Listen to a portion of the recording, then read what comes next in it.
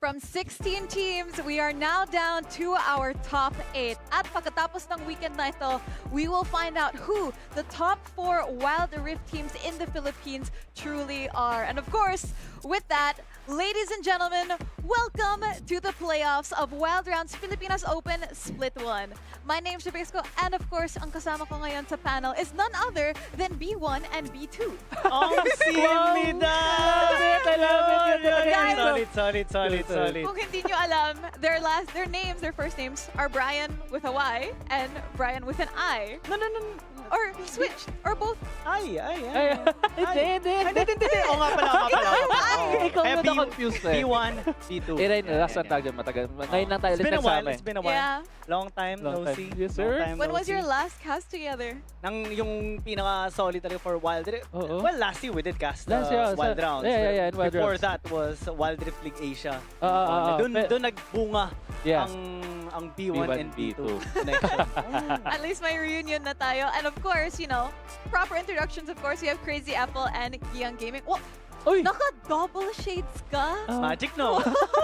Gulat ka, no? Bigla lang tanggal eh.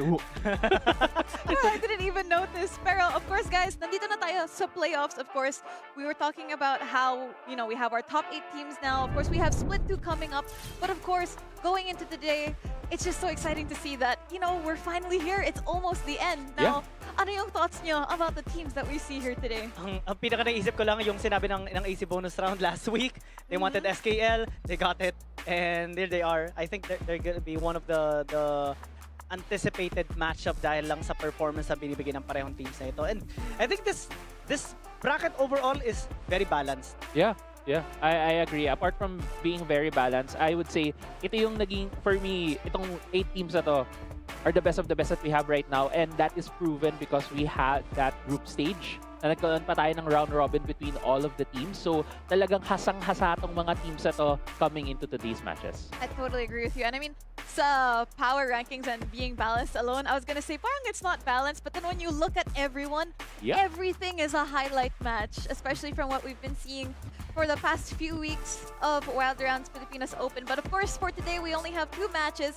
It's gonna be between Group A's Seed 1 and Group B's Seed 2, SKL and ACBR. And of course, mamaya, we have Cubao Korea versus Soft Moves. And of course, even match 2, parang Yeah. even that one is super intense. And parang it's also difficult to predict kung sino yung mananalo, no? Yeah, both teams are really competitive. We Yeah. saw how good they are over the past few weeks, how well they have developed themselves as well. Dami mga clutch moments, especially for ACBR. Ito yung first match natin, SKL ACBR will be one of the most anticipated ones due to how competitive both of these teams can be. And sa SKL, syempre sila yung parang pinaka number 1, I would say, like the expected team to win and maybe even represent the Philippines. So it's more pressure towards them having to dapat di talaga sila matalo. And the others are just like challengers. Sila yung parang kailangang gigil na pag matalo natin to, okay, may chance na talaga tayo. Yeah, pero at the same time, we also love an underdog story. So we have to wait and see kung paano din mag-perform later ang ACBR against SKL. But to talk about a bit for match 2, no, Cubao Korea versus Soft Moves. For me, ang highlight sa akin dito na, yes, there is an anticipation for match 1 na favorites is SKL. But let's not forget a lot of the members from SKL and Cubao Korea, magkasama sila dati from last year's na Wild Rounds iteration nila. So if mauna nga si SKL, extra pressure yun kay Cubao Korea, baka gigil din sila para makarating sa next stage natin dito sa Wild Rounds. That's true, and I think maganda yung point na yun, honestly. And the fact na they're not going against each other dito sa playoffs. They're totally safe from each other. They're not going to be going against each other in the future. So it's like you have these 2 giants now. You could say almost secure yung slot nila, but of course you cannot underestimate the new faces that we're seeing, these new rosters. And I think yun yung beauty din ng Pilipinas Open, right? Of course, we have these new. It's an opportunity for our new talents to show us what they've got. And the fact that they're here dito sa top 8 is already a testament to their abilities. Right. So depending on how the matches today go, it's gonna be cool to see. Like, I don't mind seeing David take down Goliath. I'll see. Ooh, actually, Bars. yun yung cool yun if we get to see that. Pero Kiyoung, I think you had something to say. Yung na-excite lang ako kasi parang kumaga ngayon, what's going through my mind right now is like it's simulating. Like, na iniisip ko na ngayon, paano kayo may gilaban na to? Especially that our matches today is best of 5. It's no longer best of 3. True. So it's potentially a longer series for them, which can be exhausting, which can be frustrating at times. So dito, aside from bawal silang para magkamali, kasi syempre maraming tigtitingala sa kanila, daming nag-look forward makita talaga yung matches sila, maraming gusto sila yung manalo, ganyan. Syempre, nakakapagod din yun at times. Kaya hopefully they are very ready. And sana ready rin kayo guys kasi we are live also on TikTok. That's right. So if you guys want to watch, we're live on TikTok and YouTube as well at Serial Kina Studios. And of course, my TikTok stream. So if you guys are watching from TikTok, hello. And of course, another big news, we have, of course, the registration for Split 2. So ngayon, we're doing Split 1. Registration for Split 2 is now open. So of course, kung gusto nyo mag-try dito, put your team to the test, you and your friends, you can register at riot.com/WR Pilipinas Open 2026 registration. So of course, we're gonna see some teams come back. Yung bottom 4 natin will be coming back for Split 2. But of course, this is an opportunity open to everyone. So of course, while the opportunity is there, take it, diba? Yeah, definitely. Lalo na it's open for everyone. If you ever had dreams of becoming pro or gusto mo lang matry din kung saan ka tumatapat sa mga ibang teams dito, sali na kayo dito sa Split 2.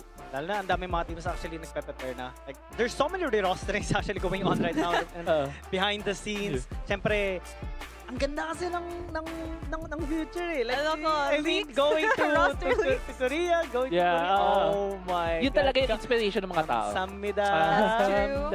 Don't forget yung prize pool then, of course. We have the 1 million peso prize pool, of course. So I think first place is going to be taking home 500,000 alone. So imagine pretty big stakes, pretty big funds as well Yeah. for an entire team to take. And of course, kagaya ng sinabi mo, going all the way to Korea, it's the esports dream. Yes. Diba? It's the land of esports, the land of birthplace, Faker? the land of The Faker. birthplace of Parang Faker. yun is talaga eh. Pag pumunta ka ng Korea, isa lang ang may isip mo.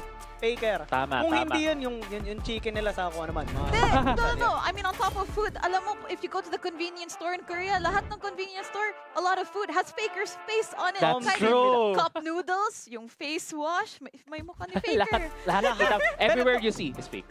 Exactly. But, you know, speaking of Faker, he's a leader in esports. So let's take a look at our leaders after week 4.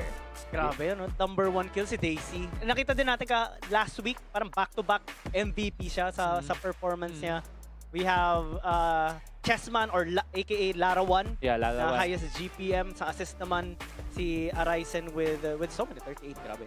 And Defy as well, just being able to participate in almost all the team fights as well, having the number 1 KDA. Impressive stats for these 4 people. Yeah, and grabe no, actually kung para makamit mo yung 29 KDA, it's either you didn't die or you don't had one death Oo. during the course of those games. Yan ang kumbaga parang na may weather ka. Tama. Deal damage, don't take damage. Yeah, Ganun. yun. All right, and of course, moving on sa champions naman natin, we're gonna be looking at our top 5 most picked and top 5 most banned. I think parang sa most picked, this isn't surprising to see. Parang same trend throughout the few weeks, but Yeah. I think top 5 banned has changed a bit. Actually, but at the same time, you still see the usual na suspects for bans like the Thalia, the Nidalee. We know how dominant these champions are, especially when played in the jungle. One thing lang din to think about is if ito din yung makikita natin later on, because we all know there has been some changes in the Rift So right many now. changes. Mm. The items, potentially the meta as well has changed a bit. There had been like speculations on what the meta could be now, how it can switch or transition. Will we go back to double APs or double mages? Will we go back to double ADCs or like ADC mid laners? APC in the bot lane or dragon lane, ganun. Yeah. So many iterations. Our assassins now much better kasi wala nang parang 5-man all Stasis boots. Yes, wala na yung enchantment, Stasis enchantment so Oh my a lot of goodness. changes that we're gonna be seeing here today.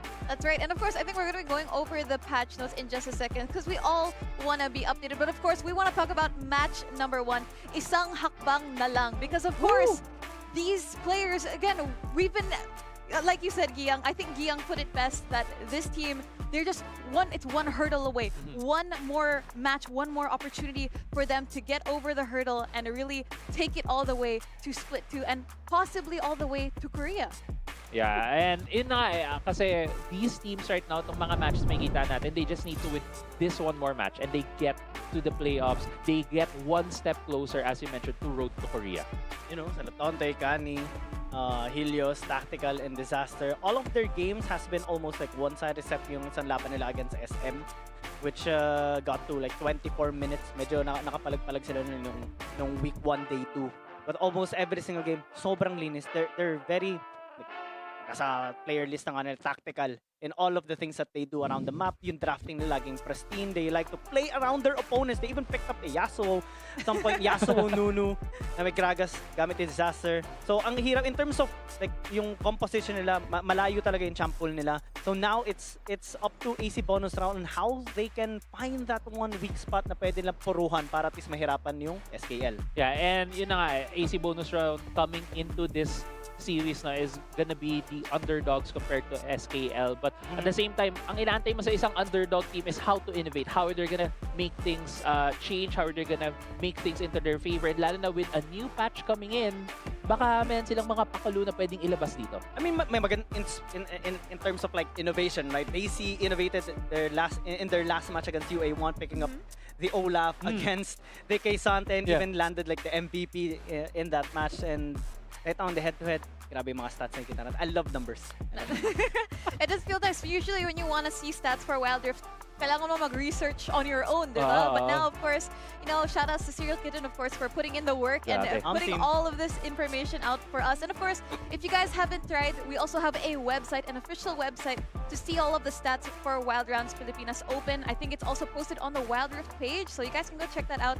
Maybe you want to check out some players, stalk them even, if you want to study your opponents. And of course, you know, I think that it's also really good to do some research ahead of time for Split 2. But of course, some players to watch. Of course, we have our player head-to-head. Of course, our two Baron laners. Ito yung maganda. Kasi Tonte is basically one of the most stable Baron laners or top laners in Wild Rift. Yeah. Period. Sobrang reliable niya. You can have him on an aggressive lane or a win lane situation. You can have him on a weak side lane. Okay na okay siya on both types. Daisy, on the other hand, is more of an aggressive type. He wants to really bully his opponent. Ganyan. Kaya we see a lot higher KDA on his side. But even if we see the stats like kind of much better on Daisy, we cannot underestimate Tonte kasi kumbaga he provides the stability that the team needs kasi the team is very explosive and he just provides that foundation for the team para at least medyo pull back Tonte. Yeah, I mean, to add that, we all know Tonte, one of the veterans here in the scene, here in Wild Rift, and that's why he has that length of experience. So, laki na experience itong taong to. That's why he can remain stable. He can do a lot of things. He's very versatile. But at the same time, Daisy, papasok siya dito. He will have that challenge of being the underdog, but at the same time, mas bago siya. Yeah. So baka may mga mailabas siya ng mga new ideas na hindi pa basta-basta na pwedeng ma-sweep away lang ni Tonte.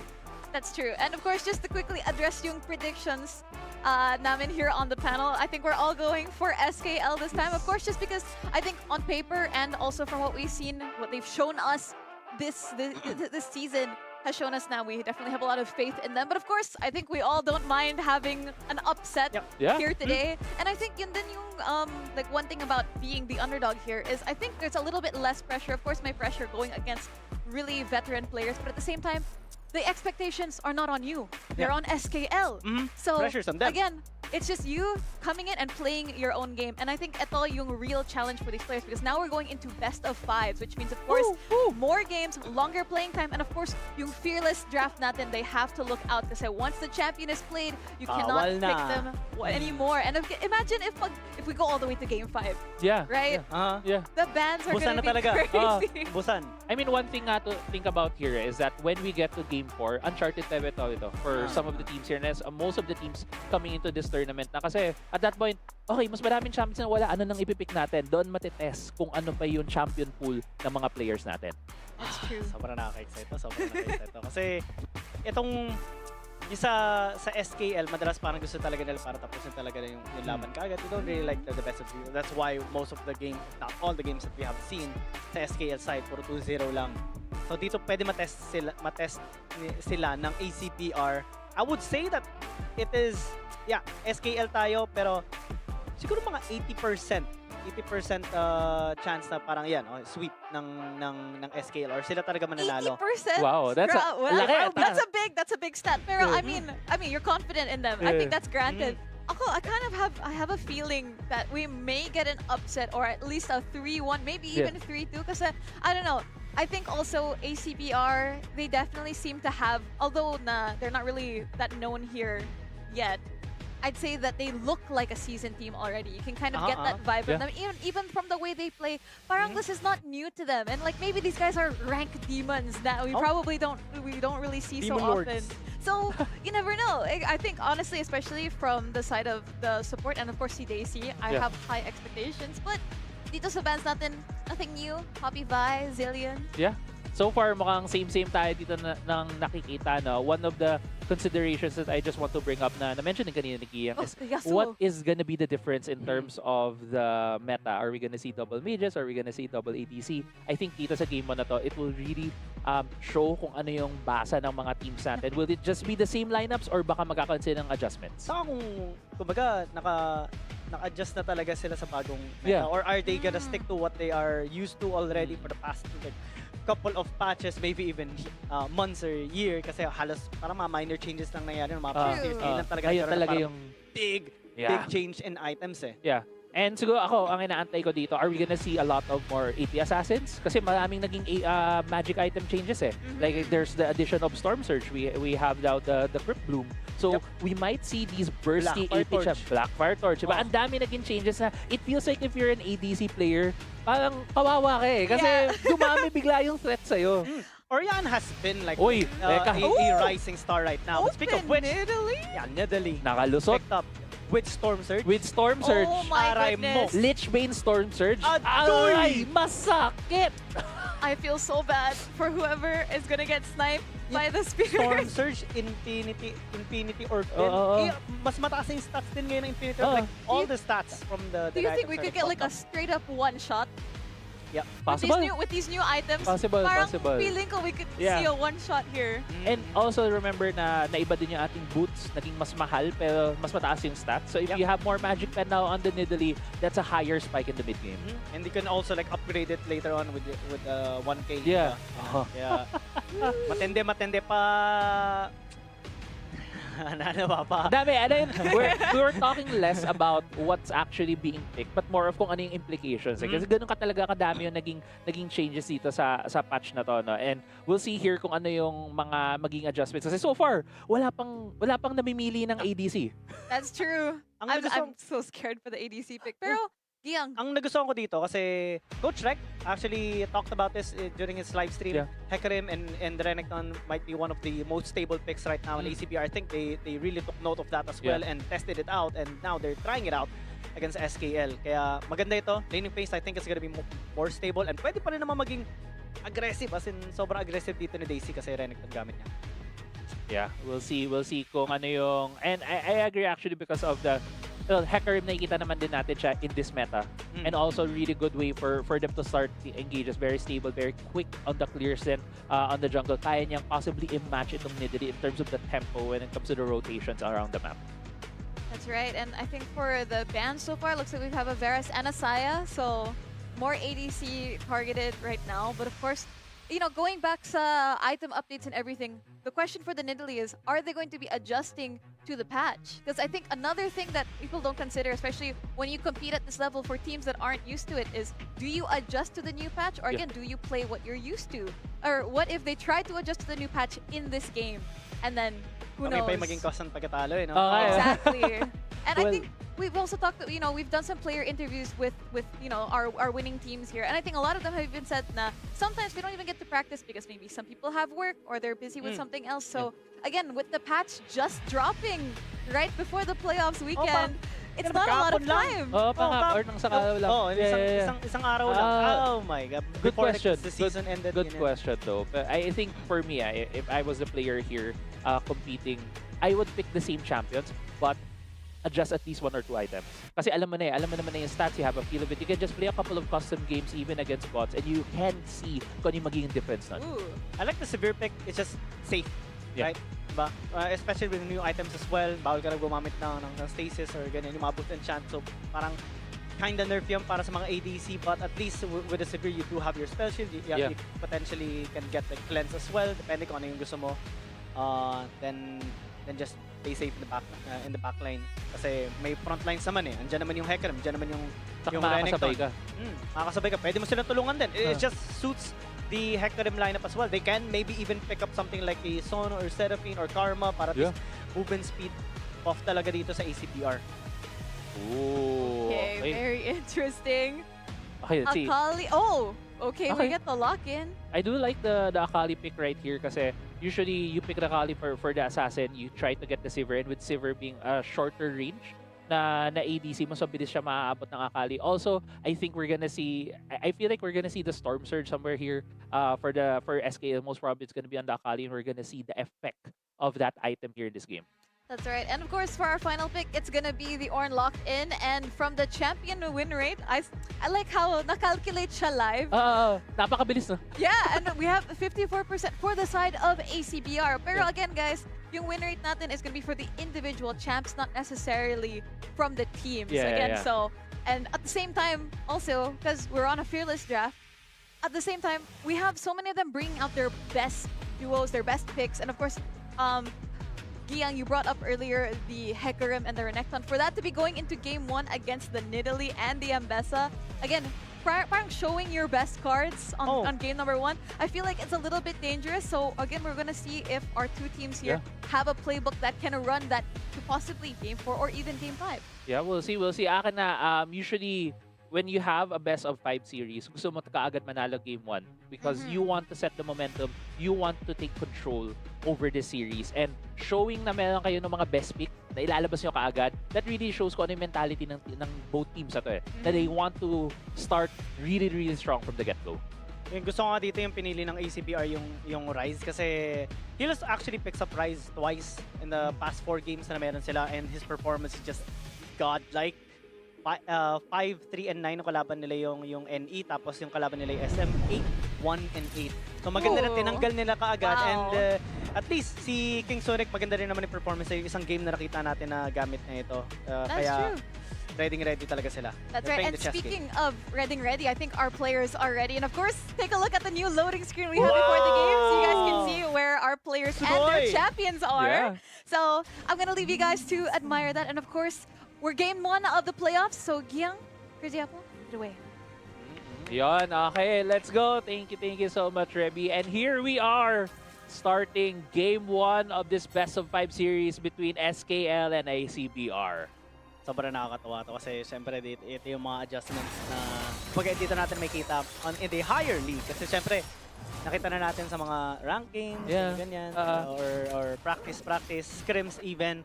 But in here, in the tournament, in the biggest tournament right now in the Philippines, Wild Round Philippines Opens with 1. And ito yung first sight natin on what can be the application of the changes, the implications as well. Exactly. Paano sila makaka-adjust. It's one of the things that we really have to observe here in our first couple of games in the new patch. Kung ano yung magiging adjustments ng mga teams. But so far, at least dito sa ating game 1, very standard ang compositions from what we're seeing. So we still have the bot lane ADCs as well. Bit of a scuffle here though. Isa sa mga sinasabi nilang para maganda gamitin ngayon sa Dragon Lane or sa bot lane is Illusion just because of the new items as well na pwedeng gamitin sa kanya.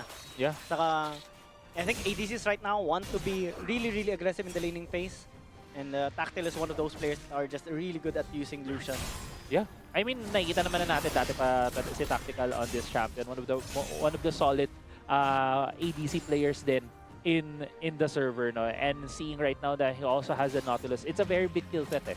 Having the Nautilus, being able to engage, being able to lock down CC, and we're also seeing yung first couple of, well, actually, Mama, fail shield, pero gonna be fine. Natay lang nila Scanny matapos gumamit, patayin yung Scuttle Crab. And they will try to poke him out in the bottom lane to at least win the lane much better. Establishing dominance, maybe get a couple of plays as well. And on the other side, JG3 is actually on the top side reverse Scuttle Crab, so no reinforcements here in the bottom lane. Yeah. Yung play na tong ginagawa ng SKL, actually disaster. Over that time, nagkaroon na siya ng mana. They dive, Saunders taken out. That's gonna be first blood in 2 minutes. Daryl, his boy pa, nakadodge pa siya dun sa Javelin Toss. Yeah, ang iniisip ko nga doon, Giyang, na baka ang ginagawa lang ng SKL was trying to get that tempo, trying to get a better back para sa team nila, but they also get that first blood going to the hands of Kani on the Nidalee. That's gonna accelerate yung build nitong Nidalee na to. Yeah, first kill ka agad sa kanya. And most of the time when we see a Nidalee getting first blood, nako, sobrang hirap na kagad kasi accelerated yung pag-itemization niya. Although it's just like 400 gold or something, ganyan, diba? Aside from the, maybe board kasi nag-stay siya ng parang 2 waves ata yung na-absorb din dito ni Kani kaya lamang siya ng 500 gold kay JJ3. May paalam yan eh. Yan yung after na, uy, nakagank naman ako, nakakill tayo Umaga, yung tipo magsasorry ka pero nakangiti ka. Sorry guys, nakuha ka nila sito. Sorry. Sorry. Ano yung pag nagkamali ka, nakuha mo yung kanan as a jungler. Swap na kagad sila mid lane. Meanwhile, Darrow is actually gonna be staying in the bot side. Para at least medyo play safe. Kaso, I think he's gonna be zoned out by Helios, especially level 6 na siya. Yeah. It's a skill threat range without barrier. Does a flash at least. Or nakakatakot ka agad. He can't really get CS and Helios can just freeze the wave if he wants to. Yeah, but at the same time, Sivir is not the worst in terms of safe lane naman. But you can see, in-swap out na nila, nilagay na nila si King Sunic on the rise in the bot lane. So we're gonna be seeing a 1-2-1 iteration right now in the map. May gap pa nga. Wait, JJ3 just spotting Kani out. But I think might be in a bad situation. Look at that damage. Just force out that The onslaught of shadows just to escape. Tinamaan pa nga ng sibat. Yeah. Okay. Naka-shield na to si Kani. Naka may libro pa. So, gonna go for that Lich Bane first. As well. Most probably the Lich Bane, but right now there are 2 build paths. Meron kasi tayong Dusk and Dawn dito sa Wild Rift. Yeah. Uy, And Kani. he spotted under a ward and got engaged by Sonder. Disaster's there to back him up, just in case. He's gonna be fine. Does have heal as well, so this is the luxury of having in Italy, right? You have your own sustain. That's why you can just keep poking That's and true. poking and irritate your opponents. Yeah. And yun na nga, so far, 4.5 minutes in this game, 1,000 gold lead for SKL. We have seen a couple of fights. Meron na tayong mga naging action like that first blood. But so far, I feel like si ACBR still trying to find their footing in this game. Yeah, minute in, prepare. Believe the Ruin King build path here for Daisy as well, so gusto na talaga makipag-duel, makipagbakbakan dito kay Tonte and have like much better kill threat in the team fight, but that will render him much more vulnerable to damage. And which madami talaga dito sa side ng SKL. Yun Nidalee yung Akali mamaya, tapos yung Lucian, masakit yan, kaya hindi siya masyado magtatagal. Hopefully it does, kasi at least meron naman siyang dalawang kasabay, yung Hecarim pati yung Ornn. Yun yung maganda sa lineup dito ng ACBR, they have so much engaged power. Yeah. But 2 of their carries actually will take some time before they can deal massive damage to SKL. So kung magatiis muna talaga sila ng early game. And other than that, ang daming damage threat ng SKL. 4 out of 5 champions here in their lineup, damage threat So almost any part of the game, kapag nahuli itong si King Sonic at si Daryl, kaya silang mabula. Unlike, let's say, the Hecarim, unlike, let's say the Red, at some parts of the game, when you get to later parts of the game, mas magpa-fall off sila. Eh, yung maganda dito sa ACBR, kung pag nagtagal sila, mas mahirapan ng SKL, mas madaling i-punish kapag magkamali sila. Especially if the Renekton wins against the Ambessa, right? If DC wins against Dante, lane freeze, pwedeng split push pressure. Isa yun sa mga parang win conditions ng parehong team natin, of course. Side lane pressure. But now in the mid lane, Thunder taking too much damage from Tactile. Calling gonna be used already as JJ3 is just waiting nearby. From Warp used already by King Sonic. Uy. Flash in. Uli na Disaster, naman. they turn on to Sonder, but still was able to stay alive. Call of the Warshot gonna be used as well as the retaliation. Knocks off the Nautilus. That's gonna be their first kill as well. But Helios on the backside just assassinates Daryl. King Sonic getting low in HP as well. Looks like they're just gonna flee. Yeah, at the end of that is a 1-for-1 beta. Really good slam by Tonte. Taking out King Sonic as well. They won't allow a trade to be even. They want to get the upper hand. They want to get Daisy as well. Sonder trying to help out. Dashes out as well. But as that's happening, Rift Herald already secured by SKL. Yeah, and Dragon also, I think, being taken right now by the Hector. Maabutan ba dito ng SKL? Parang kaya pa nga ata. Pinabaril na siya ni Tactical. JJ3 has no mana. And the burst is just there. Thank you for the leash, Kani says. And that's 2 objectives by SKL. 2 objectives as well as 3 kills going to the side here of SKL after the objectives came out of the map. Even the blue buff, baka ma-steal pa dito. Nakuha pa nga ni Kani. What a dominant performance so far from SKL. Wala siyang kadakatakutan na ngayon. Ganun.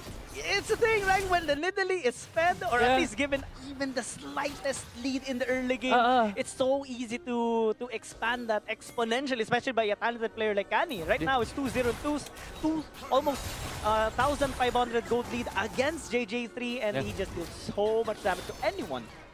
Grabe kasi yung first item na spike niya Having that Lich Bane allows to have that so much more burst coming out of this Nidalee. Kasi alam naman natin yung yung sibat, yun yung natatandaan natin kasi ang sakit bumawas. Pero after kanya mataman ng sibat, tapos tatalon pa siya sa'yo with the pounce, tapos kakalmating ka. Yun, mas masakit. May proc na yun ng Lich Bane. May Shin Proc, may Lich Bane Proc. It adds so much more burst to this champion. That's why it's so scary going against a Nidalee as soon as she gets that first item. Yung iba nga ginagawa ko pagkasibat, auto-con niya muna habang naka-range form pa siya and then waits a little bit, saka siya pa-pounce para double proc ng Lich Bane. Kaya sobrang hapdi talaga. But right now, Helios might be in a bad spot as he got hit one time by the tower. Now he just uses the perfect execution, goes back to the minion, but is still in tower's range. So that's going to be a shutdown onto the Akali. In the mid lane, looks like Daryl is also not having a good time. Calling going to be used, but still was dodged there by Daryl. As now JJ3 trying to help out, pushes back Tactical. Will be able to take him down. That's 2 kills for ACBR, just punishing the overextension and the misplace here by SKL. They might even get 3, 2 of which JJ3 secured. Yeah, medyo makalat ang ginawa doon ng SKL. Nakabalik ng 3 kills ang ACBR, although 2 towers did fall in favor here of SKL. Mid outer turret as well as second tier turret on the top side. It all started with Helios. Medyo nagkamali siya ng liko eh. Papunta sa bot lane, kala niya mag-isa lang yung tao doon. Yun pala madaming miyembro na ng ACBR nakapaligid. Tactical and Disaster also tried to help, but they were also caught out when Tactical wasn't able to finish the kill on the rail. Kaya ngayon, medyo nakahinga ng konti yung ACBR. I mean, it's still a 4,000 gold lead at 9 minutes, so still a big amount. Top lane, we see Tante slowly building up a lead as well, especially dahil sa isang kill na nakuha niya kanina kay Kinsonic sa may mid lane. Now Helios looking for maybe a spot here, but the three members in the top lane are kind of tanky and looks like they want to turn onto him, knocking him up twice in a row. He cannot do anything. Flashes out, but the shuriken as well, just thrown out just to create some space. But as that's happening, Tante looking for an opening as well with the public execution, spots out the rise. King Sonic in a bad spot right now. But looks like Tante is much more in a grave situation. That's 2 kills again by ACBR. Yeah, ACBR catching SKL in transition. Nakuha nila si Helios and si Tante. But still, I think Tactical still wants to fight over that Scuttle Crab. Nakuha to ng ACBR. And this is the difference right now with what's happening between these two teams. SKL is trying to stretch out the map, trying to get objectives across. But ACBR, magkasama lang sila eh. So they're coming into these fights as a 5-man unit, while SKL, it feels like paisa-isa lang sila. But still, topside, may nagkakaroon ng laban dito. Yeah, the AC got hit by the jab and toss there of Kani.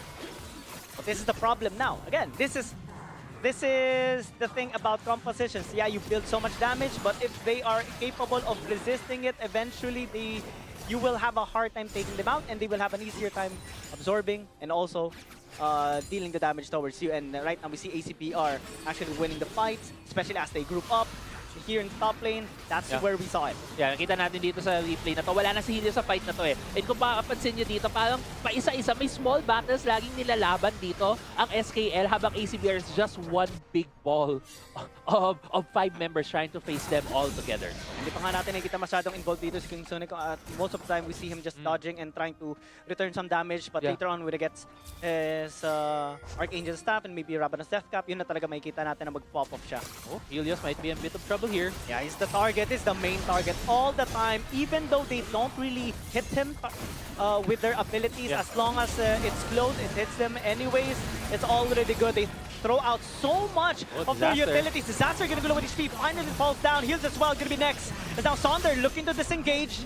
Darrell free-hitting on the front side. Daisy is just tanking everything, even stays alive. Say's gonna be surprised sometime here for Kani. Flashes out as well to stay safe, but he's being chased down. Tante as well getting chased, trying to clutch it, but Darrell will take him out. Daisy picks up the kill, and that's gonna be 4 kills, might even be 5, as Kani is still on the wrong side of the map, and while he's running away, ACBR is running towards the Baron. Yeah, I think they're running towards the Baron, pero hininto din nila, hindi nila tinuloy. That's 4-for-1 exchange here in favor of ACBR, and it's costing SKL the initiative. The fights na sinisimulan dito ng ACBR has always been in their favor, and SKL, it feels like they've been reacting too much. Masyado silang nagiging reactionary in a lot of these fights. ACBR just taking advantage of SKL being a bit slower on the play. And this is what I like, right? This is the part where we enjoy when the David fights back, when the David starts winning against the Goliath, when the stats don't matter anymore, because all we see now is the passion of the other side contending and contesting the one on top. And SKL right now are feeling the pressure. Yeah, definitely. They're gonna feel the pressure here. Yung 4,000 gold lead nila, nasa 1,000, 1,500 na lang. It has shrunk, and that is considering na 4 ang tolo na nakuha nila compared to the 1 tower from ACBR. So if ACBR can get to these objectives, get these turrets, that's gonna be a huge gold influx for them. AC is overextended a bit, just forced out his flash, but still gonna be fine. Especially dahil may stride breaker naman siya, ginamit na lang na din. Yeah.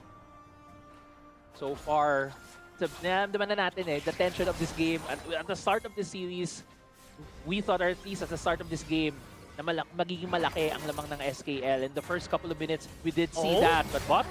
Okay. Kani just being helped out, but Daisy just too squishy. But right now they're turning still, committing onto Kani. And JJ3 will just pick him up, 1-for-1 trade. But I think it's going to be much better here for ACBR because Baron is still available and ACBR can pressure SKL to win. Yeah, this could be dangerous here for SKL. They don't have a jungler. Baron is up. Jungler is up here for ACBR. Pero mukhang mag-back off na lang sila. 4v4 it feels a bit dangerous for them. But one thing that I want to mention is nakita din natin doon yung strength ng SKEL pag magkasama sila. Kasi nung magkakasama sila at tinarget nila yung Renekton, nawala siya kaagad. Nako, parang delikado to. Teleport, papunta na nga sila lahat.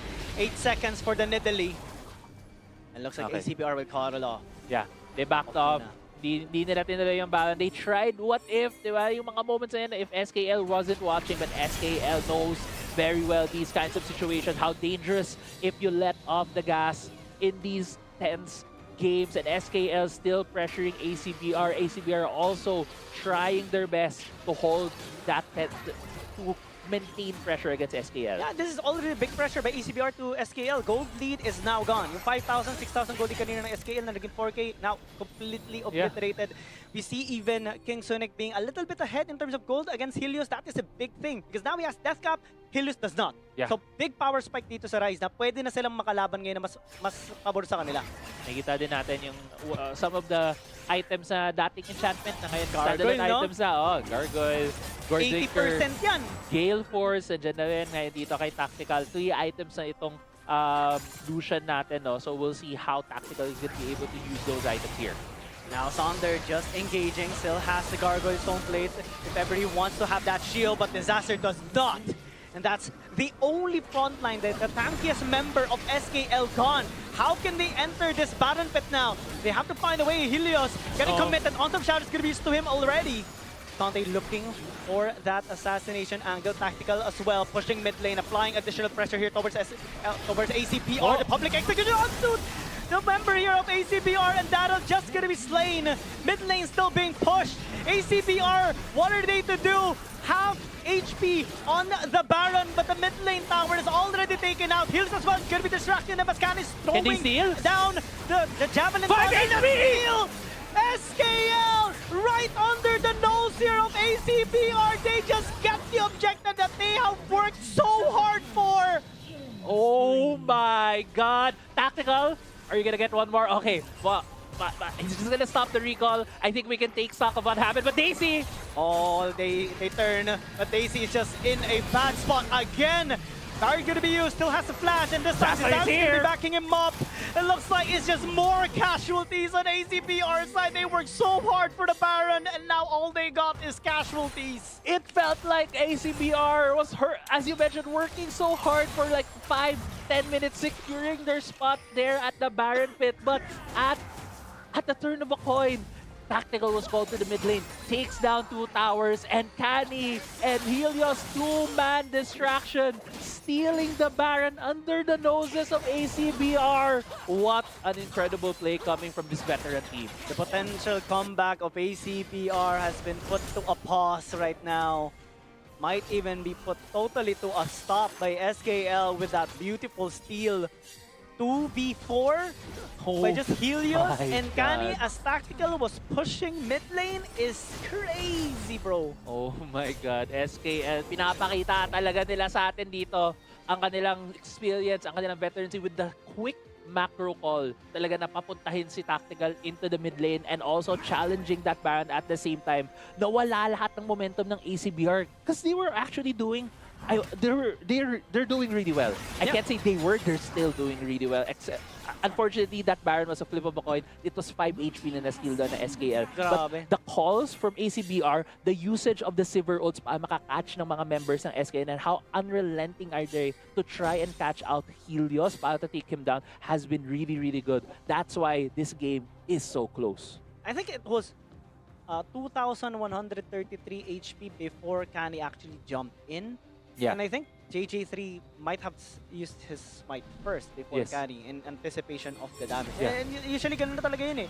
You have to press your smite. Yeah, or else may steal yun eh. Yeah. It's just a matter of when. Yeah. But you don't have any information kung kailan magagamitin ng kalaban mo. So you just have to like gamble it, right? Yeah, exactly. And unfortunately for ACBR, the gamble was just much better on SKL, and they got so much. They had to push into the mid lane, and with the Baron now, they got to push onto the top lane as well.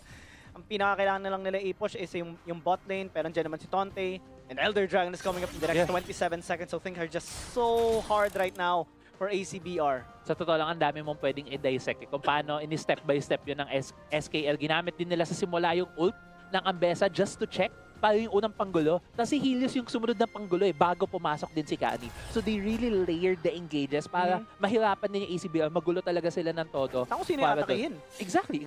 Diba? So nagbato rin sila ng mga abilities pag may pumapasok na isa. Pero before that, Iyang, lumabas na dito yung Elder Drake. It's gonna be very, very crucial to whichever team will get this. Yeah, this is the hard part, right? Because someone has to push the mid lane. Someone has to answer that. And the big problem here of ACBR is that they haven't pushed the mid lane tier 1. Kaya ang dali lang i-push to ng SKL.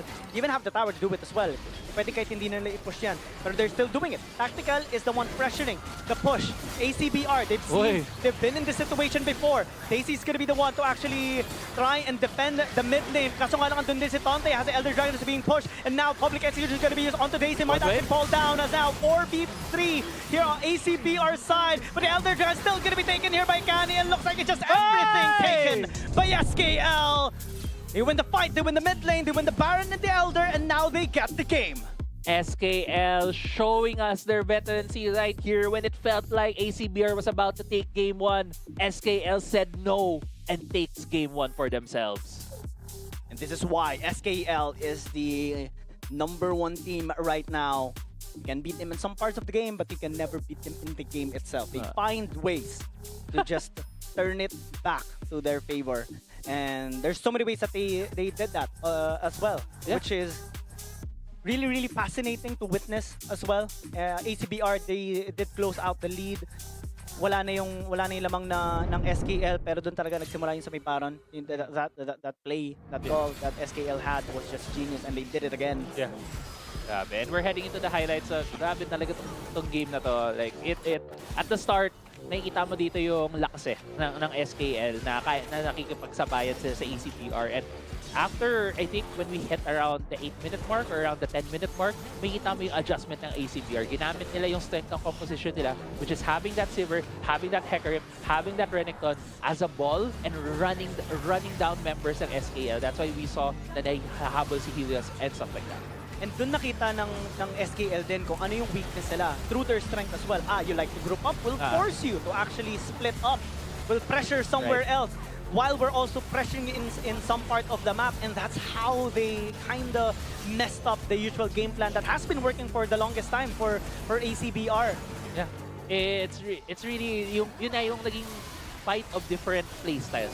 For SKL, they tried to stretch out the map. They tried to put members in different places and then find an opening there. Ito na makikita natin, this is the highlight for earlier in Baron play. 1.5 HP. 5 HP. I think it might have been just an auto attack, honestly. Yeah, it probably was an auto attack kasi pwede silang gumamit ng smite. At 1.7k, both of them click the smite. And then, unfortunately, may natira pa. Kasi yung, alam mo, yung nakakalungkot pa doon, 4 yung members doon ng ACBR. But it still was kind of that picked it up. The chances, man, the chances. And in that part, the last part, kasi what ACBR did is they sent Daisy to actually defend. What they did not anticipate is Tonte being there as well. So, Tactical and Tonte were the one pushing. Tonte was just hiding. And then suddenly, there's a public execution. They took out Daisy and just, panalo na yung game. Kasi wala nang ibang umatras eh. Grabe din. Yung strategy, no? From SKL na, yun yung smoke and mirror style na may tinatago ka, tapos bigla na nang may lalabas, tapos boom, makakaya nyo na palang, it's a mismatch in terms of the numbers. And as you can see here, grabe ang pinakita ng dalawang team na to. Game 1 pa lang to, Giyang. Napakainit na. Game 1 pa lang. Highest damage, well, it is a lot of things coming in from SKL with their damage type composition. Naman talaga. ACBR, they put up a really good fight. At the end of that, it's a genius plays, genius calls by SKL that led to them being the victor. And one of the key factors there, of course, is our MVP, which is Kani. Yeah, grabe. Kani on the MVP. The stats just doesn't justify kung ano yung mga nangyari doon para mabigay talaga kay Kani MVP. It's that steal. It's that Baron steal. And even at the end, pinakita din nakalagay, Elder Drake stole it. At siya din nakakuha. So the two big objectives at the end game, si Kani nakakuha, well-deserved MVP of the game. And ganun kaganda yung layering dito ng SKL. Kasi kumbaga, even if they got the Elder Dragon, they still would have lost the game. Yeah. Kasi, kumaga, they were ahead by so many moves already. Yung push nila, yung send nila ng dalawang tao sa mid lane, na napatay nila si Daisy, kumaga yun na yung pantapos na talaga ng game. Kaya kahit nakuha nila yung Elder Dragon, tapos apat silang andun sa Elder Dragon, wala din naman makaka-uwi. They don't have the Baron Empowered Recall, they just have the Elder Dragon buff. If ever sila nakuha, pero even that was taken away from them. It's just basically a heist by SKL the entire time. Lahat ng objectives kanila. Kumbaga checkmate na din eh. Checkmate. Na 4 moves pare. Na 4 moves na 4 moves checkmate doon ng SKL. Grabe yung game na yun. I love it. Ay, grabe. Yun yung maganda na nakikita natin palagi sa Wild Rounds Pilipinas Open. That's why we really like having this kinds of events. And Game 1 pa lang yun guys, magkakaroon pa tayo ng Game 2. Potentially Game 5 mamaya. Kaya chill lang muna kayo dyan. Magbabalik kami after a short break and we'll see you guys later.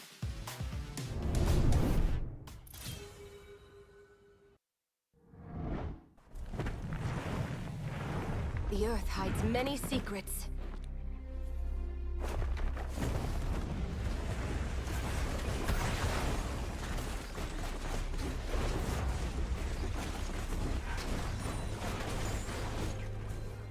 Let's shake things up!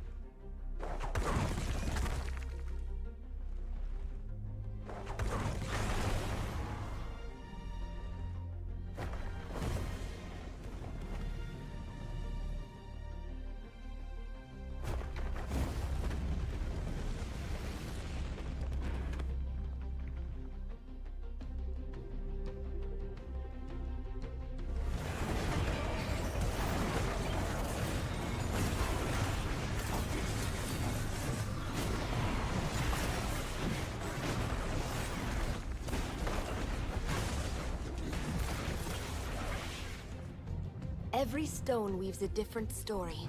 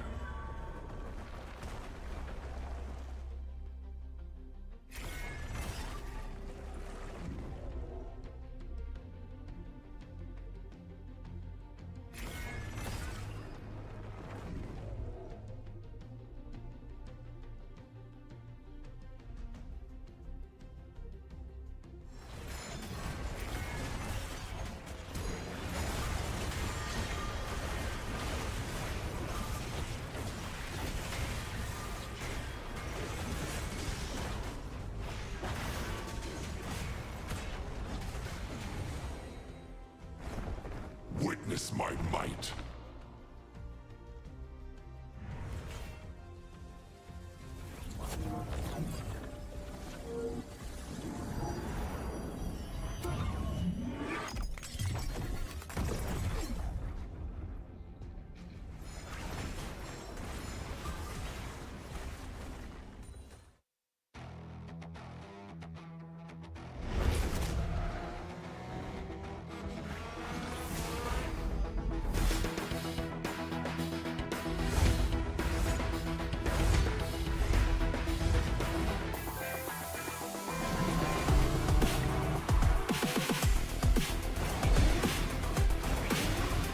Feel my speed.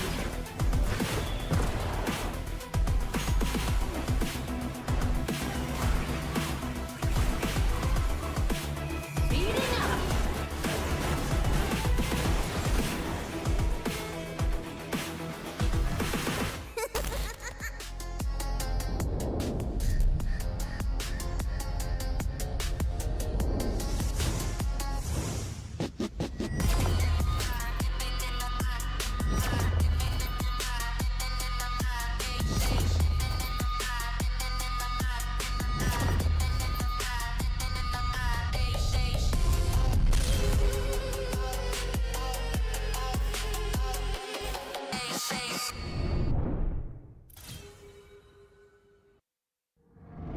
Welcome back, ladies and gentlemen, dito sa Wild Rounds Pilipinas Open Split 1 at kakarating lang natin sa isang napakainit na laban between SKL and ACBR with the reverse. I don't know what to call it. It's not a reverse sweep. Na out macro. They got big brained. I don't know. Yeah, I mean, What the heck just happened? it's a combination of all of those things. You know, sabi ko, it's like they out macro but at the same time makita mo yung ano nga to, the concentration then and the focus from SKL to make those calls. It's the big brain plays, man. It's a big brain plays.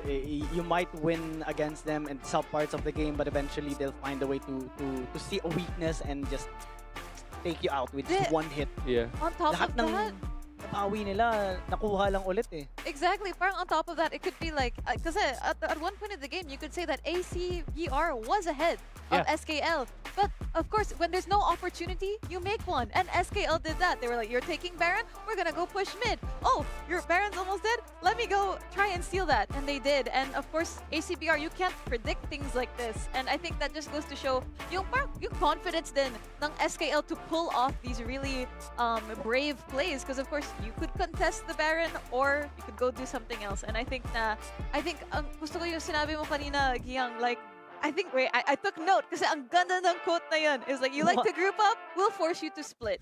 Yeah. Yun. Yeah. Yun eh. I mean, yun naman talaga yung ginawa din, di ba? Ng both teams, as we were talking about, na magkaibang game plan eh. One team gusto nag-stretch, the other is to group up. Ooh, before everything, you're talking about patch notes earlier. And just to go over the patch notes again, because this is the patch our players are currently playing on for the playoffs. There are a lot of changes. So, guys, ano yung like highlight changes here for the patch? It's so Madami. many. Ang dami talaga eh. Because it's a big change. It's a massive change that just bombed the entire Wild Rift community right now. Kaya everyone is kind of still adjusting. That's why even in our game number 1, di ba? Ang tanong natin kanina, will they make big adjustments or will they stick to what they're used to right now? They stick to what they're used to. Yeah. Yung drafting, ganun lang. Itemization is almost still the same. Ang pinakakuwara, binago lang na nakita ko kay King Sonic kanina. Same items, Archangel Staff, Roa, tapos Rabadon's Death Cap. Tapos fourth item, papunta na siya ng Void Staff. Yun lang. Kasi wala nang magic penetration ngayon yung mga mage items eh. That's true. And I mean, also on top of that, going over to the teams and our team that just won game number 1, SKL, of course, going over their history dito sa Split 1 so far. They have 100% win rate and of course, a 4-0 win-lose ratio. And of course, they seem to play a lot on the red side, which they were not playing this time. Yeah, kanina we saw them on the blue side and Yeah, SKL so far has been having a very dominant showing here in Wild Dawn. So as you can see, the 4-0 win-loss record. They also, I believe, may na default then from their group. That's why it feels like it's a bit lower in terms of how many matches they actually played. But I think one of the highlights here is also how bloody they are when they play these games. Average kills, no? No, 20.3 ang average kills nila per game. It just really shows how high tempo ang laro nila. That's true. And I mean, if kung i-compare natin sa ACBR, they have played more games, but you can even see the average kills per game is not as high. Yeah. And you can just see that's kind of the difference in how bloodthirsty they can be Yeah. in the few games that they played. But I think my benefits then for ACBR, because they have played more games, they have more experience in this tournament, which means they have been trained a little bit more for the competition. But they have a bit more experience. But SKL still seems to be more in control in this series. But of course, Game 1 pa lang, we still have game number 2, game number 3, possibly even more. What do you think ACBR needs to do to not make this sweep happen? Kasi maganda na talaga yung ginawa nila sa game. It was good how they managed or mitigated the amount of lead that SKL got in the early game. Yeah. Tapos nahabol nila. Yun lang talaga yung sa mga clutch moments eh. Dun medyo mahirap na yun. Kumbaga yun yung pindutan eh. Yeah, for me, it's more on the mentality eh. Kasi doon na, to build on what na sinasabi mo din, hindi naman talaga sila malaki ang pagka-behind. Like, there were coin flip moments or 50-50 moments, but they stuck to their game plan and it was working. So, they take the good out of that game and think na, okay, let's just do what we do, let's just continue that, and then we can take that into game 2 and possibly get a win. And just make a couple of adjustments. Diba? If ever may mangyari ulit yung ganun, edi send more reinforcements. Maybe they can call off the objective. It's minor tweaks na lang. Sobrang minor tweaks na lang. And I think they should have had the time to talk about it for their next strat in the next game and apply na lang nila. I agree. And I think ang ganda ng sinabi mo, just deciding, maybe we can call off the objective. Kasi how many times did they get their objective stolen from them? 2? 2. The Elder 3. Dragon and the Baron. Pati yung first dragon. The Pati first yung first dragon. dragon, the first Exactly. So dragon. I think even simple calls like that could have made a really big difference. But I think for the side of SKL, I would say parang may hero factor sila. Like, they can go, let's say ACBR, they're strong as a group. Pero SKL has these moments now. One player can go and make a play or go and make an opportunity on their own. How can they shut down players like that? More of, you're saying hero factor, kind of like an X factor din eh. So usually kasi sa a lot of those kinds of players, no, like nakita din natin kanina, Helios, he was usually playing solo, usually playing alone. So you try to either make a composition that can punish those kinds of movements na mag-isa siya, or hinahunt down din, which they were actually doing earlier. So I think it's more of continue that and make the adjustments sa katulad sinabi ni Kiyang na make those calls if ever you have to move away from an objective. Saka yun yung balance kasi ng SKL, right? They basically have 3 hero type players. Yeah. Ito si Tactical, si Helios, saka si Kani. Sila yan. Yung mga pabida. Yeah, diba? yeah. Tapos yung pambalance sa kanila kasi si Disaster and si Tonte, they're like the support system. Okay, you want to make a hero play, I'll support in that, I'll initiate for you, I'll guide you, and pave the way for you to make your moment. Sa si Tonte naman, okay, you need assistance from the side, I'll give you that assistance as well. Kaya nung gumawa ng hero play si Tactical kanina sa mid lane ulit, or yung ginawa niya yung same strat, Tonte was there to back him up kasi dapat ko-contest siya ni Daisy at i-engage siya. And naturally, like the Renekton wins against that Lucian, pero bigla may Ambessa. And here, in game number 2, I think they're just gonna be a little bit changes sa mga bans. Naturally, would want to take out Helios' Yasuo kasi if he gets that, potential na magnuno ulit dito si Kani. Tapos kung ano na yung gamitin dito ng SKL eh. Medyo nakakalito yun yung game na yun. I think a lot of people, a lot of teams took note of that and just said, no, hindi natin pwede. Parang hirap counterin yan.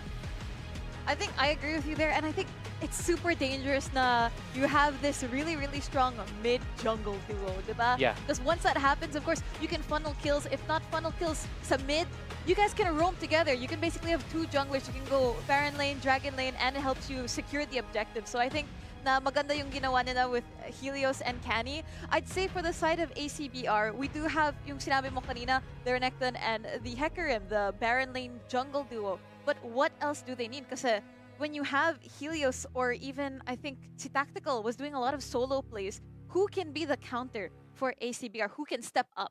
I think if there is like a singular player that I'm looking at na can step up here for ACBR, ang kilala, I would say Daryl, because he's one of the He's the one. veterans here. He's one of the main carries as well for He's the one. ACBR. So we'll see kung ano yung magiging, how they're gonna put him in that spot so that he can be able to be that X factor for his team. Yeah, he's one of the hero players din dito side ng ACBR, and DC as well is having that kind of characteristic. JJ3 has been trying to pave a way for the team to get those small wins as well. Medyo nahirapan lang talaga siya nung previous game kasi grabe din talaga yung pressure na binibigyan ng SKL. But this time is gonna be continuing that, but as a buy. So I think ACBR is gonna be opting to be a little more aggressive in this game and maybe pick up a couple of kills against SKL, maybe get the tempo. SKL responding accordingly, playing a little bit more defensively, Yeah. but also still capable of fighting back hard kasi Ezreal is one of the strongest Yep. laning champions in sa Dragon lane. Yeah. Capable of securing so many first blood. Lagi yung sinasabi din all the time, even pag nakakita ko ng Ezreal, sinasabi ko lagi na ito yung champion na may pinakamataas sa first blood ratio. Yeah. I mean, nakikita naman natin yun before kasi if you have that the Mystic Shot, it's basically having 2 auto attacks every time compared to another ADC na pa isa-isa lang ang binabato sa'yo. Exactly, and I think it's a really good a really good pick dito sa side ng SKL, and I really like yung sinabi mo about JJ3. I think, we have to give him credit. Although they lost game 1, I think maganda yung opportunities that JJ3 made for his team. He was on top of those objectives, and you could really see like everything seemed in control. Just so happened to not go their way. But I think that JJ3 is definitely one of the better junglers that we have seen here, and hopefully they can turn it around here with the Vi. I like na they're the ones now picking these champions na locking down people. Of course, we have the Vi, and the Varus is open this time. It didn't get banned. So I think that ACBR is now going to be the one to, you know what? You guys have game 1.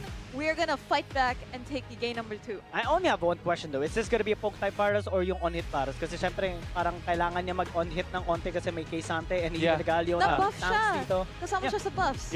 Yung stack niya yung passive niya sa Chain of Corruption niya mas mabilis na. Instead of 3.5 seconds, 1.5 seconds na lang para nabubuo yun. Nabubuo. That's crazy So fast. it helps with maybe lethality builds. It also helps with if magkakondili AP build. But it can also help with the on-hit din man. And also yung pagkalat na. But we'll see here kung ano yung magiging adjustment then. I also want to mention that it's one of the things we talked about. Having more lockdown if there is gonna be an X factor, a hero factor player for SKL. Having the Vi, sobrang dali nun eh. Pipindutin mo lang siya para ma-catch eh. Press ult. Press ult, exactly. Press ult. And also Varus also does the same thing. So pwede silang magsama, find these pick-ups against SKL. That's true. And I think ang ganda ng pick for Vi against a slippery character like Ezreal. Of course, Ezreal has so many ways to escape. So having that ult, of course, no matter how far the Ezreal goes, the ult will follow. Diba? So it's a really, really good pickup for the side of ACBR. And I have another question here. Will Daisy pick up another Olafur? Pero sinagot na kagad ng SKL, tinanggal nila.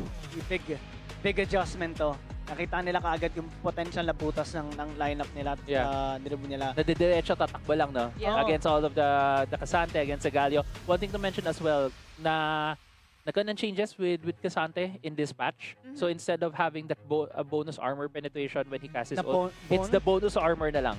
So it's gonna be effective only to mostly tanks. Hindi na siya magiging effective against squishies like the ADC, like Mage.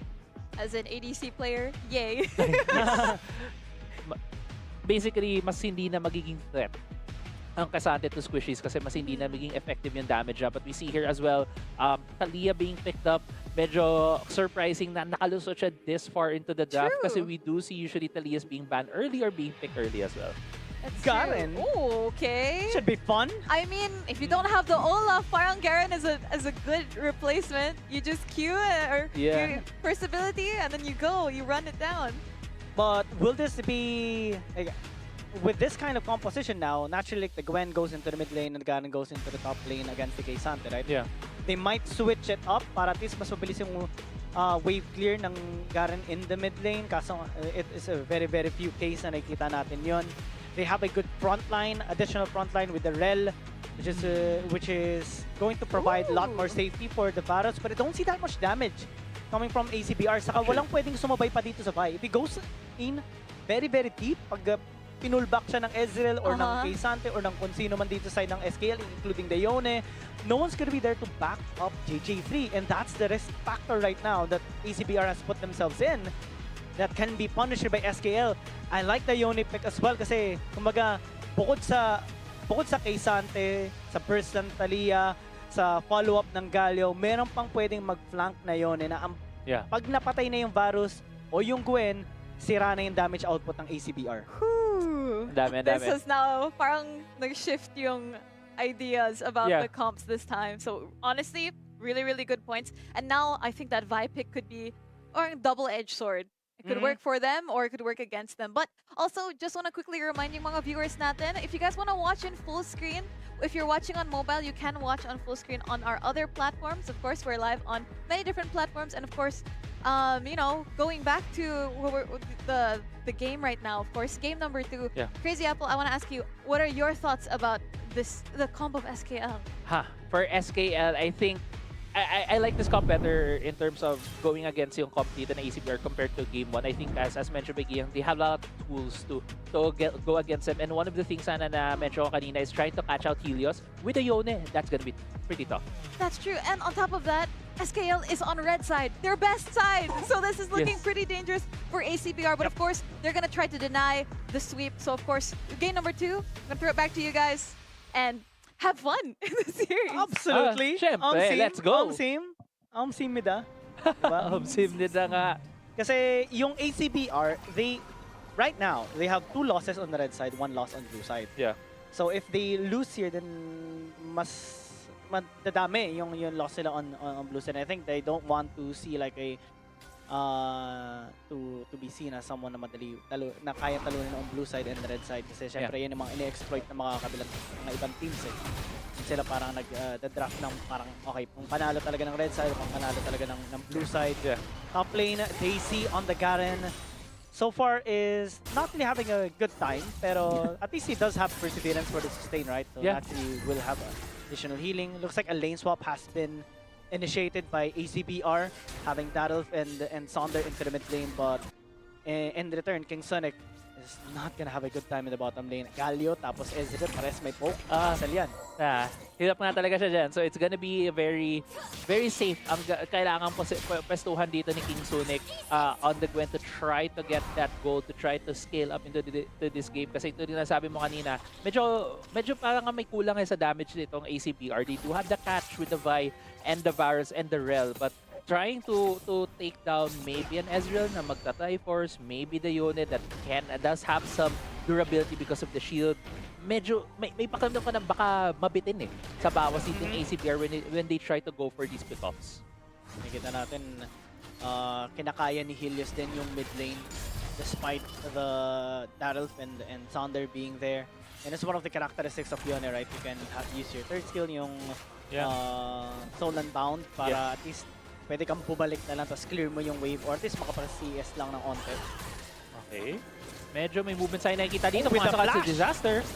Everything just thrown out here onto Sonder and JJ3, and looks like first blood is gonna be secured yet again, similar to game number 1. SKL just starting it off so cleanly right now. Sonder though stays alive. At least it's gonna be a 1-for-1 trade. Disaster falls down. Darrell flashing out just to stay safe, and Tactical looks like he overextended. It looks like SKL is just punished heavily. Darrell secures 3 kills in 2 minutes. That is crazy of a start for ACBR. And Tactical, pumasok siya, nag-flash in siya. Kala niya matatamaan niya ng isang mystic shot yung Varus, pero na body block ni Sonder, I believe, in that play. And this is what a great start actually for Darrell. 3-0, and we were just talking about him earlier. He could be the X factor for his team. Accelerated kagad pagkuha niya ng mana immune. Yeah. Instant mana immune as we get into this replay. Kita natin dito magka-flash in. Kala ni Tactical matatamaan niya, pero ang sumulo pala yung Gwen. Sinalo ni King Sonic yung mystic shot, so hindi niya na-finish off yung kill. Oo, piso na nga lang. Piso na lang. Pati si Sonder, piso na lang din Ooh. So many almost. Never enough. In that fight, ACBR, they got the better, and sila ngayon ang nakangiti, especially dahil sobrang accelerated na scaling dito ni Darrell. And looks like it's gonna be a poke type Varus. So, medyo mahirap ito pagdating sa mga extended fights. Of course, if ever mahuli siya dito ni Helios or ni Canner, kung sino man dito sa side ng SKL, then that's gonna be hard. Especially mas mahirap patayin ngayon yung mga members ng SKL, lalo na dito kay Sante. Para kailangan yung Gwen talaga yung pumatay sa kanya, tapos lalasit si Darrell. Pero dahil dito may Manami na kaagad, edi goods na. Yeah, mabilis siya masa-stack. Accelerated din yung kanyang build. So, yung damage niya is gonna hit harder at the earlier parts of the game. So, the real this Varus can be able to force and extend pa yung lead dito ng ACBR. But at the same time, knowing nga na may limitations din eh. Ang lakas ng isang lethality na Varus, isang poke type na Varus. So, if SKL can weather that storm or maybe get advantages elsewhere, pwede nilang mabawi din yun eh. Grabe yung pressure na binibigyan na rin dito ni King Sonic kay Helios, ha. He is ahead by 5, 600 gold. That's now top side. Looks like SKL Disaster stays alive with 1 HP. Muntik na. Buti na lang walang ignite kahit sino dito sa side ng ACBR, and looks like SKL will have a little bit of a breathing time. JJ3 trying to steal out a red buff, but taking too much damage coming from Tactical, so just gonna be falling back. Yeah, nabuhay din nun si Disaster. I believe he used his heal to be able to get away. Kaya nagkulang lang ng konti yung Bowser ni Daisy as they also went for the red buff, well, red side jungle of SKL. ACBR still continuing with the siege here in mid lane. Mukhang ang ganda din ang pinapakita dito ng ACBR because even though they lost game 1, may kita mo dito yung composure nila per game 2. And ang stable nila no, kaya nakakatuwa. Saka yung pag-clutch nila kanina ng laban sa may mid lane. Yeah. Kaya nakatulong sa kanila yung makakuha ng 10 points. In terms of gold lead, it's more like the gold funneling na pabor talaga sa ACBR kasi pag tingnan natin yung total gold, 700 lang naman yung kalamangan nila. So that means that the other laners are actually being ahead, in which in this case, si Kani ahead in terms of gold against JJ3 kasi bilis talaga ng wave clear din ng Talia eh. Inaantay ko nga din dito kung paano magpo-perform yung individual members ng SKL kasi if you remember from game 1, kahit lumalamang ang ACBR in some of these fights, especially with the rotations, nauna sa todo eh. Nauna sa objectives taken ng SKL, like they had the 4 towers, they had the Dragon, they had the Herald. If SKL can make those adjustments here in game 2, even with this slight ACBR lead, they can easily get back into the game. Kasi they wanna dive Helios here. It does have Flash and Ignite. Fate Seal as well, gonna be used preemptively. And King Sonic's taking too much damage. See Hero's entrance! Bought so much time for Helios! And they got 1 kill already, and now they are overextended. Kani's gonna be joining them. It doesn't knock them up. That's still a kill by SKL, and now they have the numbers advantage on the objective takes. I just want to say, grabe yung timing ng ultimate doon ni Helios to be able to time it that well to hit 3 members ACBR. Left them in a knock-up state para pumasok din si Disaster. Oh, Pinula ka agad. JJ3 is caught and has no way out anymore. SKL, again, another trap set out, laid out, and taken by ACBR. Now, they're looking for more. They're baiting them in as well onto the Rift Herald. And again, siya dito kaagad si Disaster. True siya, barrage. Not gonna be connecting onto anyone. The mistake shots do hurt. Helios going in, extending towards ACBR, just poking them out and shoving them out as well. And the Rift Herald taken already by SKL. Really good play right there from SKL. Nilalabanan din nila ACBR while trying to get the Herald so that they won't be able to recall immediately. They won't have the health bar so that they can still challenge this Infernal Drake that's already on the map. Mukhang wala mo nang kukuha. They're gonna try to go to their lanes, mag-shove muna. And with that in mind, ACBR might be the first ones towards this Infernal Drake. JJ3 starting the Infernal Dragon. Information secured already by SKL. King Sonic taking too much damage. Fate Shield is available. But Helios will not use it. The Torch of Barrage lands on him! From downtown, even though the Infernal Dragon was taken, it's not without a cost. Without repercussions. Tactical not scared at the well-fed Darrell. He will take him out and gets his own triple kill. Yung pa lang sabihin ko naka-triple kill din siya. Tapos, binawian pa niya kung kanina. Sabi niya, hindi ko natapos yung kill. Babalikan kita ngayon. I'm gonna get the kill. Instant cleanse as well on the Varus ult. Really good play right there coming from SKL. Kaya ngayon, bawing-bawi na yung lead na nakuha kanina ng ACBR now.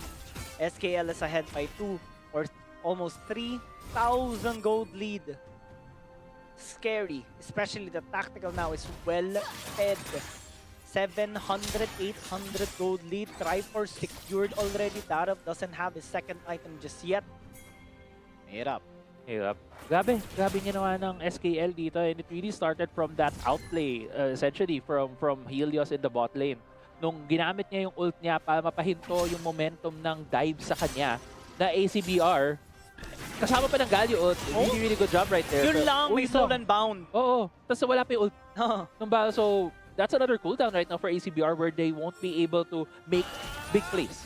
Yun ang maganda sa Soul and Bound. That's the thing. That's why it's kinda irritating to use any crowd control against Ione kasi pwede ni timing yung pag-press niya ng Soul and Bound kabalik. Yeah. And the crowd control is just gonna get negated. It's still gonna go It back. just disappears, diba? Nawawala. So, nawawala ng bisa. It's a big cooldown down right now for ACBR, and this allows SKL to get 2 towers on the map. Easily as well. Grabe. Easily. Extending the goal lead even more. 9 minutes in, we see almost a 5,000 goal lead by SKL. And they're looking for potentially more picks. ACBR is just on the shadows. Yeah. Waiting for them to make a misstep, but so far it's not being done by SKL. And naturally, right there, ACBR with this kind of situation, they're gonna be forced back to just farm for the moment kasi isa sa mga win condition naman talaga nila si King Sonic kapag pumaldo na itong Gwen, kapag nakuha na ng mga items niya, mas kaya na nilang i-shred dito si Tonte, tapos syempre mahirap siya tamaan ni Tactical, Helios. Yeah. Then kailangan talagang umall in sa kanya kung gusto niya mapatay, but the Gwen actually does more damage to Leone right now. Full commitment, even the assault and battery used onto Canny to take him out, and Disaster's left alone. Use the flash to disengage and dodge that Vault Breaker. Good catch right there from the side of ACBR. Nakatch na si Kani stealing the Raptors away because of that. Jungler down right now for SKL. ACBR not interested in continuing the siege here in mid. Kasi pwede din silang ma-flank ng dalawang miyembro pa dito na SKL. That would be a bit dangerous for them. Get some of the wins that they have right now. I think that's the name of the game here for ACBR. Ang maganda nakakabawi pa nandito yung ACBR. Pero nakakatakot kapag nag-grupo na dito yung SKL. Kumaga ngayon, hindi pa natin nakikita si Tonte ulit. Actually, almost at all na involved. But he does have the unending despair already. I think he might even get Gargoyles. Amaranth Twin Guard. Amaranth, yeah. Para mamaya, pag kumuha pa siya, pag kinumpleto na yung Thornmail, edi mahirapan na rin yung iba. Pero I think he won't be completing the Thornmail kasi gusto lang din ng parang anti-heal kasi hindi naman on-hit dito yung Varus. Yeah. Also pang deter din yun on the Gwen kasi Gwen also has that Omnivamp, also has that healing. So if ever the Gwen would auto attack the Cassante, may Bramble Vest to help with that. But right now we're waiting where these teams are gonna go. Yun ang gargoyle siya. Okay, yeah. okay. There's a Gargoyle here. Second completed item for Tonte. Baron is on the map. Nagre-recall ngayon si Kani. There might be a slight opening here, but they actually mag-back din si JJ3. So both junglers are gonna time themselves for this dragon that's about to spawn. Medyo na-late na yung kay Kani kasi nag-clear pa siya ng top side. So a bit of an opportunity for ACPR to at least establish some vision here in the bottom side river.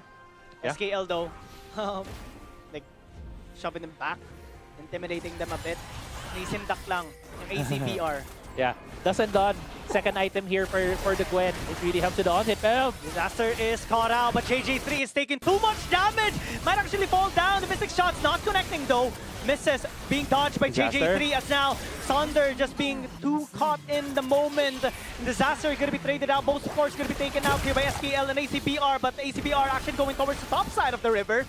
And SKL just chasing, looking for an opening. Spots out Daryl all alone, and Helios just follows up.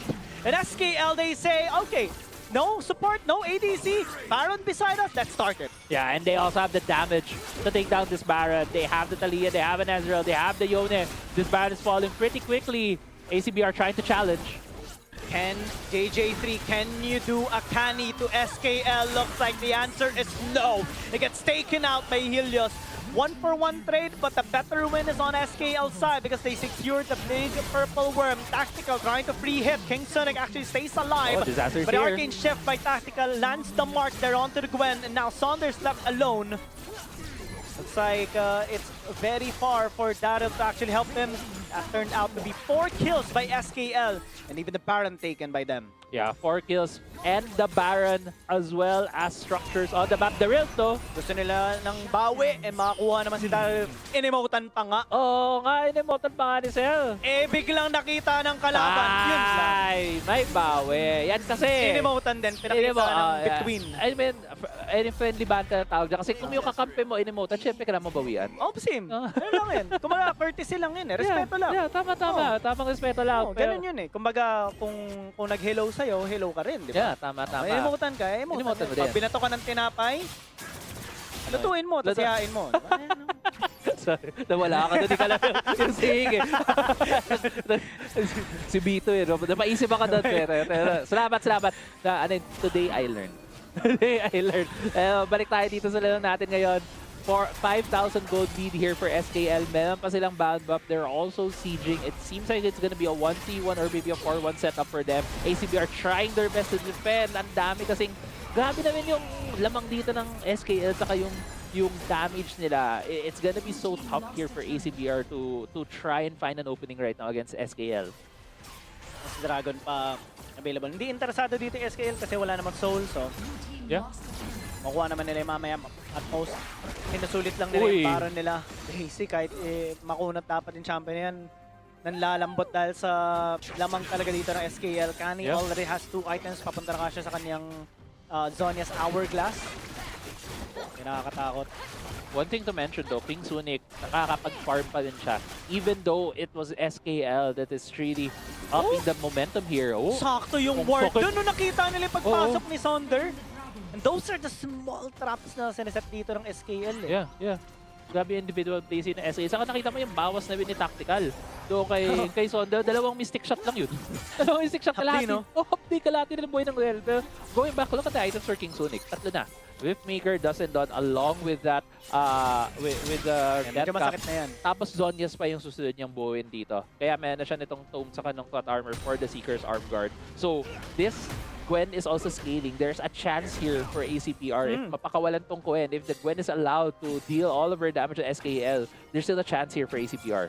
Kailangan na matulungan siya sa sustain. That's why we see JJ3 having the Radiant Virtue para at least pag pumasok siya may dagdag heal din para kay King Sunic. And also sustain din niya sa sarili niya, of course. Yun yung tulong niya sa mga kakampi niya. And some armor penetration with the Black Cleaver from Daisy as well. Kasi ngayon parang nahihirapan talaga si Daisy eh. Ito yung mahirap pagsagarin eh kasi you don't really have the higher damage compared to other tanks. You're not as tanky as well kapag nag-build ka ng AD items. So, medyo complicated kahit very simple champion to use lang ito. Yeah. Yung build path, malaki talaga yung effects sa kanya. Oh. Sonder getting caught is a big deal. They might actually commit to him, but the Chain of Corruption was just used defensively. JJ3 might actually get caught out. As King Sunic is low in HP, actually got engaged a while ago by Helios with Ignite used already. That could be an opening here for Baron, for SKL. Dalawang miyembro ng ACBR ang naging low in that small scuffle between the two teams. Pero ACBR, if they want to challenge it, they need to get in here quick. So pinipigilan sila dito ni Disaster. Second Baron now secured. And there's nothing that ACBR can actually do but watch. They lose what they want to receive. Yeah. That's the second Baron of the game here. Para sa SKL, you can see the recalls gonna try and get these items back, their items before going for a siege. Most likely going for another 4-1 setup. Kaya nga nila mag 1-3-1 because they do have the Galio na pwede namang mag-react to these side lanes. But at the same time, having a 4-1 split is more, I would say, a safer option para sa SKL at this point. Parang si King Sunic lang talaga ang pinaka-kailangan relyan nila ngayon. Yeah. Medyo nahirapan rin si Darev kasi ang dami mga kunat dito sa side ng SKL. Naka-hullbreaker pa nga dito si Helios eh. So, he's gonna be trying to split this as well. Karen's gonna be there as well to like help him out. Disaster too. Conte's on the bottom side of the map. All the lanes being pushed here by SKL slowly but surely bleeding out. Yeah. ACBR. Good Paraj landing onto JJ3. Yeah. And King Sunic as well. Ang dami nilang nagbabantay ng mid lane. Pero dahil dyan, mas napupush yung top lane and yung bottom lane. Yeah. Buti na lang, nade-defend pa rin kahit paano dito ni Daisy. Kaso nga lang, sobrang kunat din kasi talaga ni Tonte eh. And yung Baron Empowered Minions, ang bilis lang talaga sumira ng Torre. Yep. And with them, Oh, actually top on the lane though. top side, mid lane getting pushed. Fate Seal gonna be used by Helios, but only sealing his death. It looks like it's okay. Yeah. Because they secured top, mid, and bottom inhibitor tower. And SKL is just Uy. one step closer now to getting this 2-0 lead. But right now, they're not opting to end it. Yeah. Elder Dragon spawning the next 43 seconds. Kulang kasi sila eh. If kompleto din SKL, they might have tried, but at the same time, it would have been very risky. Nasa harap ka ng base ng kalaban. You opt to go back, buy your items after getting 3 turrets worth of gold. And also, Elder Dick about to spawn here, 20 seconds. About 20 seconds here. ACBR, yun na lang I feel they need to try and get. Oh, good knockback. Sonder cannot even escape. Oh my God. Knockback in the true shot barrage. It looks like no execute just yet. Sonder stays alive and does have Warmogs. Oh, Disaster though disaster. still maintaining a pressure, but looks like he might have gone too deep. The piercing arrow actually connected there onto Canny, but they're getting a little too deep. SKL losing 2 already. Very late use of the hero's entrance as Disaster is still going in. Tactical trying to pre-hit. Daisy's taking a bit of damage. ACBR, they go back into the base through the barrage. It looks like that's a Tactical. tilting moment. Tactical just clutches it up. Kingston stays alive, especially with a pit. And now, JJ3, Oh my God. I think he overextended. That could have been the comeback, but SKL, they found the weakness once again. Tactical just continuing on the pre-hit. Kingston trying to chase him Kingston, down. It looks like he will be able to successfully take him out. That's Disaster being all alone. And Daisy's doing a really good job as well. Huh? Yeah, he yeah, is distracting Helios. He did. Taking him away, pushing him back away Oh, no, from the the base. Elder Dragon, but the base is just so close to being taken down right now. Kaya nila, kaya. 768 HP remaining on the Nexus. That was a crazy series of events right there for both of these teams. Sumobra yung pasok doon ng SKL. Dalawang miyembro nilang nawala and you can see Tactical trying his best, chasing down the members of ACBR. Alam niyang may mga low, but at the same time, kailangan nila makabawi doon ng kills because if they don't get death timers from ACBR, they will have full control of the map. And right Nakakatakot to, now, Baron being taken by ACBR, Elder being taken by SKL. This is a big gamble right now, but unnecessary as well. Daryl joining, not minding Sonder. His big responsibility to just distract him, but Tante actually going all Canny? in, and Daryl is gone again. Looks like the Baron's gonna be taken by the true shot barrage of Tactical of all things. It looks like it's just game over. SKL getting the ace with the Elder Dragon breathing onto the faces here of ACBR. It looks like they just have one thing to do. Run it down mid and prepare for game number 3 because now SKL is match point in the series. Another barn burner of a game here for these two teams. SKL ending the game with another steal on the Baron as well as a secure on the Elder for 2-0 on this best of 5 series. Grabe ang nangyari dito. Yung true shot barrage kanina na tumama kay Daryl and then yung true shot barrage na tumama sa Baron was key to the victory here again by SKL, or at least a big factor of their victory. Kasi kanina ang dami na namamatay sa side ng SKL yung sa mid-fight, sa bandang end na rin. Kaso dahil napatay si Daryl, nahirapan talaga sila mag-defense, saka nabawasan sila ng damage talaga. Yeah. You could say nga nag-shift yung momentum eh. Kasi it really felt like na okay, this is an ACBR win dahil nakakuha tayo ng ilang kills doon against SKL. Pero nung tumama yung two-shot barrage, naman yung sense of desperation din ng ACBR. Okay, we need to punish this. We need to get back somehow yung momentum that we've lost after this play. Pero yung ending pre, grabe yung ending eh. Like as you mentioned, it was risky.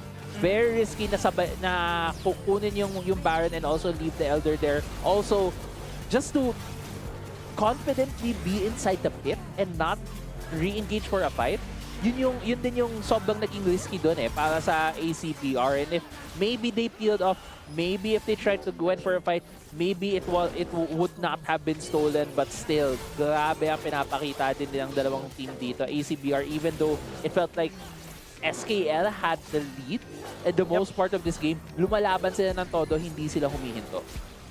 Talagang bakbakan lang talaga kung bakbakan. Kaya nakakatuwa panahon dito yung SKL eh. Parang di sila natatakot talaga. Kahit kanina parang okay, sige. Yun yung maganda kung tatlo yung bida mo eh. Yeah. Mabawasan ka ng isa, okay, may dalawa pa. Yeah. Parang ano Nabawasan ng dalawa, okay, sige. Ako na, solo na lang. yung tawag na may super team, pwedeng magpahinga muna yung isa. Ay, grabe. Pero, at the end of it, ito yung fight na yun na humabol si Disaster sa kasi tactical. Kailangan nila makakuha ng pick-offs dito Nahuli si Daryl. You know, si Daryl. Muntik pa nga niya mapatay si King Sonic dun eh. Kung napatay na yun, tapos na yung laban. 3K, 2K, 1-4. Wow. Nag-smite! Tapos may about Pares sila 180? nag-smite. Oo. Pares sila nag-smite ulit. Tapos natira mga 180, mga ganun. Basta below 200. Tapos Grabe. tumama yung 2-shot barrage. Wala na, in-emotan na lang ni Kanin si Raze. Ayan na. Pero Diba? Nag-hello na lang. it's another 50-50. Yeah. Not just, unfortunately for ACBR, but luckily for SKL, went into their favor. And you can see here the stats of both of these teams. Grabe ang pinakita nila. MVP according to our match here is gonna be tactical, but at the same time I want to shout out to ACBR, especially King Sonic and Daryl, really trying their best, really showing that they can deal the damage and they can show up when it matters. Pero hindi sapat yun, yun lang. Yeah. Yun lang. If you want to get a win, you have to do more, and that's the thing. They're the ones who wanted to get to have a match with SKL. Now is their moment. Moment is not really good so far. 0-2 start, but still winnable. Yeah. Kumbaga, hindi pa tapos yung serye. Tapos yung dalawang game, talo sila. Backs against the wall. What can you do when you're that behind already, when you're that down? All the way to go is up. Yeah, Cannot go that's true. deeper That's true. anymore. MVP of this game is tactical with impressive stats, impressive moments as well. A while ago, tatlong true shot barrage pala. Yung total na nakita natin, isang kill kay King Sonic, kill kay Daryl, tapos yung Baron Steel. Ganda ng performance niya. Grabe yung performance niya. Also considering yung nangyari at the early parts of the game. Nung nag-flash siya dito, mystic shot niya, gave up 3 kills against Daryl, and then bounce back after that and getting his own triple kill. Angas din eh, pero at the same time, grabe. Makikita mo dun yung mindset talaga ni Tactical. Palong-palo talaga eh. Kaya he's one of the most talented, if not the most talented ADC in Philippines right now, having so much. And also even like represented the Philippines in last year's Wild Rounds. Yeah. Ganun katindi yung performance na ginagawa nila. And we still have more. Again, best of 5 ito mga kaibigan. 0-2 na ang ACBR. So isa lang katanungan natin ngayon. Makakabawi ba sila o mapupuruhan na sila dito sweep ng SKL? Yan ang malalaman natin mamaya. Punta lang tayo sa isang maikling break at magbabalik kami for game number 3. Kita-kits.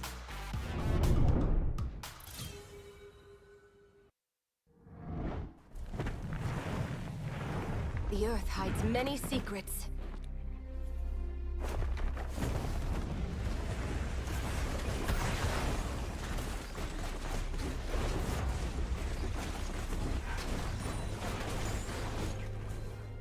Let's shake things up.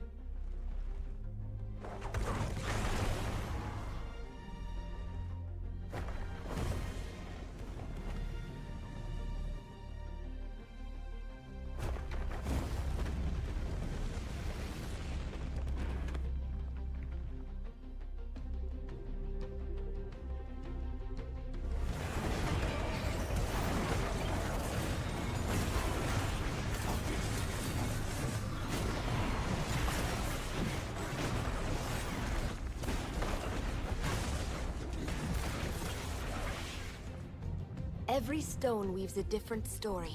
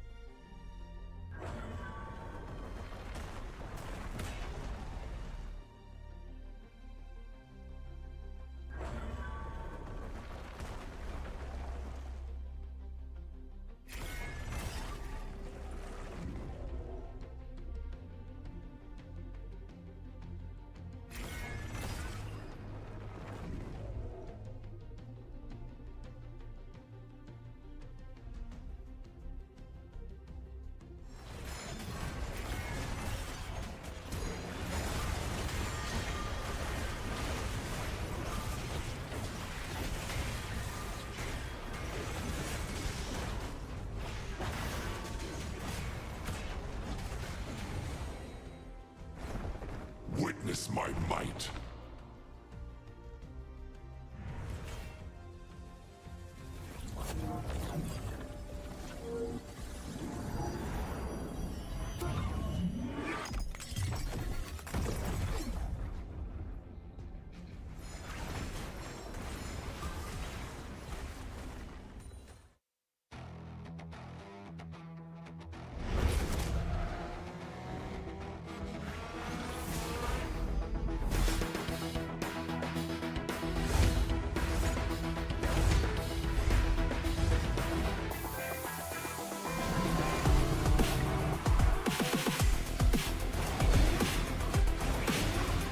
Feel my speed.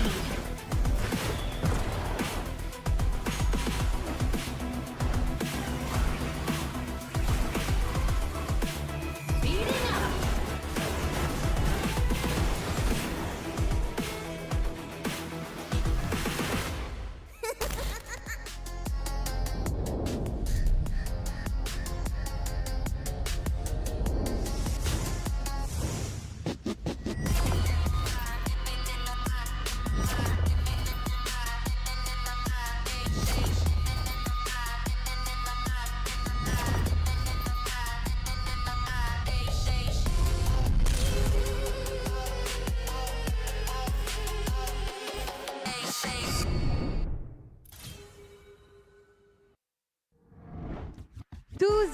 Yung current scoreline of our match between SKL and ACBR. And of course, in this best of 5, a 2-0 is never good for the losing side. Again, we're really hoping that something could change up here. But again, this is our first series of the playoffs and it's already this intense. These are the stakes of Wild Rounds Pilipinas Open Split 1 playoffs. And you can really feel it, diba? Yung level of play that we're seeing today, it's absolutely crazy. And I can't help but feel bad for ACBR kasi ang ganda ng galaw nila, everything, all the plays that they're making, the setups they're doing, the rotations, it's great.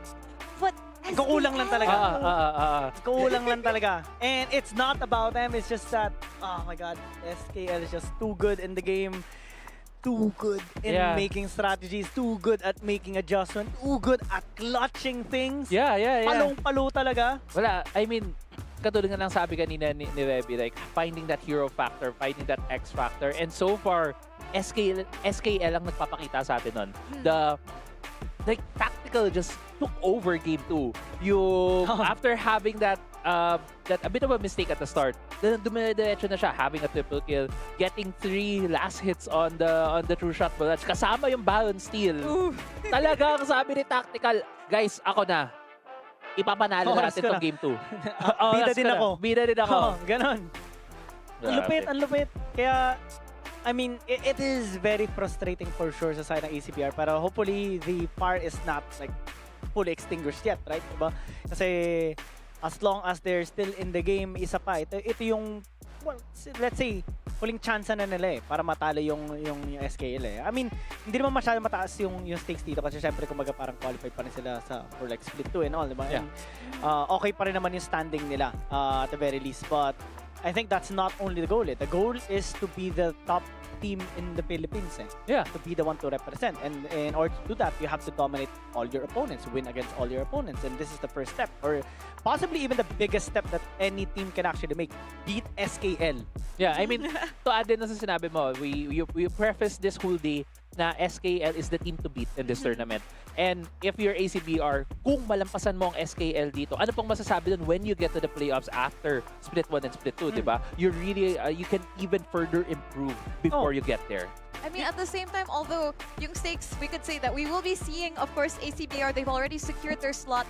If they do lose this series, they have secured their slot for Split 2. So there's the second question.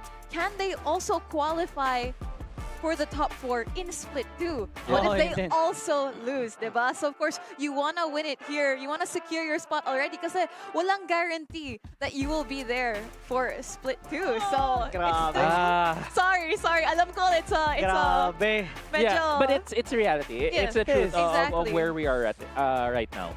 But of course, you know, we have to face the reality. And like you said, ito na yung final chance for ACBR to maybe turn things around. Kasi this one game could be the chance for maybe a reverse sweep. right? Mhm, Of course, 3-1 so that they can maybe show that they can get a win on SKL. But why not go for the reverse sweep? I know that they can do it. They have the gameplay for it. And baka alam nyo, there's a possibility they could have downloaded SKL by now. Baka nakuha nila diba? yung mannerisms, you know?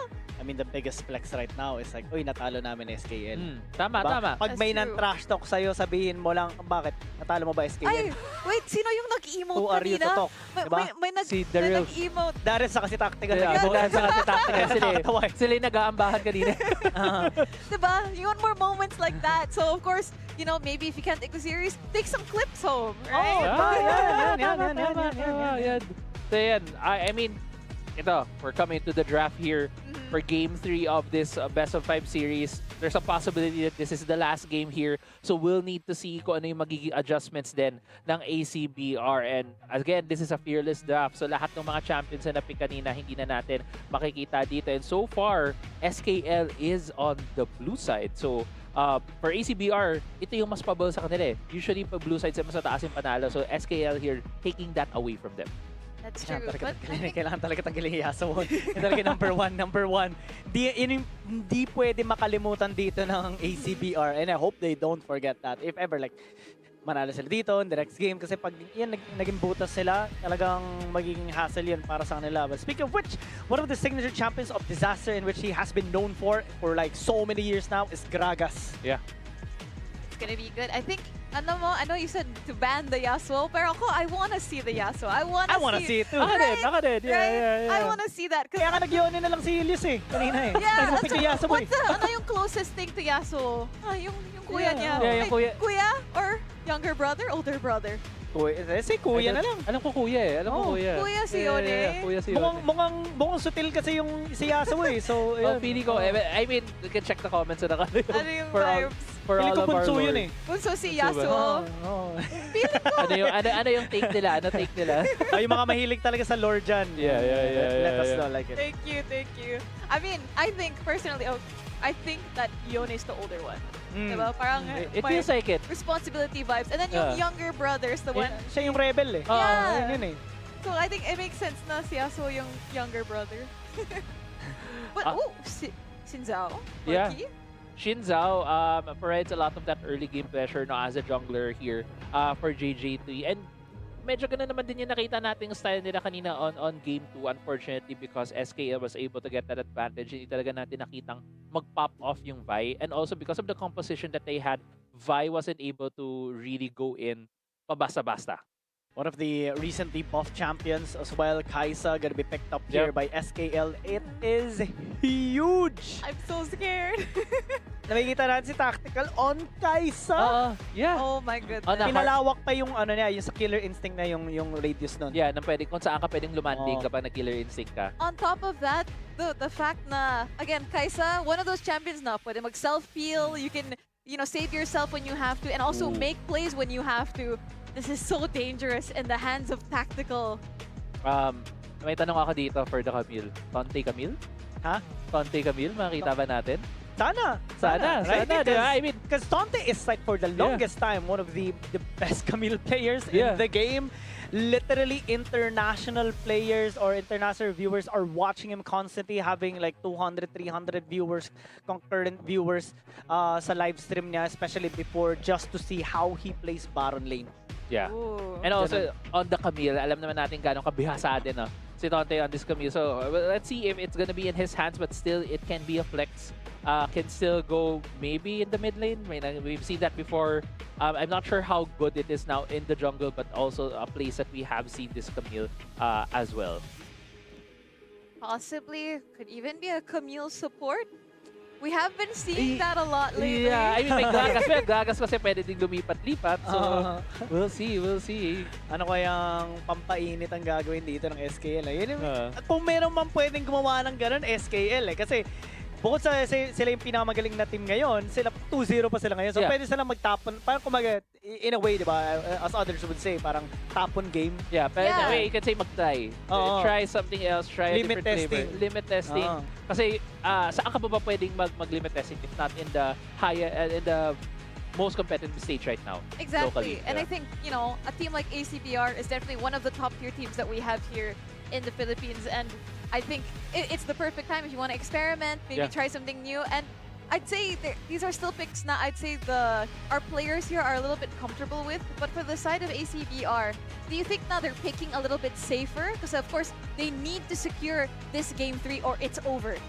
I don't think they're picking safer per se. I think actually Standard they're picking standard, exactly. So Forky with the Shinza Asong and the ACOX, very stock standard champions. But if this Oh, is gonna be a Bard pick, it's gonna be very interesting. Finally? Oh my Pwede makikita ba na, goodness. kasi palaging madalas nakabat pa, Sayang. Sayang. Pinaka-nagustuhan ko sa sana na pwede makita ngayon with the Bard is like tempered feet ka, kasama yung mga kasama mo, pero may lalapag kang redemption. Na may damage sa mga kalaban, tapos may heal sa kampe mo, diba? Yun yung matagal ko nang inaantay mabali kasi diba yung redemption naging parang passive something na lang. Yeah, hindi yung lapag. Pulsing thing na hindi ko gusto, honestly. I want the real classic. redemption, the classic redemption, but it's not gonna be the case. Leon is gonna be picked up, an additional frontline for ACBR, which should be good as well if they want to really lock down the Kaisa. Yeah, but ang iniisip ko ngayon dito is there's still no way for ACBR to like deter this Camille from just going in. Kasi, That's true. I mean, there are lockdowns. You can lockdown the Camille. Pero kaya pa rin yung mga lockdown. Let's say, the Corgi, papasok siya doon. So, with that in mind, for me, ACBR is trying to more focus on being more aggressive in the early game because of that Leona pick. Trying to go around the map, trying to get those ganks off, trying to get the stuns. Along with the Shinza, along with an Atox, that's gonna be a ton of damage. That's true, and I think yung strong suit ng ACBR is they have an amazing early game. Yeah, I yeah. think their early game has been great for the past 2 games.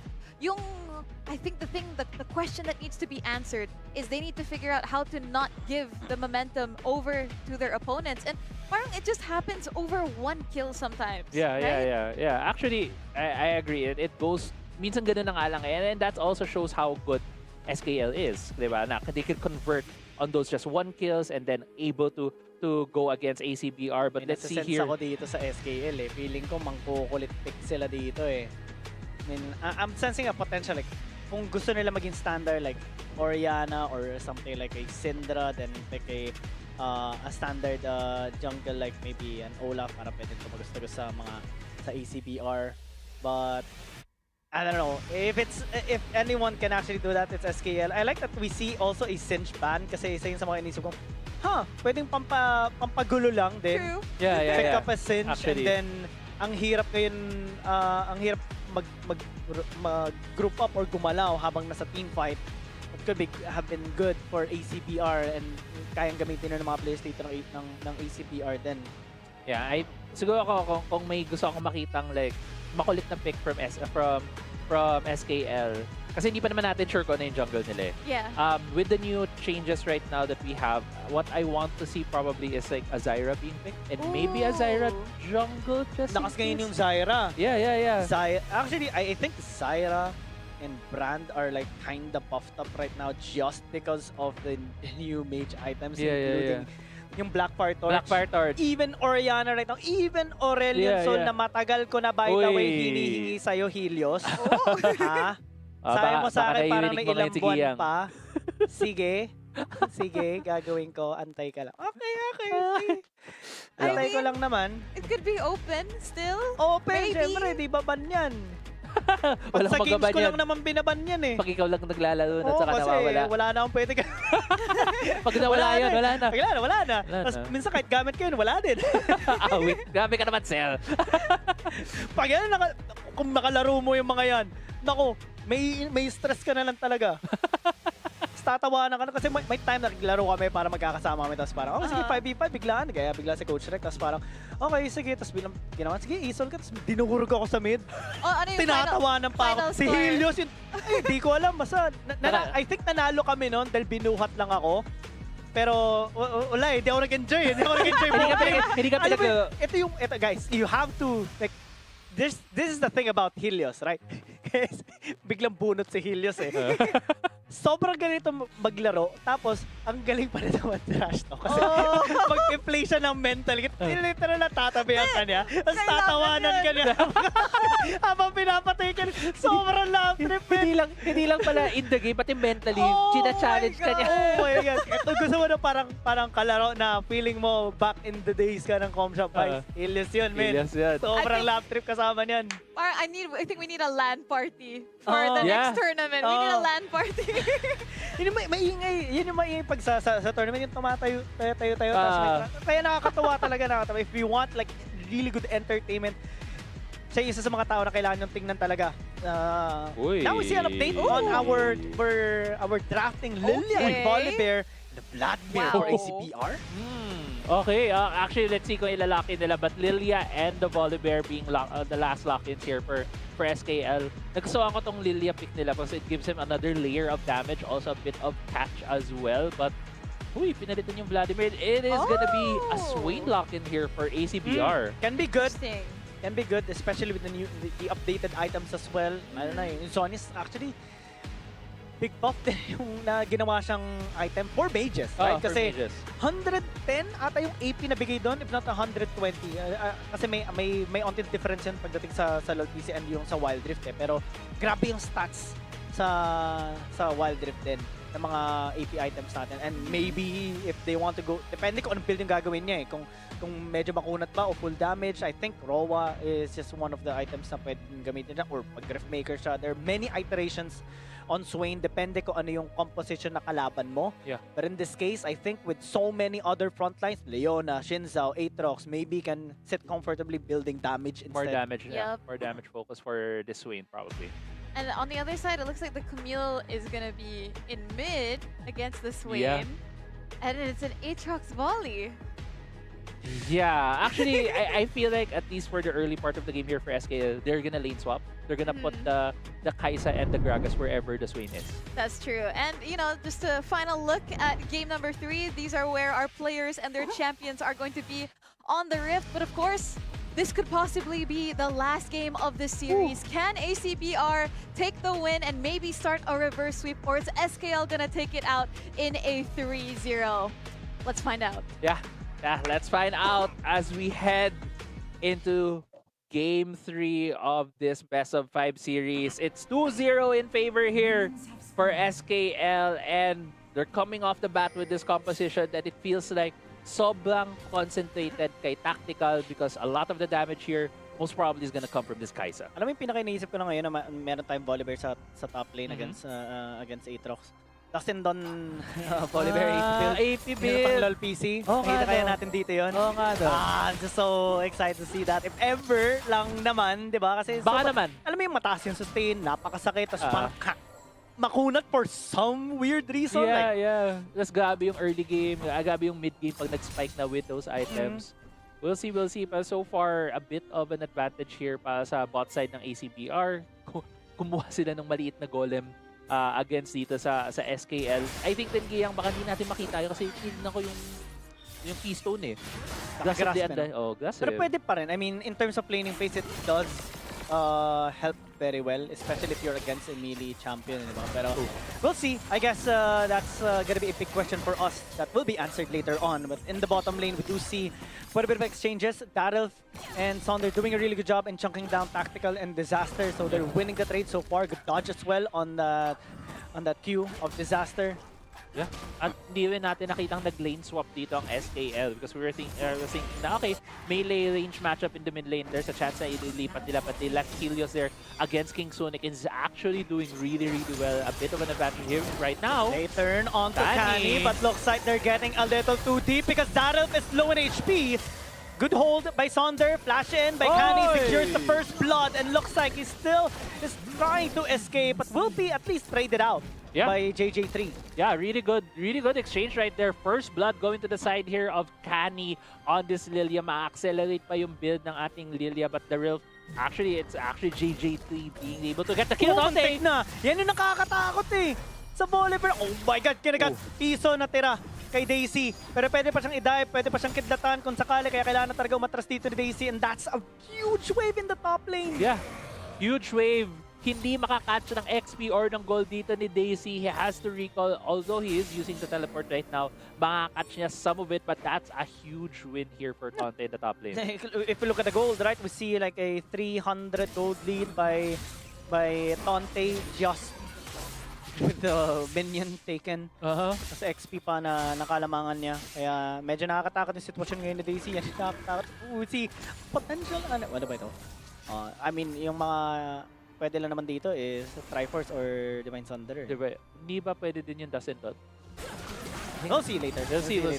I haven't really gone through the prerequisite items just yet. Kaya, yun. Fairly new yung... It is a fairly new patch right now, and we're gonna see teams and players testing the waters with the new items as well. So far in this game, 3 minutes tayo, 1-1 in terms of the kills. A bit of a golden advantage for SKL, but they are going for the invade here into the jungle of SKL for ACBR. Yeah, Tactical cannot really engage just yet kasi one of the downsides of Kai'Sa is you really need items para magkaroon ka ng bawas. Yep. Kasama yan sa upgrades din ng abilities mo. So talagang sobrang item and level dependent ng Kai'Sa. So talagang mamaya pa yan sasama si Kanin at most muna and Helios and even Tonte ang ang papasok-pasok dito sa ACBR. Stormbringer gonna be used by Tonte just to escape. Yeah. Nakakita siya ng threat. Yeah, ult has been forced out there. Nakita niya kasi si JJ3 nasa top side na, but they're still just gonna shove the wave comfortable ang magiging recall dito ni Tonte as Daisy just tries to, well, will be clearing the wave in the top side. So far, hindi siya kasing bloody ng games we have seen earlier. I feel like ACBR is trying to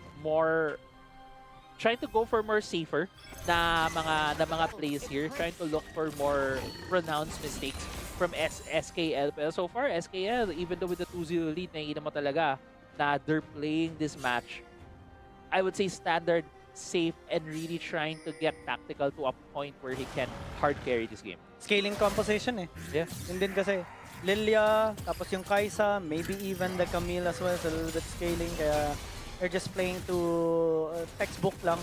Yep. Kumbaga, just application of theoreticals against ACBR. Ganon din naman sa ACBR, kaya medyo nakita natin na wala din talaga nag-initiate ng fight kasi no reason to. Yeah. And means wala kang kailangan denayan ng pag-scale, walang parang fall-off. Actually, mas maganda pa nga yung scaling supposedly dito sa ACBR kasi Aatrox, Swain, and Corki are really, really strong in the late game and the Corki can even still take out the Kai'Sa despite Kai'Sa being very scary into the late game.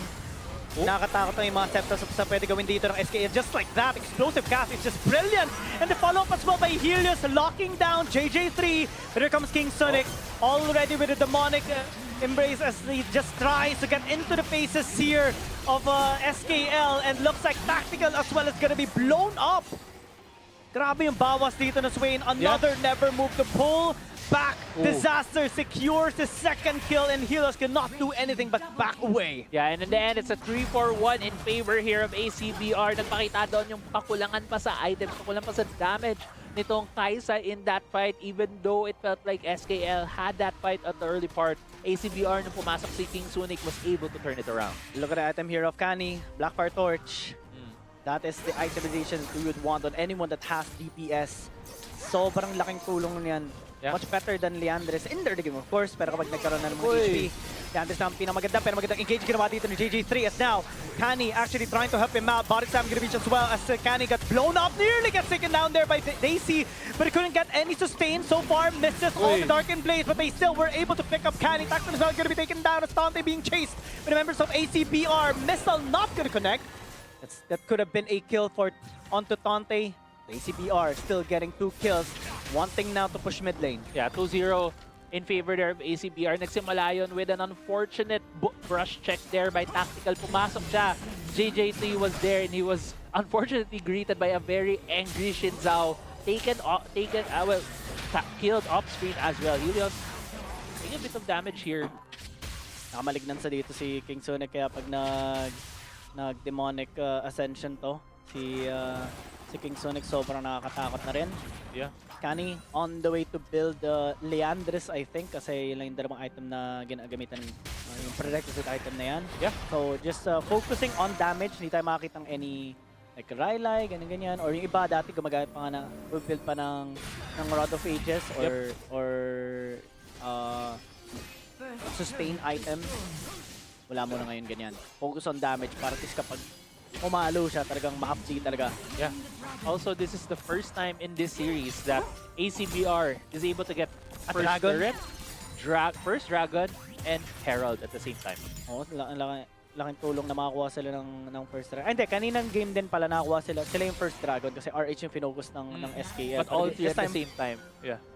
Maganda. Tapos, yung mas maganda pa dito, Ocean Dragon potentially. Yeah. Ocean Dragon Soul, which should be really good Yeah. for ACBR, sa Yes. Aatrox, sa Shin Zhao sa Swain. Swain. Lahat sila nagbe-benefit. Pero what if lang yun? Yun yung mahirap eh. Kasi makakuha lang ng isang dragon dito ng SKL, wala na. Wala na.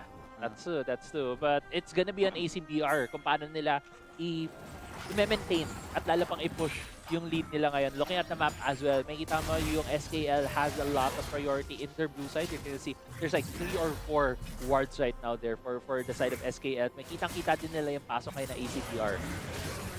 Abang lang. Grabe, no? Talagang from all angles, Yeah. inabangan lang ng ACBR just to take down Tonte and a tower as well. A little bit of a response here by SKL, but they spot no one, no kill. Kasi King Sonic umatras ka agad din. Yeah. Na-realize ka agad ni King Sunic na he's in danger for a cross-map play. If SKL wasn't in top side to help, they're most probably gonna be in the bot side to try to take down that turret as well. And lang na sugod dito si Sonder. He's trying to stay alive, but it's really hard to do so. Disaster nearly gets blown up. Oh, flash out na lang. Hindi ka natamaan ng second skill ni King Sonic. Yeah. Still gonna be safe. Helios as well, trying to cut down the path. Wala pang masusuguran. Yeah. Dito sila Helios, so patras naman ng ACBR. One casualty. Yeah. 4K, almost 4,000 gold lead right now here for ACBR. Also want to mention really good sidestep on the never move kanina. From tactical, if nahuli siya doon ni King Sonic, that could have been a kill for the side of ACBR. But where things stand right now, ACBR at a really good spot. Early parts of this game, 9.5 minutes with that 3,000 gold lead. Seems similar sa nakita natin nung game 1, but you can feel there's a certain kind of momentum here for ACBR compared to their previous 2 games. Yeah. Divine Thunder build pala ang ginawa dito ni Tontoy. So, talagang pang-sustain lang. Para pag nakipag 1v1 siya against sa Aatrox, kaya niya parang extended lang. Okay, hampasan tayo. Basta ako makakasustain na makakasustain. Dalawa pa yun. Kasi yung second skill din yan, laking tulong yan para at least maka-heal on same target. Pero usually pag after ng pangalawa na yun eh. Yeah. And you're also gonna see yung Swain, as you mentioned, talagang damage yung naging focus niya. After that Malignance, he went for the Infinity Orb. Yun nga eh. So really trying to get those skills Na 95 early. na yan. 95 AP na yan from 65 I think. Yeah. So laki din na naging buff on that item. So we're gonna see in the next big fight here. Most probably for SKL, tinatry nilang mag-skill. So if ever they are gonna be fighting ACBR, maybe in the next dragon, and it's gonna come up in over a minute. Yun lang, nahuli si King Sonic. Yun lang. Yeah, that's the thing. When you have a Camille, it's so easy to isolate someone. JJ3 being very aggressive though, just shoving back Dante, allowing ACBR to get another turret. All outer turrets now cleared out. Yeah. No outer turrets left. And actually, kung sabi ko, I thought SKL was gonna go for maybe a big fight. They went for a pick-off, and the beneficiary is Canny. Dalawa na yung items sa Pelong Bird, Leandris and Blackfire Torch. Teleport by Daisy. Just to group up. So may Baron na din eh. Yeah. Nakakatakot yan. Dito, so far, 100% take ng SKL Yes. sa Baron in this series. Especially in this game, sobrang dangerous for SKL to be left with that Baron. They have a Kaisa, they have a Lilia.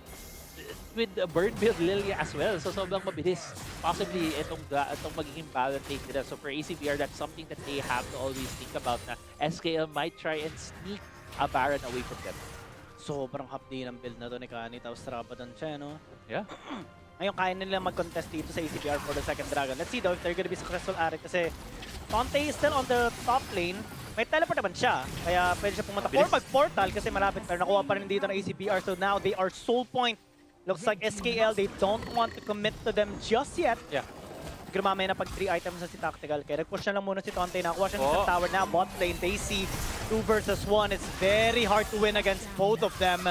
Same thing happened in the top lane, it just happened in the bot lane this time. Yeah, and you can see ang ginagaang strategy dito ng SKL. Yes, we're gonna give out bigger objectives sa ACBR, but these pick-offs at the side lanes are giving gold to their members. 1-0-2 na ngayon si Just because on Kani, makita mo tatlo na rin yung items dito ni Kani on that Lilia. That's gonna hurt so much here against ACBR. Nakakatakot na yun.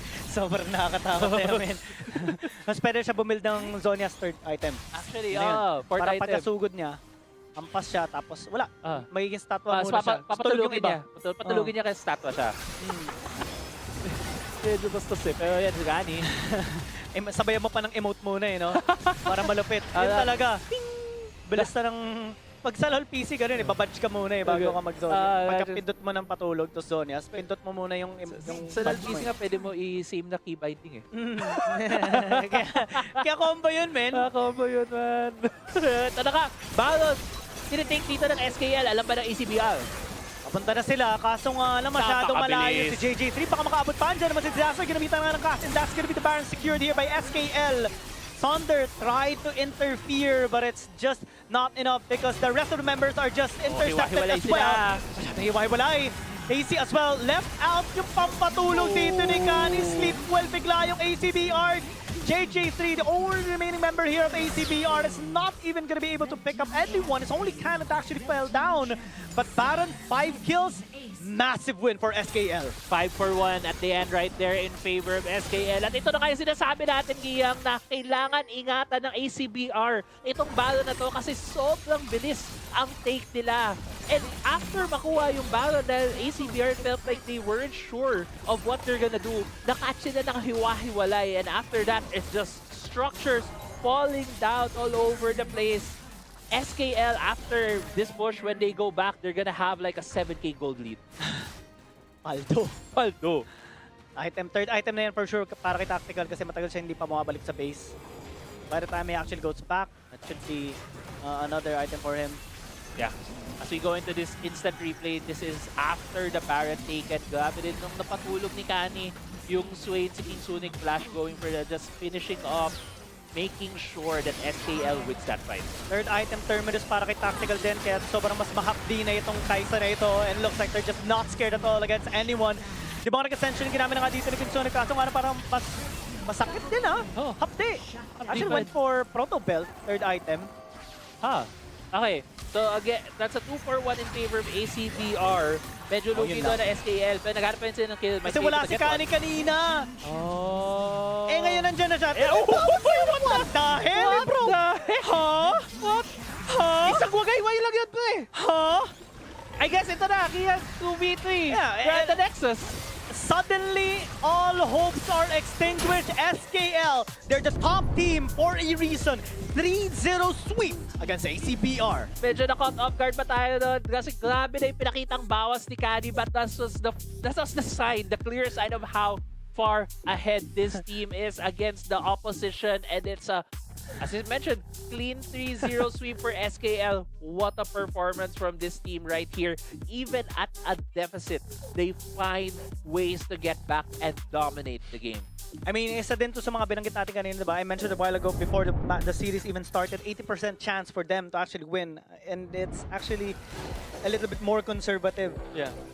Kasi we're craving for something, a surprise coming from ACBR, especially since last week they wanted to match against SKL. Yeah. Now that it's given, unfortunately hindi sapat eh. Hindi sapat. Yeah. I mean, very impressive performance pinakita nila. Pero syempre, when you match against the #1 team right now in the Philippines, talagang you will be challenged, you will be exhausted at times as well. You will be pushed beyond your limit. Yeah. And sometimes even you pushing your limit is still not enough. But at least they learned a lot here in this series, especially sa mga strats na ginawa dito ng SKL. Yeah, and I mean, kudos as well to ACBR. Always yung, katulad na sabi kanina ni Refi, di ba? Early game, ang name of the game here for ACBR. They've shown that in the past 3 games. Even in this third game na, sabi ko nga din sa'yo na it felt different eh. Yung lamang dito ng ACBR, I can feel the tension that there is a chance for them to be able to get this game. But the veterans, on the other hand, SKL, showing us na, hindi, even if we're behind, we will find a way to get back into this game with, I would say, some risky decisions, but it paid off very well for them. Sobra. I mean, grabe talaga yun. Ngayon, kanina nakita natin, hero moment ni Helios, then si Yeah. Tactical nung game number 2. Ngayon naman sabi ni Kanye, ako naman! Ako naman! Oh. Ako naman ngayon ang Eh di yung mga bubuhat. tatlong bida, yun talaga, naging bida talaga sila. Kasi Take di ba turns. kanina, the fight started with a 2-for-1 trade favoring ACBR and then suddenly Kanye was there and like, okay, dito na ako. Sino kakatakutan ko? Pak! Lampas sila lahat. Grabe yun, nakita mo gumanon, wugay-way siya. Sino pa tinamaan niya yung Colky? Si Dalil? Tapos Una si one-third- Daisy. Doon si Daisy. Tapos nung tinamaan niya yung Squishy, 1/3 ng buhay. Isang ikot lang Isang yun. ikot lang. Hinampasa lang niya, tapos second skill, yun lang. Oh, wala na. It's over. Mm. Grabe. Grabe yung pinakita dito ng SKL and what a team to actually also the first team na magka-qualify for our playoffs. I just want to say, Daryl securing the highest damage in the game is very impressive considering na meron Lilia. So, I just want to put it out there. Impressive feat coming from Daryl despite them losing. MVP, Gerbicani, siya ang bida ngayon. Nakakatawa din talaga makita yung mga performance dito ng SKL. It's always like a treat whenever we see them play. Yeah. Kasi ang dami natin talaga matutunan sa kanila. Kumaga, yung mga theoreticals na naisip o nakikita natin minsan, mga kumaga, ina-analyze natin before the game starts. Parang sila yung nag-a-apply nun lahat eh. Yeah. Yeah. Kaya ang ganda makita mo, just come into play. Yeah, definitely. SKL. Grabe. I mean, iba pa rin eh. Iba yung may team na papasok tapos early game to the end dominant compared to a team na kayang bumawi. Iba yan eh. It shows just the mindset, the experience, and the focus that this team is showing us here in the series. Pareho, kaya nilang gawin eh. Kaya nilang mag-dominate, kaya nilang Bumawi. Ang di pa natin nakita na nangyayari sa kanila. Siyempre, kung kaya man nila, ayaw din nila mangyari is matalo. Yeah. I mean, Wala wala pa. 0 games dropped. That's true. Imagine, oh my goodness, coming out of this series now, we were talking about this earlier na, SKL didn't have as many games as ACBR, pero they kept the win streak going. We thought na less games would mean less experience in this tournament, pero they just showed us na this is a team you really have to look out for. And again, they are the first team from Wild Rounds Pilipinas Open Split 1 to qualify for our top 4, carrying over to Split 2, which means they are locked in for their journey continuing towards Korea for Smash. So of course, I think they deserve this for having an undefeated streak dito sa Split 1. But of course, I think we still have to congratulate ACBR because they really put up quite the performance. But before everything, we have an interview with our winning team. And I have a feeling I know who we're interviewing today. Sino? And it has to be... Oh, it's Ah! Hey! Speaking of which, Helios! Si May Helios. message si Giyang para sa'yo. si Miss... Hello. Mic check. Hello? Dinig boss. Oh, Giyang. Ako ba mauuna? Yes. Parang may something Helios na na with naman. Helios. Nakita na naman kita. Doon na naman. Ayan ako. Una-una, siyempre, congratulations. General question lang muna para sa akin. Anong pakiramdam nyo ngayon? What's going through your mind right now having to secure a 3-0 win against ACBR? Okay naman na masaya naman kami sa pagkapanalo namin. Pero may mas i-improve pa siguro kami sa laro na yan. Wow. For being an undefeated team, it's nice to hear na you guys are still trying to improve and find flaws sa play nyo. Pero, na-expect nyo ba that it would be 3-0 today?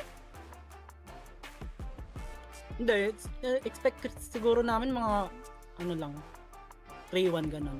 3-1. So, ano yung reason na you guys were able to 3-0? Maybe ano yung weakness na nakita nyo or yung opportunity that you saw from ACBR? Hindi sila marunong mawak ng pagka-snowball nila. Parang di kami mapunish masyado. Siguro kung tinuloy-tuloy nila yung pagka-punish sa amin, siguro may chance na matalo kami. Parang makes sense kasi Yeah. mas yung early game nila is really, really good. So, I think that's a really, really good point. Pero, Crazy Apple? Okay.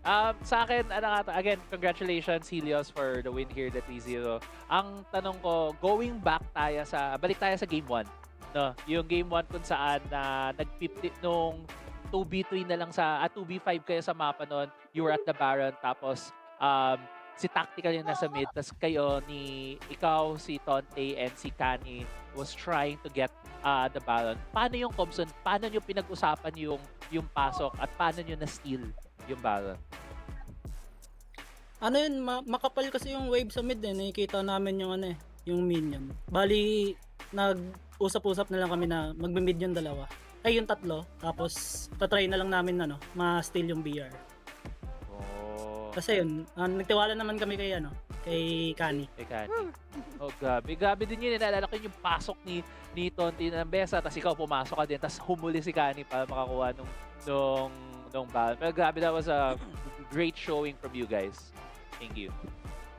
Parang I wanna hear the comms yung moment na yun. Okay, na actually. Parang- Sana meron, no? Diba, may comms ba kayo? May recording ba ng comms nyo? Wala po ata. Sayang! Sayang. Pero, for future events, prod, maybe, Please? maybe, future team comms. Pero, of course, I think Helios may one last message, sige Yang. Sa akin, For you. ano ang pwede namin abangan na paluto mo dito ngayon ulit sa susunod na mga matches? Kasi alam ko, palong-palo ka eh. Palong-palo ka na player ng Wild Rift eh. Meron ka bang parang hinahain pero tinatago pa na alas ng mga pang surpresa lang? Meron. Para sa'yo ba yan? Ayun. Kailan ko makikita yung Asol, pre? Tagal ko nang inaantay yun. Hinihingi ko. Mag-iisang taon na, men. Hinihingi ko sa'yo. Di sa ngayon, nagtatago pa kami ng mga draft eh. Okay. So, may mga strategy pa. Makes sense. Save it for the finals. Pero, of course, before you go, Helios, may gusto ka bang i-shout out sa friends, supporters, family?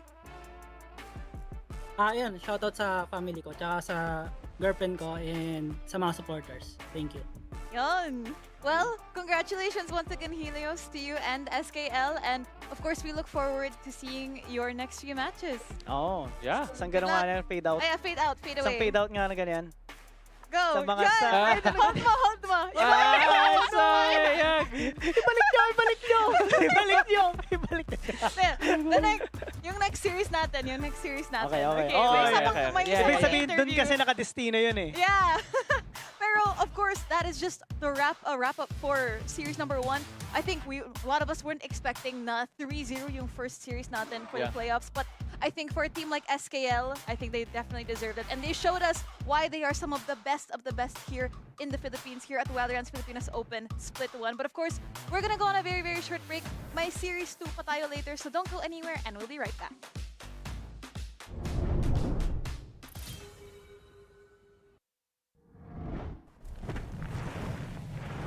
The earth hides many secrets.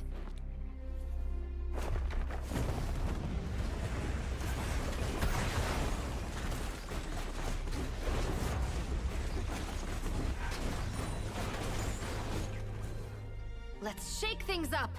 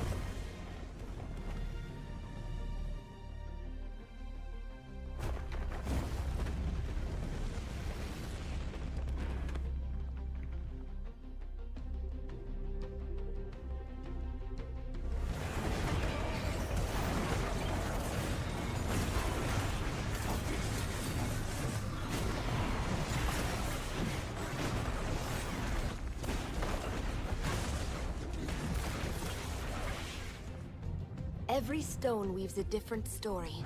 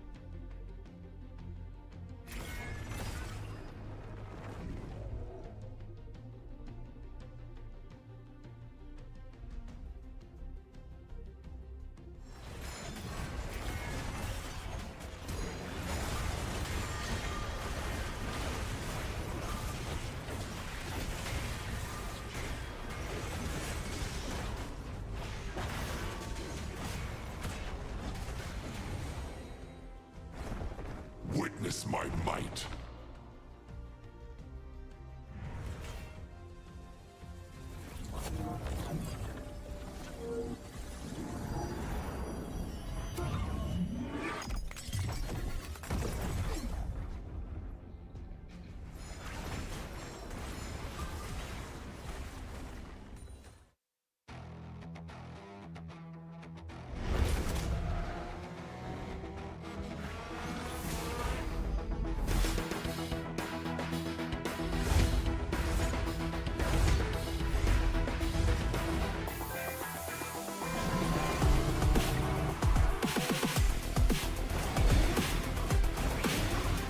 Feel my speed.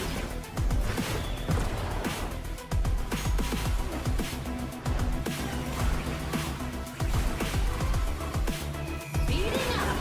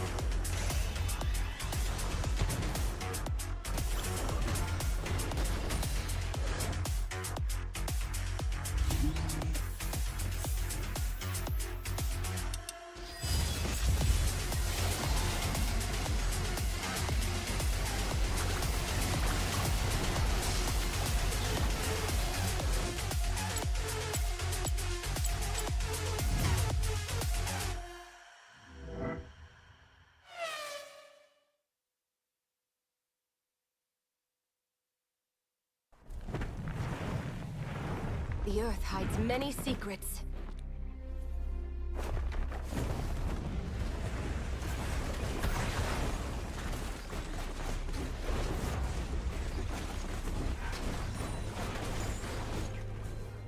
Let's shake things up!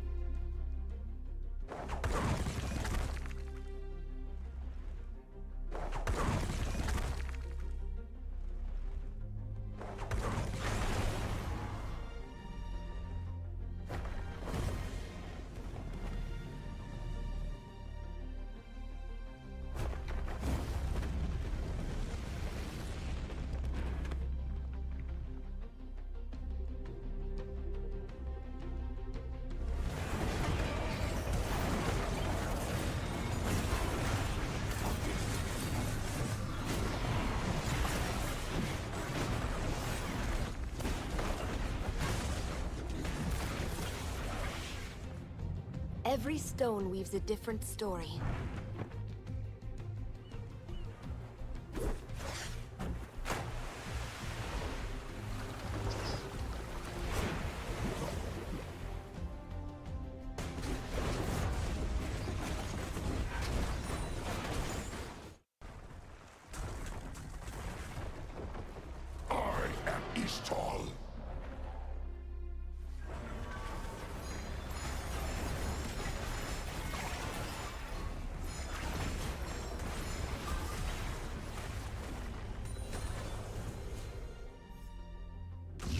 Already lost.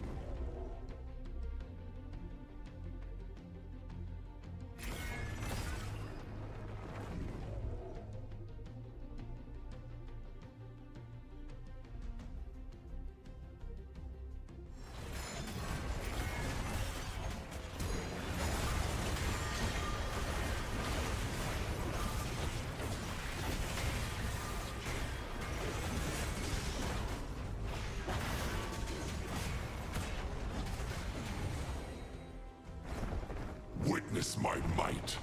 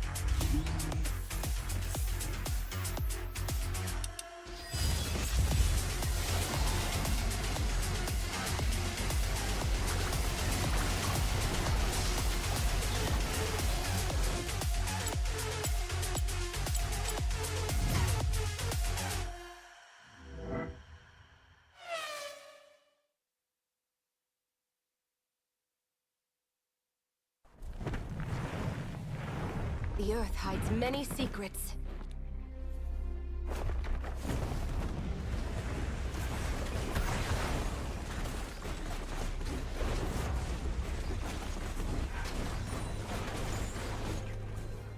Let's shake things up!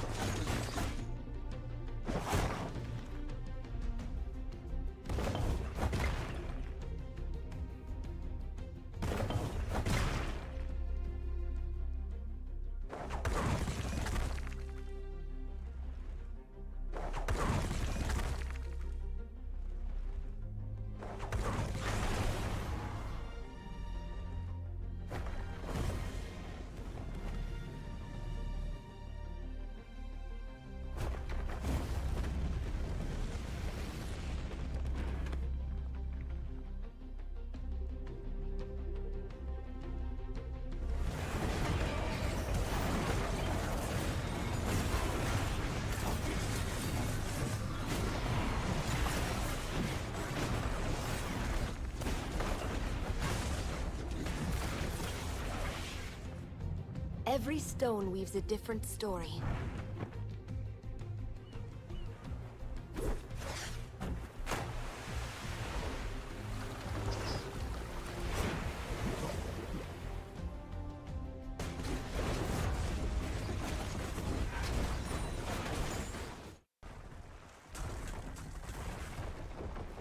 I am Ishtal.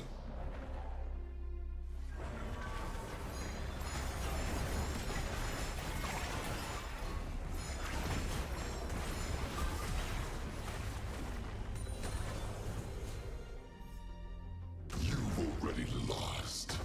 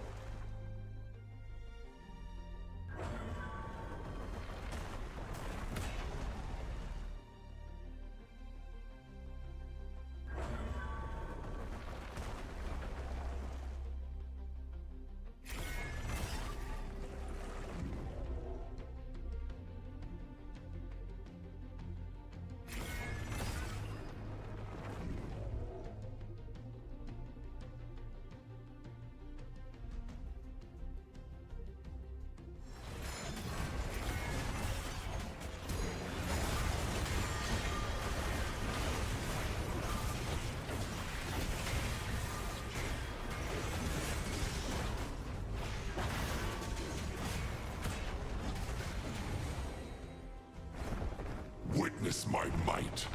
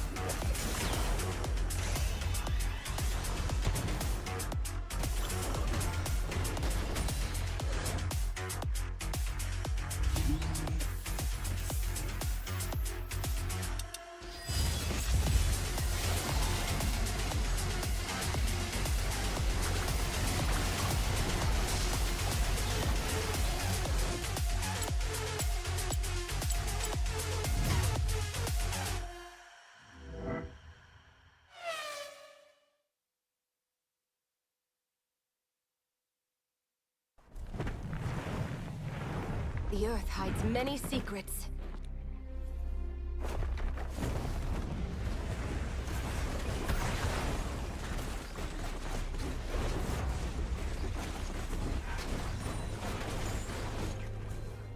Let's shake things up!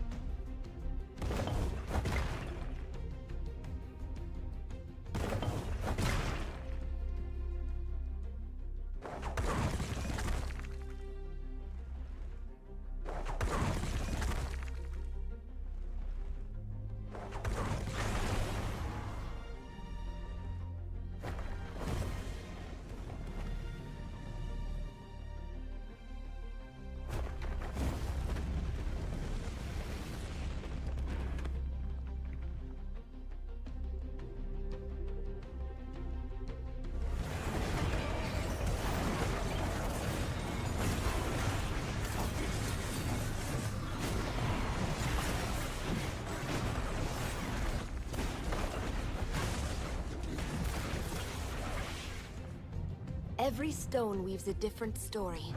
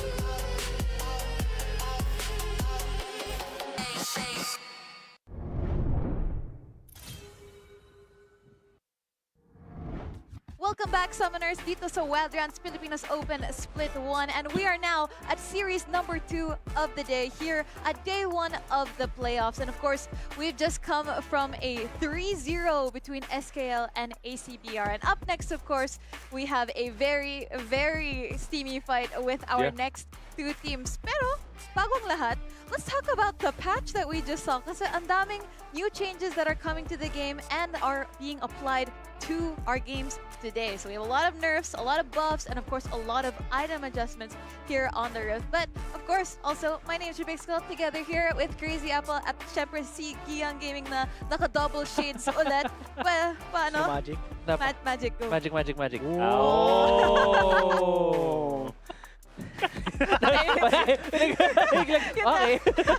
Okay, yun na yun.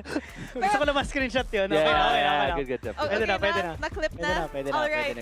So guys, we just saw the patch and everything. I know we saw some stuff with skins and ARAM, of course. Pero let's talk about the items kasi so many things have changed, but we haven't been seeing many changes applied sa teams natin.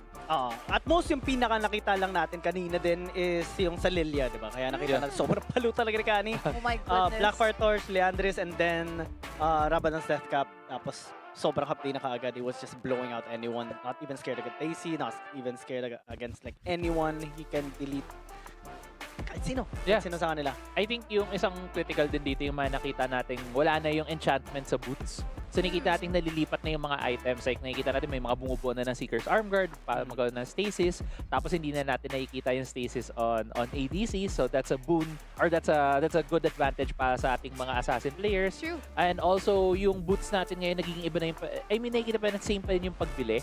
Pero meron silang tier 3 so it makes it even a better spike for some of these champions. I kind of want to ask kasi I think one of the signature things about Wild Rift unlike League PC is of course the boot enchantments that we've had. Yeah. So ano yung thoughts nyo that we don't have the enchantments anymore? I'm sure maraming people sa audience that are also thinking like this changes so much your builds are completely different. Kasi meron tatlong enchantment abuses na nakita tayo so far in Wild Rift. One is the 5-man redemption. Second is the 5-man meteor enchant. Tapos yung stasis enchant. Yun na yung parang talagang na at most kumbaga hanggang recently ginagamit. Yeah. Kaya ngayon na wala na yon, it's much closer to like League of Legends PC. meta League of Legends PC meta and itemization. So yung maganda dito for anyone that wants to just catch up what's meta here, what can be applied, all you have to do is like look back 5 years ago, 2021 kung yung nilagay nila implication ng mga parang mythic items and add in a little bit of last year and this year. Yun basically parang yun na yun eh. So in terms of champions na magiging OP, parang ganon, just medyo balance out lang talaga siya for Wild Rift kasi kahit paano iba pa rin talaga. Yeah, siguro akin quick lang is more of nagkaroon ng trade-off eh. Nawala yung stasis sa mga ADC pero naglagay sila ng Mikhails Crucible for supports. Na it's like another cleanse True. para sa mga ADC. So kung dati parang pag may cleanse na burn mo, okay, pwede mo na siya i-CC. Ngayon, meron pang isa. So it gives a bit, some safety net pa rin para sa mga ADC. Kasi dati yung Pale Enchant eh. Yung Yeah. para sa supports. Yeah. True. But doesn't it feel na parang ADC feels a little bit too Vulnerable now. vulnerable? Yeah. Oh, actually, before everything, of course, yung headline natin for this next series is, of course, #Road to Smash. Of course, because this series means whoever wins, who wins out in this series, is, of course, gonna be locked in the second layer of playoffs we have for the Road to Smash over on Split 2. So, of course, both of our teams really have to fight it out. Because, again, you're not guaranteed. Although my slot ka for Split 2, it isn't guaranteed that you could make it back into top 8 again and secure that top 4. And, of course, the teams that we're going to be talking about today, IIXWR. Now, ito, napaka-star-studded yung lineup natin here. And, of course, I think we have a few favorites that we want to talk about in the tournament. Especially, Karma that has been, kumbaga siya yung he's the leader of the guild as well of IIXWR. Has been known for many years. He competes on Wild Rounds even like 2023 or 2024. Yun, yung una natin nakita sila na sobrang palumpalo din na umabot ng finals, and he has been looking for that ticket again or chance na makaabot ulit ng finals and maybe even get the biggest win, di ba? And so far, amazing performance. Undefeated din sila nung sa group stages, and now they're battling up against Page Shop that did have an amazing performance as well. At most, yung isang talo lang na meron sa kanila is yung kalaban nila yung Peekaboo. So, yun lang yung parang weakness na pwede exploit sa kanila. Yeah, and also looking at the stats right here, no. If we're looking at this, it feels very even between these two teams. Like even yung average kills, yung average deaths, average gold, like parang it's so close. decimals lang yung difference nila. Very decimals lang. So even though I feel like at least from kung ano yung experience natin with these teams, we kind of know IIX. We kind of have more, I would say, vote for IIX. Pero on paper, both of these teams are gonna match up very evenly. Almost the same din, I think, yung average time duration ng mga games sila. Maybe may onting lamang lang yung sa IIX side due to them having lesser games. Kasi iba sa kanila parang default yun nangyari. But when we look at their games, sobrang impressive ng performance sila. At most yung isang palo din na laban nila. Yung kalaban nila yung Gensokyo, di ba? Yung comeback na nagawa nila doon sa series na yun. Na nakita din natin na ginawa niya ng content. Kaya ngayon, pag natin yung players to watch, parang, kind of reminds us of that. Oh my goodness. I mean, I think you have to give it, especially when we talk about IIX, you have to talk about Karma. Yeah. He's definitely one of the players in this entire tournament that you want to have your eyes on. And I think, you know, sinabi mo kanina, he is the leader of this team. He's the leader of their guild. And I think he also, as the jungler, I think he's also able to dictate the state of the game in whatever game he is in. And of course, he's going to be one of the biggest challenges here for their opponent. And I think Atirka, is also still pretty good in the jungle as well. And I'm hoping to see a little bit, like, you know, maybe we could see an edit come out of this also. Some cheeky steals this time.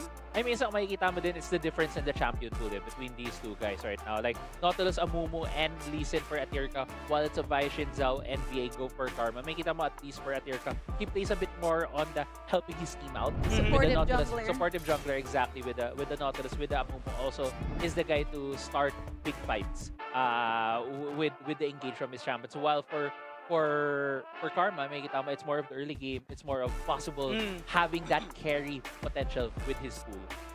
Mataas ang parang naging evolution dito ni Karma from, kumaga, parang pabida moment, Yeah. being a hero to still a hero pero parang shield hero siya ngayon. Wow. I like what that. a I like that. I I like that. I would say that he has a team to support now and Yeah. still can carry kasi di ba parang dun sa anime na yun, may ginagawa pa rin siya and all. So I think it's a really great comparison to see him going up or being in head-to-head against Atirka. May isang champion lang ako na parang natuwa din na ginamit ni Atirka and that's the Ramos that they used against high rank in Philippines. Yeah. Tapos, it was an interesting one kasi he even had 0 deaths during that game. Kaya siguro marami ding alas itong page up against IIXWR. Do you think na may chance? I know earlier we were talking about possibly my upset or anything, but of course, IIX, they're probably, I would say, the more favored to win in this series. Pero what are the chances here for Page Up? Kasi this roster is also pretty good. They have amazing stats. They've been having very, very stable games din sa performance na these past few weeks. What do you think the chances are? Giyang kanina sinabi mo 80% for SKL. Ano yung percentage mo this time? I think this time it's gonna be a little bit more balanced, maybe 55-45. Wow! Oh. It's So gonna be close. 50-50. I'm anticipating a game 5 here, honestly. Okay. In terms of winning, that's the thing that I'm not sure.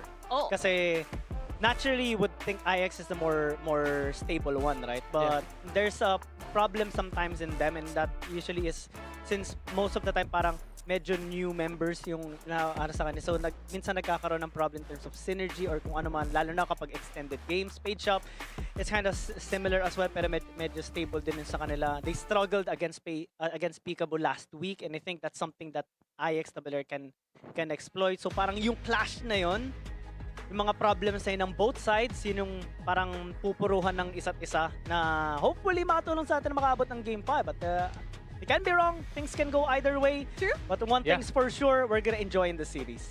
That's siguro true. ang masasabi ko lang din for IIX, at least for them, they've been in these spots before. At least some of their members like Yusa and Karma, Korkai, we've seen them in previous Wild Rounds qualifiers for Wild Rounds Pilipinas. So they know what's at stake. They know how it feels to be pressured. Maybe yun yung pwede nilang magamit dito sa series na to against PU. I mean, definitely. I think yung experience ng IIX, the members here, they're very experienced veterans dito sa competitive scene. So, of course, going to a game number 5, it's not normal for most players because when you play in some of these tournaments, even at the community level, usually hanggang best of 3 normally. So, and on top of that, since fearless draft tayo for the tournament, once the champion is picked, it can't be picked anymore. So, dito talaga matetest yung how deep the champion pool goes for each of these teams, all of the players, and how well they can draft against each other. And I think, nakita natin from the last series, I think both teams did a really good job. And I would even say everyone in our top 8 is very, very deserving to be in our top 8. We're really seeing like some of the highest level of Philippine Wild Rift. And I think even here, for the side of Page Up, even their bans, I think that they're making really, really good bans against IIX because they don't want them to exploit their strengths that we were talking about earlier. Yeah, definitely. Nagtatanggal sila dito ng mga some of the prio picks as well, right? The Ampesa, the Galio, even the Nidalee targeting Karma there with these bans. But actually, if you look at it as well, IIX, marami din silang mga binan dito na mga junglers on their end. So they banned the Lee and they banned the Vi. So in a way, you could say, medyo confident din sila kung ano pwede nilang ipap-pick pa dito kay Karma. Most of the games actually na nakita natin sa laban ng page up, pinaban talaga yung Lee Sin against Atirka. And the one game na nakita natin na nagamit ngayon, which was a match against HRIP or High Rank in Philippines, nanalo sila doon and even had an impressive score of 1-9. Exclusive lang yun sa yung laban nila ng Peekaboo. Parang hindi talaga natakot yung Peekaboo sa kanya and ginamit na yun and even lost against Peekaboo. So, yun siguro yung pwede ma-take note dito ng IIXWR. Right now, they're going for poke type. We mentioned Zyra a while ago. Yeah. Zyra with Black Fire Torch and Leandris. Aray ko po. Yeah. So, yun ang gagawin nila. But at the same time, although we had item changes, na-nerf si Zyra this patch actually. So it could go either way, I think. Yeah, it could go either way. But at the same time, din kasi, like, I feel like those items may really push her to be a more prominent pick later on. But we'll see. Makikita natin actually ngayon, first hand, kung ano yung magiging performance ng Zyra na to. With the Zyra and the Renekton pick, it feels like it's gonna be a really good synergy here for Page Up, especially if support nila lalawin to. It can roam around with this Renekton and get a couple of pickoffs around the map. I believe yung ninerf sa kanya is yung parang well, damage output and a little bit on the penetration side. Pero hindi kasi yung raw damage na yung nakakairita. It's the items that are included or being proc by her abilities that are irritating. Parang na-balance out because I think they knew if they kept her current multipliers, she would be way too strong. Nakakatakot yan ngayon yung Zyra sa support role.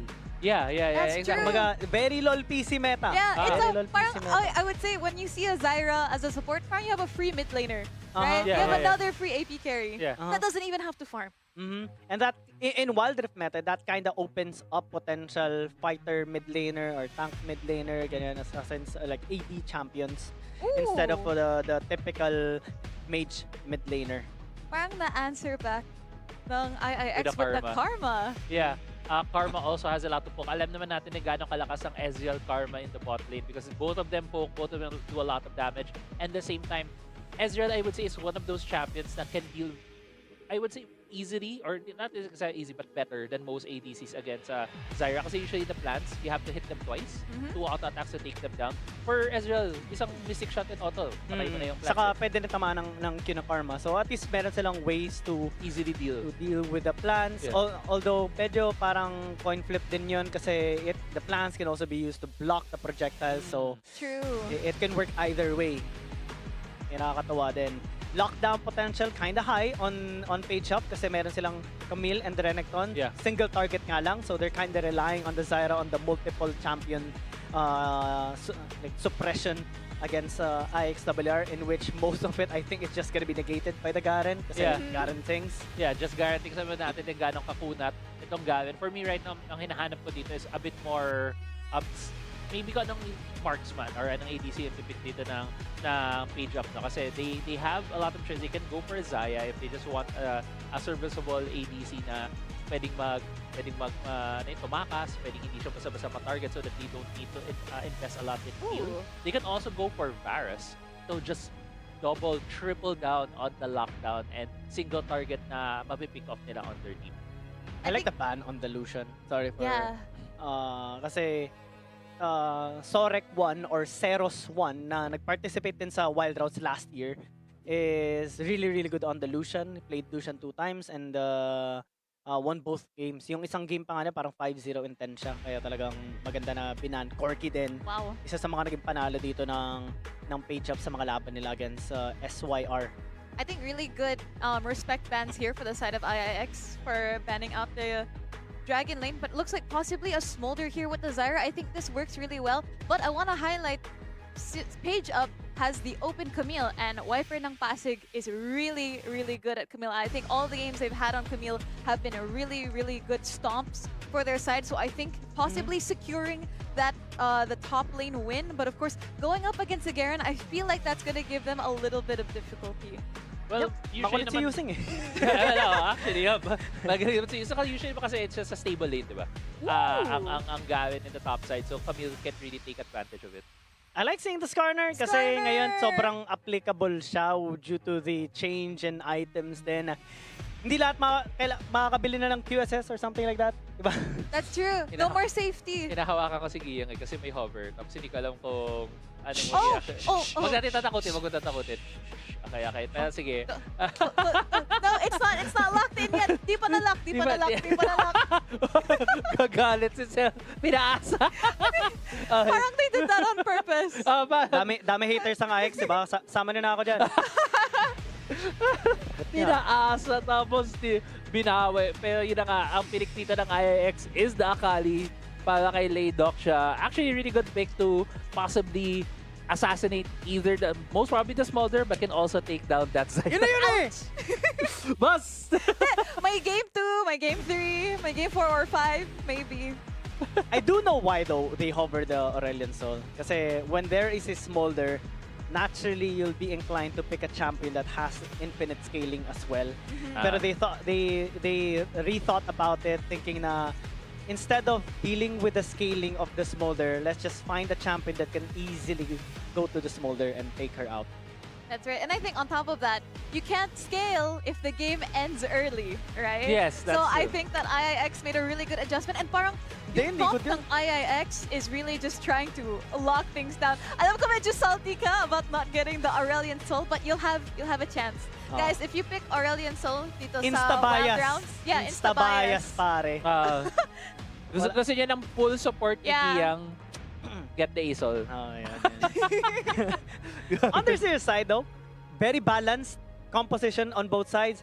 We have 2 tanks on IIXWR, 2 front lines din sa side or maybe even 3 front lines sa page up. Tapos sa IIXWR, they have 2 pokes. May poke din sa side ng page up. May pang-counter sila sa isa't isa. There's gonna be a gruesome battle between IIXWR and page up. True, and honestly, I really like how Page Up is always one of those teams that gives us different team comps that we're not really used to seeing. Kasi parang they're not afraid to experiment. Usually, nakikita natin yung the usual meta in this tournament. But Page Up, I think they're creative, and I like seeing their creativity here on the Rift. But of course, we're going straight into game number 1 here on our second series of playoffs. So guys, take it away. Sobrang nakaka-excite to. I mean, okay na nakita ng Assault is my Smolder. I used to main Smolder a lot as well. Not only in Wild Rift, but in League of Legends PC as well. At least meron tayong infinite scaling champion. Diyan kasi yung hilig ko eh. Ay, pansin ko nga nung sinabi mo na main mo din Smolder, tapos main mo yung Asol, alam ko, Senna main ka din eh. Same. Basta lahat ng nagsastock main. Lahat na nagsasakat. Except siguro Veigar lang. Yun. Parang ang boring kasi gawin na. Q lang ng Q eh. Pero, But in LoL PC, I used to play Veigar support. Ayan. So another scaling champion. Pero eto na, pasok tayo dito sa first game natin of this best of 5 series between IIXWR and PUR Page Up. Whoever wins this will secure their spot in the playoffs or wild rounds Pilipinas split open. Yep. Siyempre, naturally, makikita natin IIXWR. I think they're the ones more benefiting of playing safe in the early game kasi maganda yung power spikes talaga nakakali sa kanang Ezreal. At most sa page up, yung pinakamakakatulong sa kanila na mag-scale up is just the Smolder dito kay Sorek or Seros. Yeah. Pero medyo kailangan gumawa kagad ng plays dito ni yung Wipe na Kasing, yung Chingu, and Aterka. So I think it's safe to assume that maybe there's gonna be a lot of plays mid and top side. Pwede naman sila pumunta ng bot side kasama si Chingu. Yun yung maganda na naka-Renekton mid kasi mas mabilis yung wave clear niya kaysa sa Akali. Parang pwede na i-contest talaga kagad. I think ang isang tinignan ko din dito na other than from where they're gonna focus, where there's the rotations are gonna be is Karma on this corner. Kasi usually, pag naisip ko si Karma, ang tatanda ko saan yung Vi, mga Viego, mga either kayang gumawa ng plays early or kayang magbuhat ng isang team. But now he's on this corner, more tanky, more utility. Paano niya gagamitin to? Paano niya may influence yung game na to para sa team niya? Gusto ko yung nilish na nila Yuichi pati ni Korkai yung Scuttle Crab para sa kanya para kung bakit lumapit na lang sa smite na. Okay na. Okay na. Madalian lang. Smite na lang, Sel. Thank you, Sel. Nakuha niya na. I think he got did get double Scuttle din and nakuha ni Aterka yung top side pero level 5 ni Karma can actually get bot lane and medyo malalim sila Sorek so alanganin na kaagad sila page up. They might be caught. First blood secured by IIXWR and it's Karma that gets it. Not Yeah. really the best gold funneling. Mas maganda ko kay Yuichi. Pero Yeah. okay lang. But at least, diba, nakakawa sila ng kill. They're able to get a lead there in the bot lane, and that is first blood going to the side here of Karma on that Skarner. Mapapabilis lang naman ako muna siya lalo. Ganda ng timing eh. Ah. Pagka-leash nila, level 5 siya, then punta ng bot lane. Yeah. Gank. Tapos inintay niya muna mag-flash bago niya chinanel yung ult para siguradong mapatama niya. Ginawa niya pang insurance pa yung ult niya. Which kinda makes us think, right? That should have been like anticipated already by Page Up, knowing na okay, nakita na nila nag-leash ng ng bot side Scuttle Crab, pero may bawi naman si Aterka at least 1-for-1 trade. Both junglers securing 1 kill. Yeah, medyo tumagal lang si Laydokja doon. I think he's trying to get one more wave to be shoved in. Pero dahil low siya, nakita siya ng Heckle in all in siya doon, getting at least may bawi dito para sa page. But to touch upon lang doon sa sinabi mo na dapat medyo in-anticipate nila yung Scuttle, no? Kasi nanonood sa may bot side si Karma. Pero nakita kasi ng kinuha na eh. Parang pag nakita mo may after a while, kasi baka umalis na to kasi kinuha naman na niya yung Scuttle. Baka nag-back na siya. Kasi nakita nag-clear ng ward sa mid lane din. Oo, tapos pumasok sa bush, diba? Tapos matagal siyang nandoon. Makes more sense now as well. Aterka getting some of the camps here of Karma is just really good to deny some of the resources on him kasi medyo lamang na si Karma, 400 gold at 300 gold pa nga. Yeah. After getting a steal, ayun, medyo nabawasan ng onte. Korkay nga lang, i-spotan si Aterka, natali. good snare. Karma as well, gonna be on the way, has the ult, good impale onto one, suppressing Aterka, but a follow-up, the counter engage, actually much better! Yubi with the ult! Just denying the follow-up coming in from IIXWR. That's gonna be 2 kills by Chingu. And suddenly, IIXWR in scrambles. Yeah. 2 kills going to the side here of Page Up. Really good job there for the side of Page Up. Mas malakas kasi yung mga ibang champion nila sa early game. Like that Renekton, like that Hecarim. Grabe din. Bumitaw yan eh at this point in the game. And I think medyo kalat din. Kasi yung IIX, they tried to pick off the jungle early. IIX went for that impale, but the damage was not enough to take down the Hecarim. Yung maganda pa dito, look at the itemization here of UB. That's gonna be Blackfire Torch or Leandris, depende. Pero you should typically Blackfire Torch talaga mas maganda kasi flat damage ang 20-something damage per second.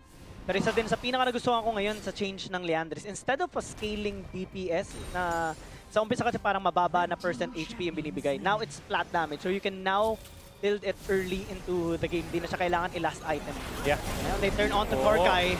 Onslaught of Shadows gonna be used. Even a bomb called out here by Zeros. Satirka overextended a bit. But that's gonna be a 1-for-1 trade. Chingo is still dead kaya hindi siya makasali. Yeah. Chingo actually dead earlier off screen. Nakita natin at 1v1 siya, delayed Dokja on that Akali. So actually, come to think of it, nakakabawi dito ang IIX over across the map. At least may onting bawi, di ba? Yeah. So, yung pinaka-hassle dito kapag yung 5v5 talaga, using Karma, they might engage. Laydok siya will follow up as well, but it's gonna be very difficult for them, even especially the rest of the members here of IIXWR with just one ult coming in from UB. Yeah. Less than 20 seconds, makikita na natin yung objectives in the map. Infernal Drake ang unang lilitaw dito on the bottom part of the river, while it's gonna be the Herald on the other side. Very even on the when you look at the gold here for both of these teams. If we see a challenge, makita tayo ng very explosive fight between these two, lalo na knowing that they have been very aggressive, 3 to 4 na tayo in terms of kills in 6 minutes of gameplay. Kasi both of them want the Infernal Dragon as well. Nobody's interested in the Herald. Page Up, they did start it up a while ago. So ano, establish ng vision control dito. Onte ang IIXWR, they're starting at 2,500 left. Aterka, will he actually go in? As the Onslaught of Shadows can actually get it. He gets a steal on the Infernal Dragon. Mom gets called out all in by Page Up. Hexagon to meet him onto the backside as well. Locking down Laydokja, but it's hiding under the shroud. Using will be the sacrificial cow as of the moment. Wiping the pass, distracting them as Aterka went back in. Karma getting low in HP and looks like he's also gonna get sacrificed. 2 kills, 1 dragon. Paldo ang Page Up. Yeah, paldong-paldo dito ang Page Up. 2-for-1 though in terms of the trade-in kills. But with the Infernal Drake in their hands, yun yung kailangan nilang objective doon. Really good coordination as well from Sorek and Atirka. Ginamit yung ulti doon ng Smolder to get a bit more of that burst to time with that smite to help secure the steal of that dragon. And nakakatakot pa dito kasi Infernal Dragon, one of the reasons why both of them really wanted to get Infernal Dragon because it's so scary to have Zyra AP support with Infernal Dragon Soul. That is so scary, especially in terms of poke, nakakatakot talaga. Kaya talagang kinontes sana ng IIXWR. Unfortunately though, it was stolen by Page Up, so now they have to interfere in the last 2 dragons. Yeah. They have to deny the soul. Hirap kasi hindi nagamit ng IIXWR yung composition nila. They have 2 poke champions in their composition, which is the Ezreal and the Karma. When they started the dragon, they had to put the damage na on the dragon. Hindi nila pwedeng basa-basa i-poke doon yung Page Up. While Page Up bided their time, set up the play, and was able to steal it in the end. And after that, after everything that has happened, may 2,000 gold lead na dito ang Page Up. Naantay ko na lang mabuild yan. Feeling ko Liandres to eh. Yung bibuild niya. Ayun Yan nga, Liandres. Most of the time, it is much better. Pwede pa rin siya bumili ng Black Fighters kung gugustuhin niya. Can actually build as well. Rylai's, kaso nga lang, siyempre, economy is not really that much good on the support roles. Kaya medyo mas hirap talaga sa mga build ng mga items. Yep, good tether. On tether ka, just stopping any form of engage from him. Ay, itong Zyra nakakatakot. Actually, Isang item lang yan, ha? Pero makikita na mamaya. Most of the time, especially in League of Legends PC, with just one item, yung ganyan, support Zyra. Most of the time, it actually, Zyra yung highest damage in the game just because of that type of build. yeah, I mean, nakita mo pa lang naman doon na yung unang natamaan lang ng plant si Karma. Nabawasan na, naubos na yung kanyang shield, tapos may bawas pa. So you can really see there's a lot of damage coming even from just one spray from that plant. Diba? Isang wisik lang. Kaya nakakairita yan eh. Wipe the passing though, gonna get caught out. Good tactical sweep, but still gonna be a full commitment with the Impale. UB is on the way. Buy time lang ginagawa dito ng Viper ng passing. Kaso walang ultimate dito si UB. So, mamatay pa rin yung Camille. And now, reinforcements coming in. They get 1, we get 2 in return. And Page Shop, they did get a very good punish. Korkai might actually get caught as well. Gets knocked back a little bit, but does have a shield and movement speed buff. Will allow himself to keep himself safe. Yeah. Page Up will continue to push into the bottom lane, letting the top lane tower be destroyed by Yuseng. Yeah. Si Yuseng naman naka-trade siya doon even though 2 kills did go in favor here of Page Up. Really good punish on the overextension from Page Up. Grabe din yung ginawa ni Viper ng passing. He bought so much time for his team to be able to help him in the bot side of the map, and even to add nakuwang benefit pa dito ng Page Up. They're getting kills, they're getting objectives, they're getting space para kay Solek on this Smolder to be able to stack makuha niya yung passive niya, eventually getting that execute on his first skill. Almost 1:1 yung itemization din dito ni Yuichi pati ni Seros, di ba? Yeah. Yung same na same sila. Kahit yung boot same din sila. Possibly even still the Grudge, para silang bibili. Does help out a lot as well, especially with the DPS na pinaprovide na. And the armor penetration, of course, and cooldown. Kaya yung mga poke type ADCs yun talaga yung ginagamit. Yeah, if there's one thing na kailangan tingnan dito ng IIXWR, they're gonna try to exploit whenever Atirka is not with the team. Kasi if you're looking at the gold advantage, most of it is on Atirka. 2,000 ngayon, or more, well, 2,500 around that mark ang lamang niya kay Karma. So if you don't have that Hecarim in the fight, there's a chance IIXWR can take advantage of that. Naka-hollow radiance pa nga dito si Karma para lang mapigilan yung ibang DPS na binibigay dito ni UB. Usually, siguro kung ibang support yung meron dito yung gamit, it would have been like a Sunfire Cape instead, kasi kahit paano may auto-attack din. Malaking tulong ng auto-attack para sa immolate stacks or immolate attacks or procs. Looks like they're just gonna be giving the second dragon as well. So point for Page Up.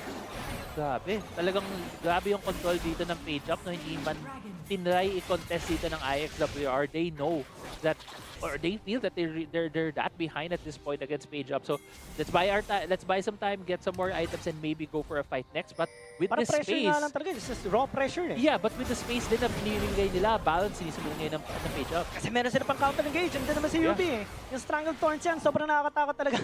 Yeah. Kaya hindi makapasok dito yung IIXWR, it's the big problem. And again, this is the thing about the new patch right now. Yan yun. Kaya sobrang nakakatuwa din kasi may isip mo parang, okay, ano ba yung mga meta dati sa yung sa meta PC. sa LoL PC dati 5 years ago, and last year even UB getting obliterated by Laydokia though. Yeah. It's good. Good sign. No counter-engaged champion this time from Page Up. Pwedeng sila ngayon mag-pressure dito para sa Baron. Yeah, pero yun din makikita mo yung weakness sa isang Zyra eh. Yes, masakit siya kumuha ng damage. Yes, very annoying siya.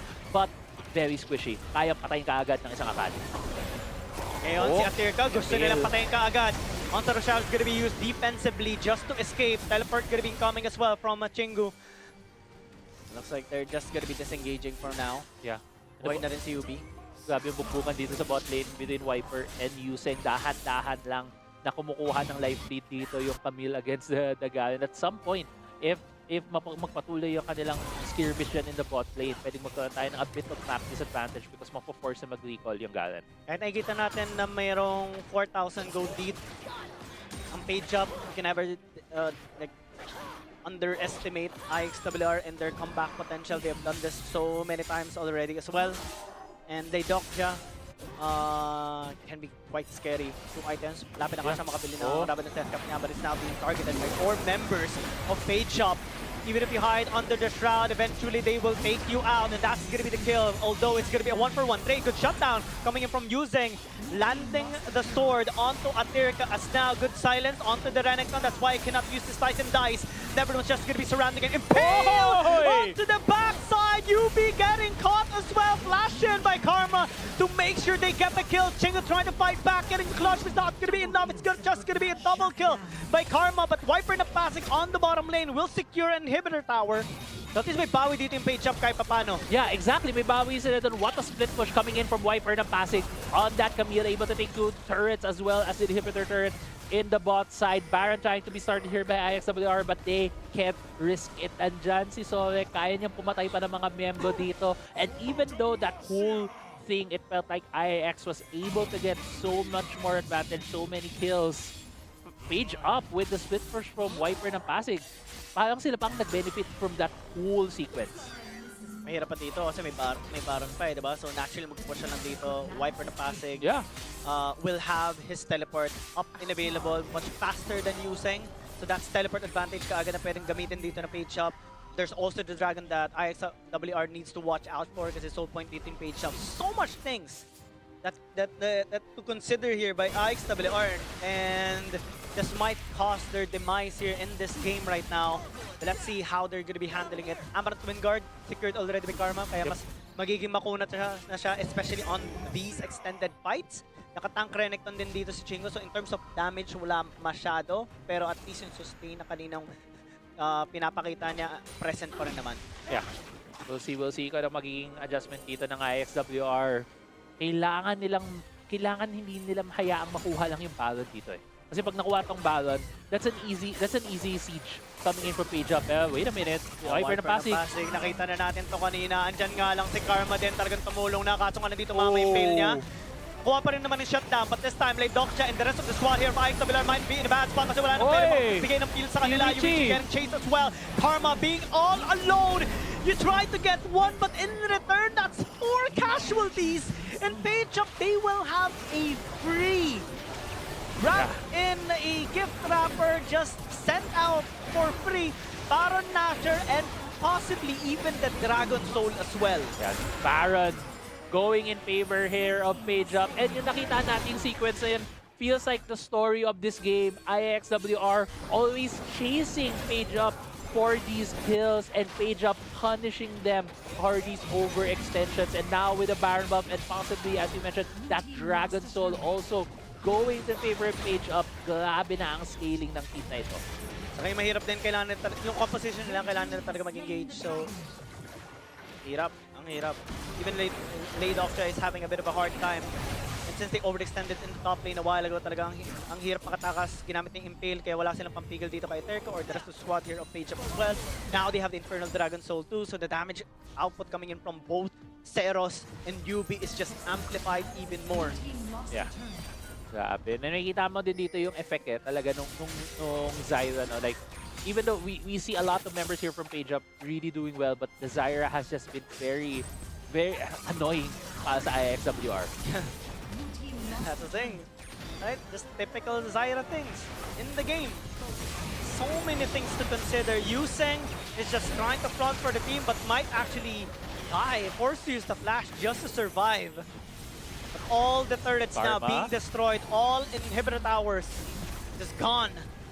17 minutes into the game. Page Up looking to maybe close it out. Impale just only landing on the wipe na passing. Kaso meron pa rin siyang QSS.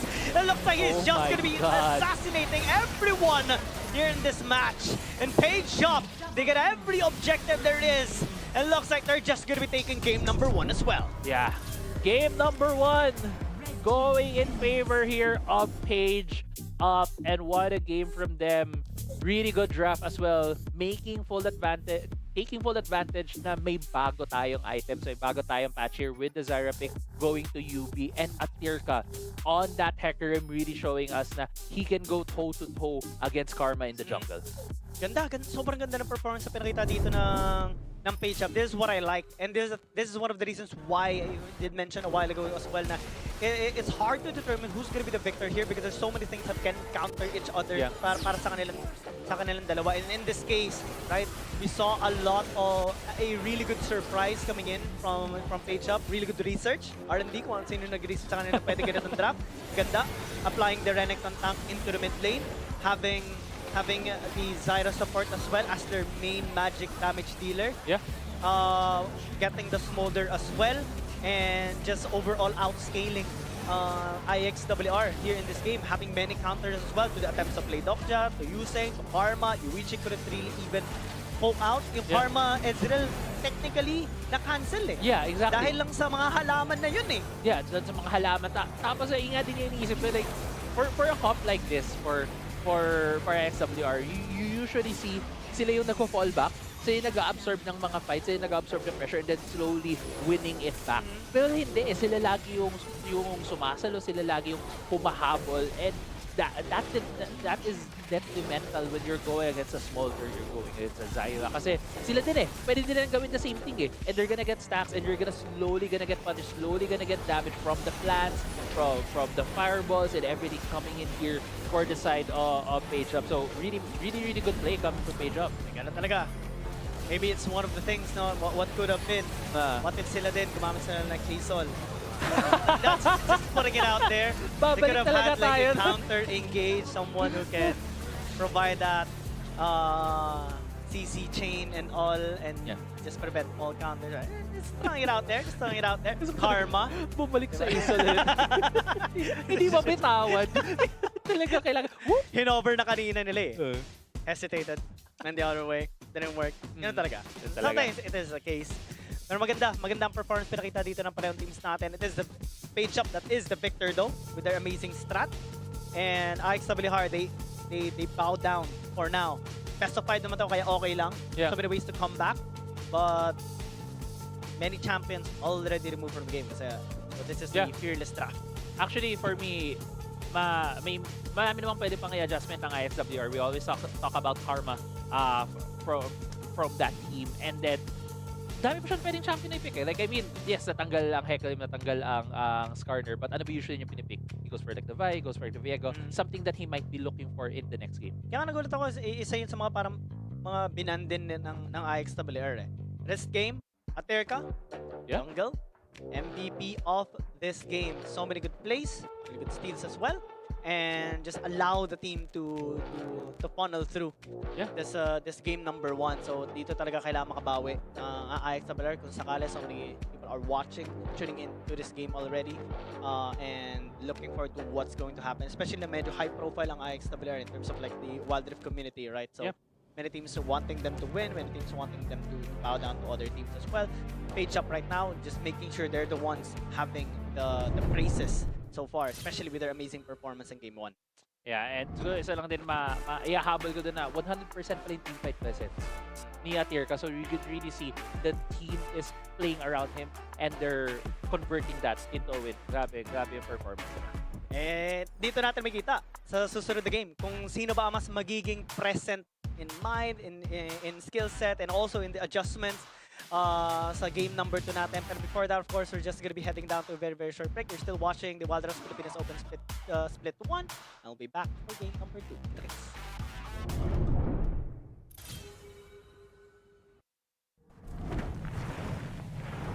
The Earth hides many secrets.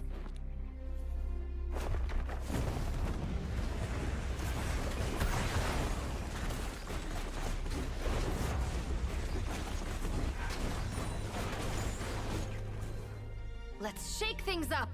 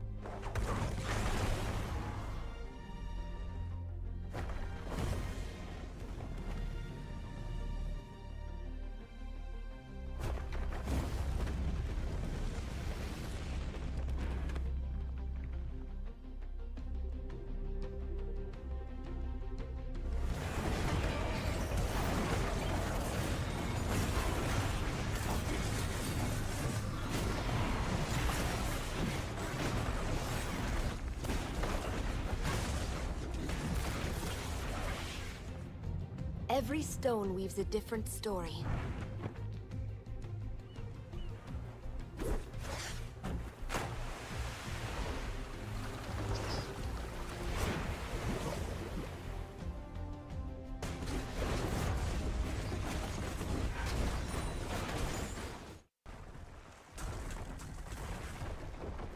I am Ishtal.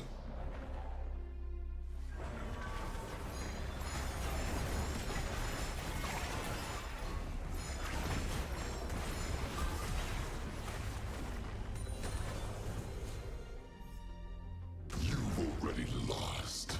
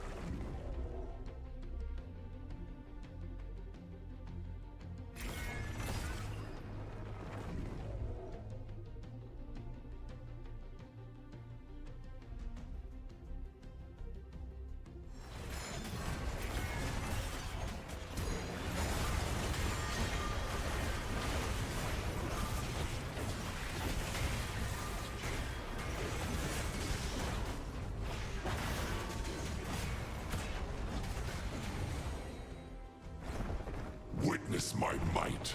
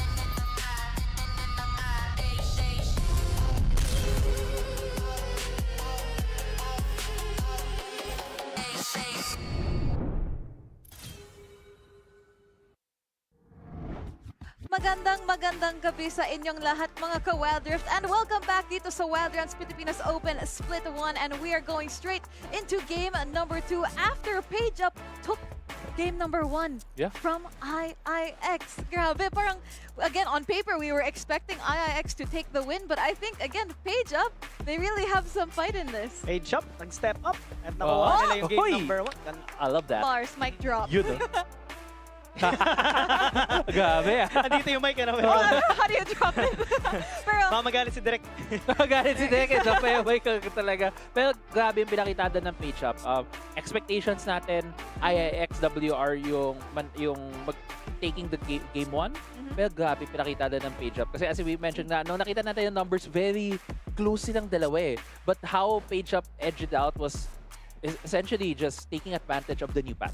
Totoo. Yun. And honestly, Giyang, I think na-call out mo even from the drafting phase because we were talking about how we have the Ezreal, Karma for the poke. Kaso, they have the Zyra, right? And all of the plants were just blocking all the projectiles. And I think that honestly really made a huge difference in the poking potential.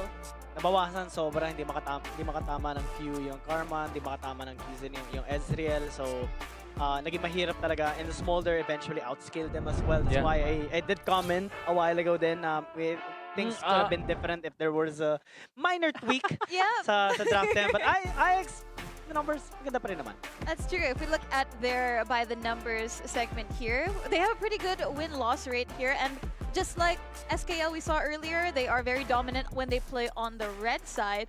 But of course, you know, win rate, KD and everything aside, I think, you know, they average out dito sa kills nila per game. And we're kind of expecting IIX to be the more, I'd say, aggressive team here in this matchup. Because we were talking about earlier, Page Up seems to be like this team that really works together as a team, diba? While IIX, on the other hand, I think they could be the SKL of this series where they tend to be the aggressive heroes who are trying to take these fights on their own. Pero what happened here in this last series? I mean, in this last map?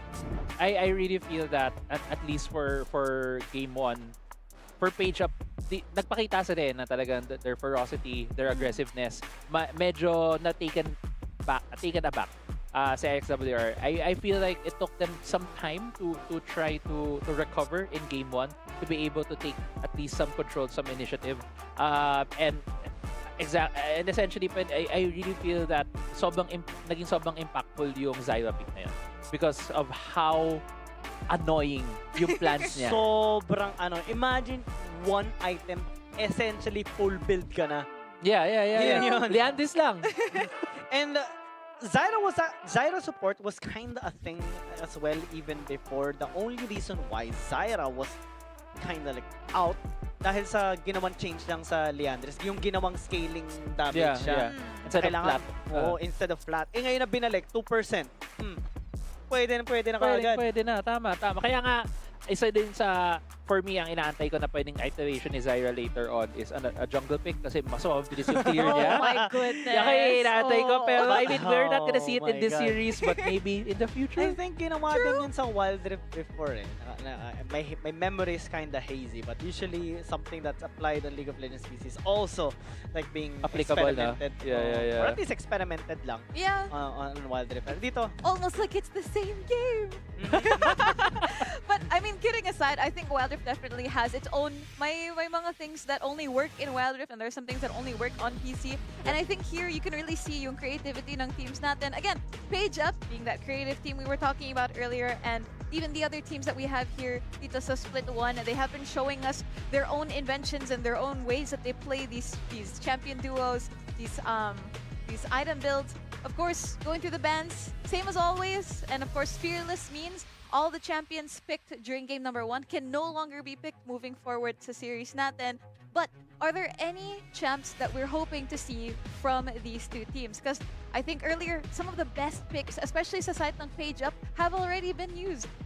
Yeah, like the Zyra, diba? Yung isang ginagamit that has already been used. Camille by Viper ng Pasig has also been used. I think for me, ang inaantay ko here for my IIXWR to put Karma on some of like maybe a Vi, maybe a Viego to really dictate the pace of the game.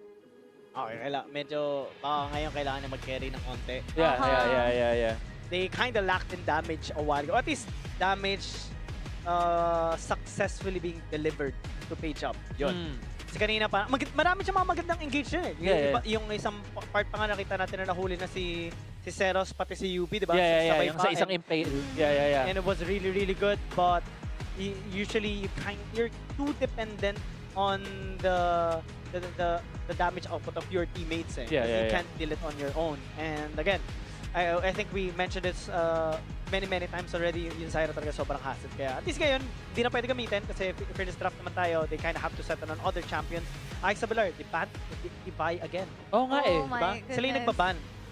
Maybe could be saving it possibly for game number 3, game number 4. Because usually what we see in Fearless Draft also, we see this like in other tournaments for League as well. Na you ban your own champs so that it can't be picked by the enemy team so that you can use it later on. And parang yun yung isa sa mga mind games that you also have to consider in these best of fives, especially when it comes to Fearless Draft. But IIX gonna be taking the Kisante. I think they used Kisante quite a bit in week 1 or 2.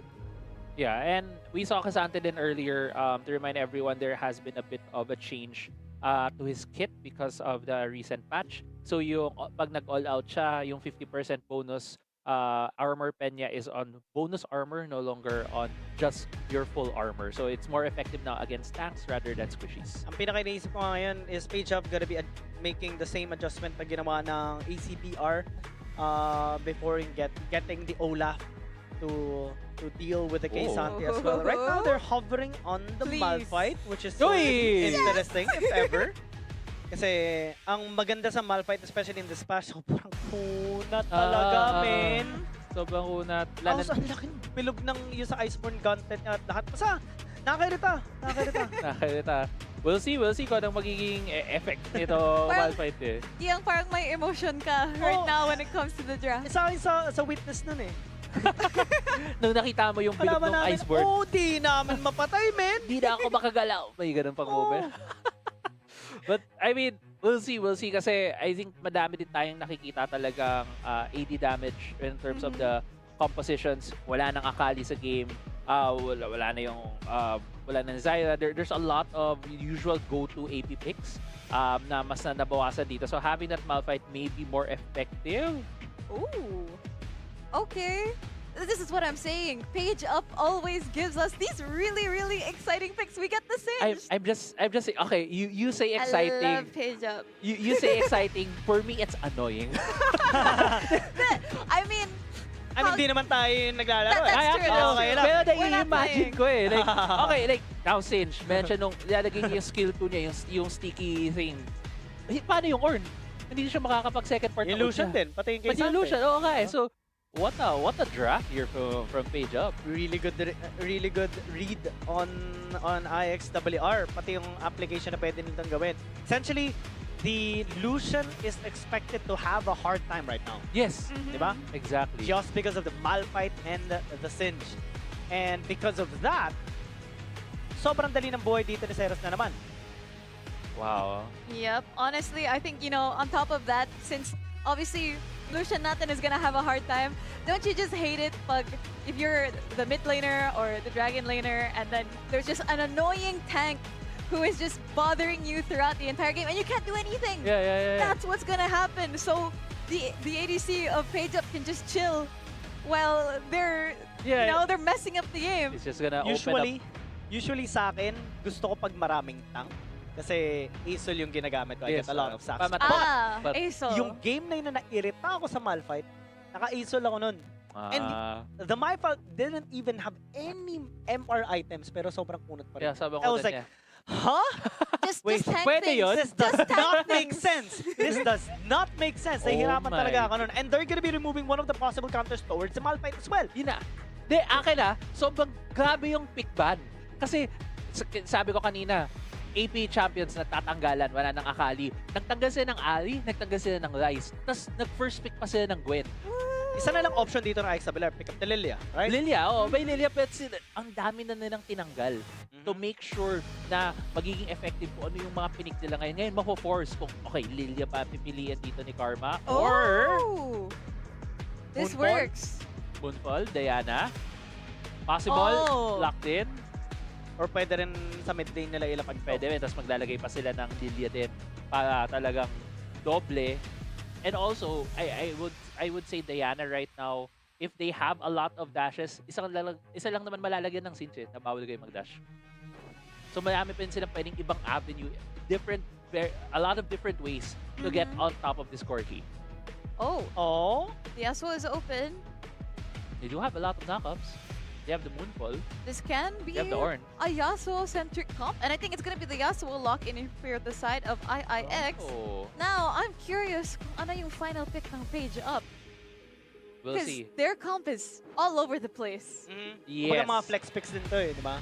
So mga flex pick din to. But you can also see how they're gonna like coalesce. I think I like this. Nakita na natin to kay Wiper ng Pasig. He had an amazing performance with Urgot against high rank in Philippines. I think he even landed the MVP during that match as well. Yun. Urgot Wow. 5-1 and 4 yung score niya doon. Kaya yan, one pick, 100% win rate. That's him.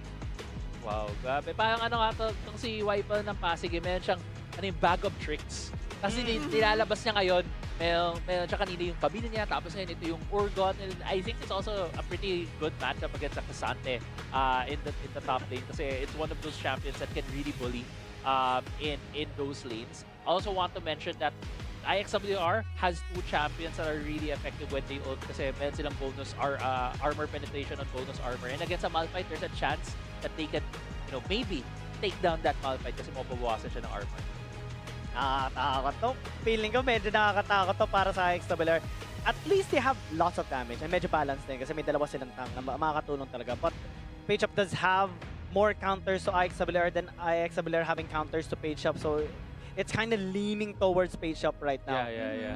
I think it's a little bit unpredictable para sa side ng IIX. I think they do have a solid draft dito for this game, but of course, Page Up is kind of expect the unexpected. And again, you said they are pretty annoying, and I think that's going to be the case too. But of course, we're going to see what happens in game number 2. Once again, it's Page Up versus IIX. So, Giang, Crazy Apple, back to you. Nakakatuwa dito, Malphite mid. Okay, alam ko malamang tangke yan. But what if? Yan yung Malphite mid na tank pero naka... Oh, hindi! Okay, tank. Doesn't have the arcane comment. Interesting. It's gonna be building full Grasp. tank against the Yasuo, even having the cloth armor. He definitely wins the level 1. Yeah. Ayun na nga, Yeah. diba? Yeah, Ganun may lang. auto-attack reset siya eh. Saka may passive, may shield din siya eh. Yeah, may glass pa siya. O talagang panalo siya sa suntukan early game. Kaya nga medyo nagtaka din ako ng onte na nakita ko, okay, dito tempo is essentially good on Yasuo, but naturally when you're up against like a melee champion as well into the mid lane, you would be more inclined to pick up Grasp of the Undying parties. You would be able to stack up your procs ng Grasp. Would you say he was expecting a different matchup? Baka nag-expect si Raydokcha na hindi Malphite. Baka na-expect ni Gwen yung mag-mid? Pwede. That's the thing, right? Kasi puro flex picks din kasi yung ginamit dito ng page up, kaya mas mahirap basahin eh. Oo, yun nga eh. Kaya talagang very, very tricky team to go against. And what a way for them to show that here in this best of 5 series. Walang nga lang na shield, and may shield si Raydokcha, so medyo may pawi siya. May proc naman ng Grasp of the Undying, but still, he is losing a little bit of those extended trades kasi nag-proc na yung lethal tempo. Yep. Saka level 2 to level 3 kanina eh. Like, kulang yung abilities niya. If probably the Malphite had all 3 of his abilities there, he might have won that matchup. But still, grabe it's so hard to have a read here. Yun lang? May Oh, torre! yun lang! May torre! Yun lang! Ay. Chingo losing the 1v1 for overextending and miscalculating the distance away from the tower, and that's a big win for Raydokcha. Yeah, definitely. Very big win there kay Raydokcha. 1v1 solo Nakangiti in si the mid. Sveros, oh. Sabi nagtawanan sila. Nagtawanan. Kulit mo ha? Kung yung gulong, mas mabilis lang tumama, unang mamatay doon yung Yasuo eh. Pero hindi. So, kapatay nakakuha siya ng tie-up, hindi tuloy siya nakapawi. Hindi nagka 1-for-1. But what a turnaround there in the mid lane. Really good job there for the side of IIXWR on Raydokcha. Good start for them as well. Meron na siyang upgraded boots. Meron na siyang Berserker Greaves. So, also good first buy from him. On the side naman here for Lane swap. nag-lane swap na sila? Oo nga. Pumunta na nga ng mid dito. Si Celos and si UB. They're gonna be trying to bully. I think they determined that it is a weak side lane now for for Chingu, so they're just gonna be letting him be in the bot lane. Taga-clear na lang muna siya ng waves, and naturally, he should be able to at least resist a little bit the damage of Yuichi and Korkai. Tapos sila naman yung mambubuli, papahirapan nila ng konti si Lidokja sa mid lane. Tutulungan naman daw ni Korkai, kaya at least okay na rin.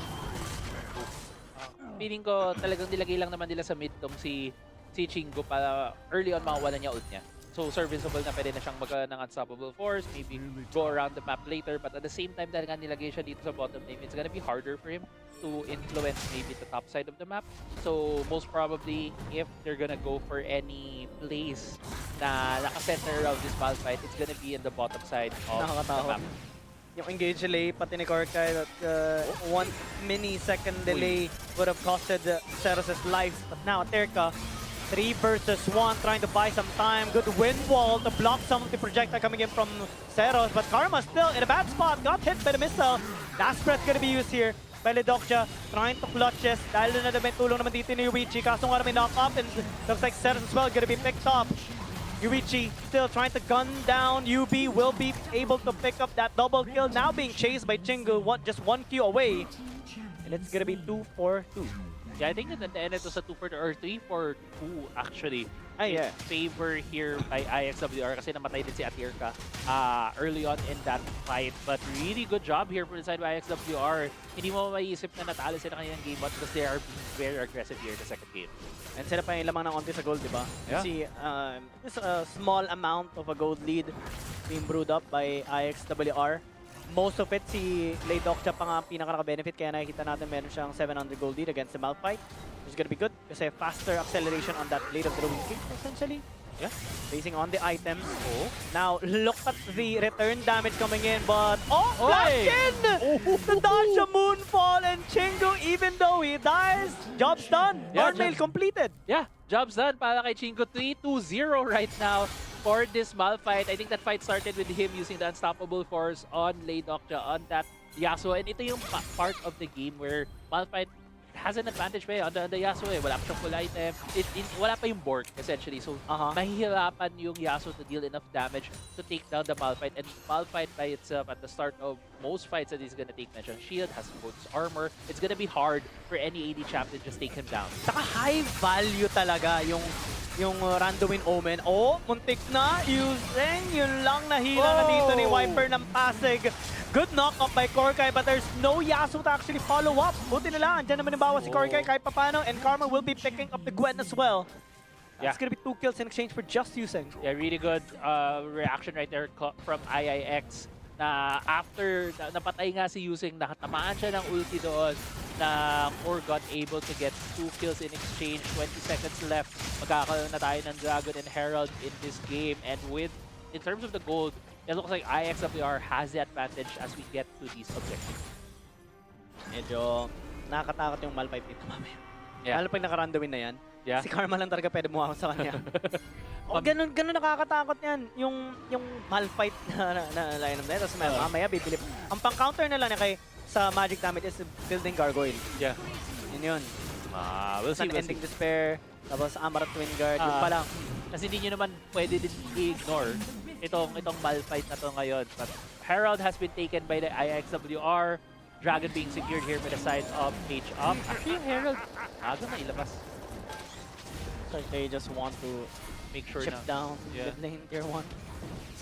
Yeah, well, chip it down. He didn't have enough damage kasi it was a melee matchup kung saan Malphite kanina yung medyo lumalamang, at least for early parts of that. Yasuo not really the type of champion to be able to just chip down a turret. But also looking at the map right now, bit of a mismatch. Topside, tatlong Yemdo ng IIX yung nandoon. Page up, a bit slower on the play. Unending Despair pa meron dito para kay Wiper na Pasig. Oh, Yun yung build din na ginawa niya dito si UB. last time eh. Tama huli si Karma. 3 members, Moonfall good initiated, and the follow-up is just really clean as well. Pero grabe naman si Wiper ng Pasig, nakakuha pa siya ng isa doon. Dahil lang sa kunat niya, doesn't have any return damage to the Lucian though, kaya he's kinda struggling. Especially with the protection na binibigay dito ni Korkai, and mukhang si Lidokja pa makakuha ng kills. So that's a massive amount of gold handed over to IIXWR, especially with those 3 kills. Yeah, 3-for-1 exchange right there. Really good job from Karma in instantly recognizing the situation. Hid behind the wall ginamit niya yung first kill niya nung nakita niya si Celos, immediately goes in. Moonfalls layers the damage with the CC with Korkai, giving Korkai that double kill. Kung tignan mo ngayon, parang carry si Korkai on this Ornn. 305 ang kanyang stat line. Oo nga, no? Okay na din, kahit pa paano. Looks like, what's gonna be the second item here of Chengdu? Force of Nature, essentially, against Karma. Para may kunat siya. Pero, ang iniisip ko, pwede siyang kahit ang MR lang na yung MR na binibigay ng Gargoyle, tapos ang Amaranth with Guard. Essentially, parang 120 na yun. Ganun. Tataas pa. Now, they go to Wiper ng Pasig. He's trying to sustain one more proc na unending kasi walang di na nakaabot. Looks like they're still gonna be going at it. Aterka trying to flush it, but there's just so much crowd control present on IIXWR side. UB cannot really distract them that much. They're not scared of him at all. And again, it's another 3 kills by IIXWR. Yeah, lumalaban pa dito si Laydoctor in the bot side, and you can really see IIX, parang naka-warm up na sila after that game 1. Topping into this game 2, we are almost 9 minutes into the game, 13 na ang kills nila. They have such a solid lead right now in this game. It feels like night and day from what we saw from game 1. 6,000 gold in 9 minutes, diba? Tapos, Brabanon's Death Cap kompleto na kay Karma. Yeah. On top of the Ledge Pain, kaya yung procs niya talaga sobrang hapdi na kaagad. Doctor is not really having a hard time anymore against Chingu, especially with the gold lead that he does have. Almost 1,000 gold lead din yan. Tapos, hindi pa armor yung build dito ni Chingu na second item niya. Yeah. Actually, parang high value sana dito yung Random in Omen, diba? Kasi crit, may crit mamaya si Doctor. Tapos, Yeah. syempre, si Iwichi din, building yeah. crit. Just not the case. Yeah, hindi niya tinapos. Hindi pa niya pinibuild yung Randuins. Right now, though, for page up, what Okay, they have... yun na inuna niya. Parang kasi hindi siya ma-burst ni Karma. Ni Karma, kasi yung nakikita niya siguro, Karma is getting ahead, 3-2-6. Yun na, may death cap na siya. So this Diana is gonna deal so much damage dahil na yung multiple members yung makukuha niya on his Moonfall. And hindi ito matetest kung kaya ba ng Kainic Rookern. Yes. And mukhang nakatulong nga, no? Si Karma muntik na mamatay. And may ignite pa nga na ginamit Jinx sa kanya kaya mababatay na kakagad niya. Yuichi is gonna be flashing out. Yubi trying to distract them as well as Korkai being all alone onto the backside. Leydokja cannot really find the angle on that last breath. Yusing just gonna be going all out. Yubi being the one chased as Yusing is just isolated as well. Pero maganda yung bawat na galing kay Leydokja. Yuichi as well, just a clutch coming in from IIXWR, but Zeros he's not scared at all against them. They lost 4 though. Still, sizable win by IIXWR. Yeah, sizable win by IIXWR, and it looked like it was Page Up who was gonna punch back after the dive on Chingu na nakakatapos nga lang yung Kainic Rookern. But with the gold lead and with the damage coming out from IIXWR, nakabawi pa sila. And then it was a 4-4-3, and the Dragon also in the hands here for IIX. The soul gonna be denied onto Page Up. Kahit sila nakakuha ng first Dragon kanina. Doesn't down by Aterka as well on top of that Nasher 2. So, ngayon, medyo mas mabilis na yung attack speed ng Gwen. Mas masakit na rin yan. Leydokja being the target. Last breath will be his own instead of anyone from Page Up. Saktong timing pa kasi may Baron Nashor. Yun na eh. Medyo delikado to for IIX. That is their mid laner down. If Page Up tries to at least start this, maputulak na IIX, but Korkai, okay, that's a very tacky Ornn. Yeah, Yusing. Yusing on the back. Be joining everyone from IIXWR trying to get a trade here to Page Up. Chingu nga lang ay matitira pero mukhang makakuha pa sila ng isa. Zeros is gonna be the one to fall down. That's a huge shutdown by IIXWR. Big damage dealer just removed! Chingu just deals so much damage despite being a tank, bro. Like, what? Wait, he has a Phage and a longsword. He's not gonna go full tank, he's not gonna go full armor here. So yun na lang sinabi mo, ano nangyayari dito? What is this, bro? Malalaman natin. Bro, it's just gonna be Divine Thunder Chingu or is something. cooking. Chingu is cooking, bro. Cooking. Chingu is getting caught. Di ko alam kung anong niluluto niya. Tinola ba o pares o bulalo. Pero alam ko masarap ang lulutuin niya. Ngayon pinapaligiran siya ng 3 pero it did take a long time. Agor Drinker. Okay. Baga, imbes na Boots and Chant, it does help out in terms of Survivability. survivability. I think mas maganda nga though yung Gargoyle para at least mas may armor siya and all. But let's see. It does help out a lot as well, especially dahil sa quick cooldown lang nito. God of the Forge God onto 2. Teros in a bad spot. Moonfall not connecting onto anyone, so that's huge here for Page Up. Now, IIXWR a little bit overextended, but they're happy with the trades happening, so now they're just gonna be going back to the Baron. Yeah, Baron being started right here around 8,000 HP. Sobrang bilis nung tinitake down. I don't think Page Up knows that Baron is being taken by IIXWR right now. They have vision onto Aterka as well, so no threat at all to IIXWR. Free Baron. This is gonna help them build up much more of a gold lead. Yeah, IX with a 4,000 gold lead right here with the Baron. We'll see how are they gonna utilize this. Maybe the usual safer 4-1 option, but they can still go with the 1-3-1. They do have the Cassandra, the Yasuo, as well as the Diana. Champions that can hold their own in a solo lane. And also Yasuo and Diana, mabilis din mag-push itong dalawang champion na to. So we'll see kung ano yung magiging setup nila dito. While for Page Up, ang hirap eh. They need to find a pick. And the way for them to start these pickups is Chingu going in with his full body. Yun nga eh! Go full force, di ba? All of the Forge God onto Wiper ng passing, and looks like it's just an all-in. Medyo na-late nga lang yung Unstoppable Force. Not stopping anyone. Instead, they are stomped by IIXWR. 2 kills. Eh, bawi naman sila. Yuichi was taken out, and looks like they want to get one more, but the Baron Power minions in the bot lane is just helping IIXWR push much faster.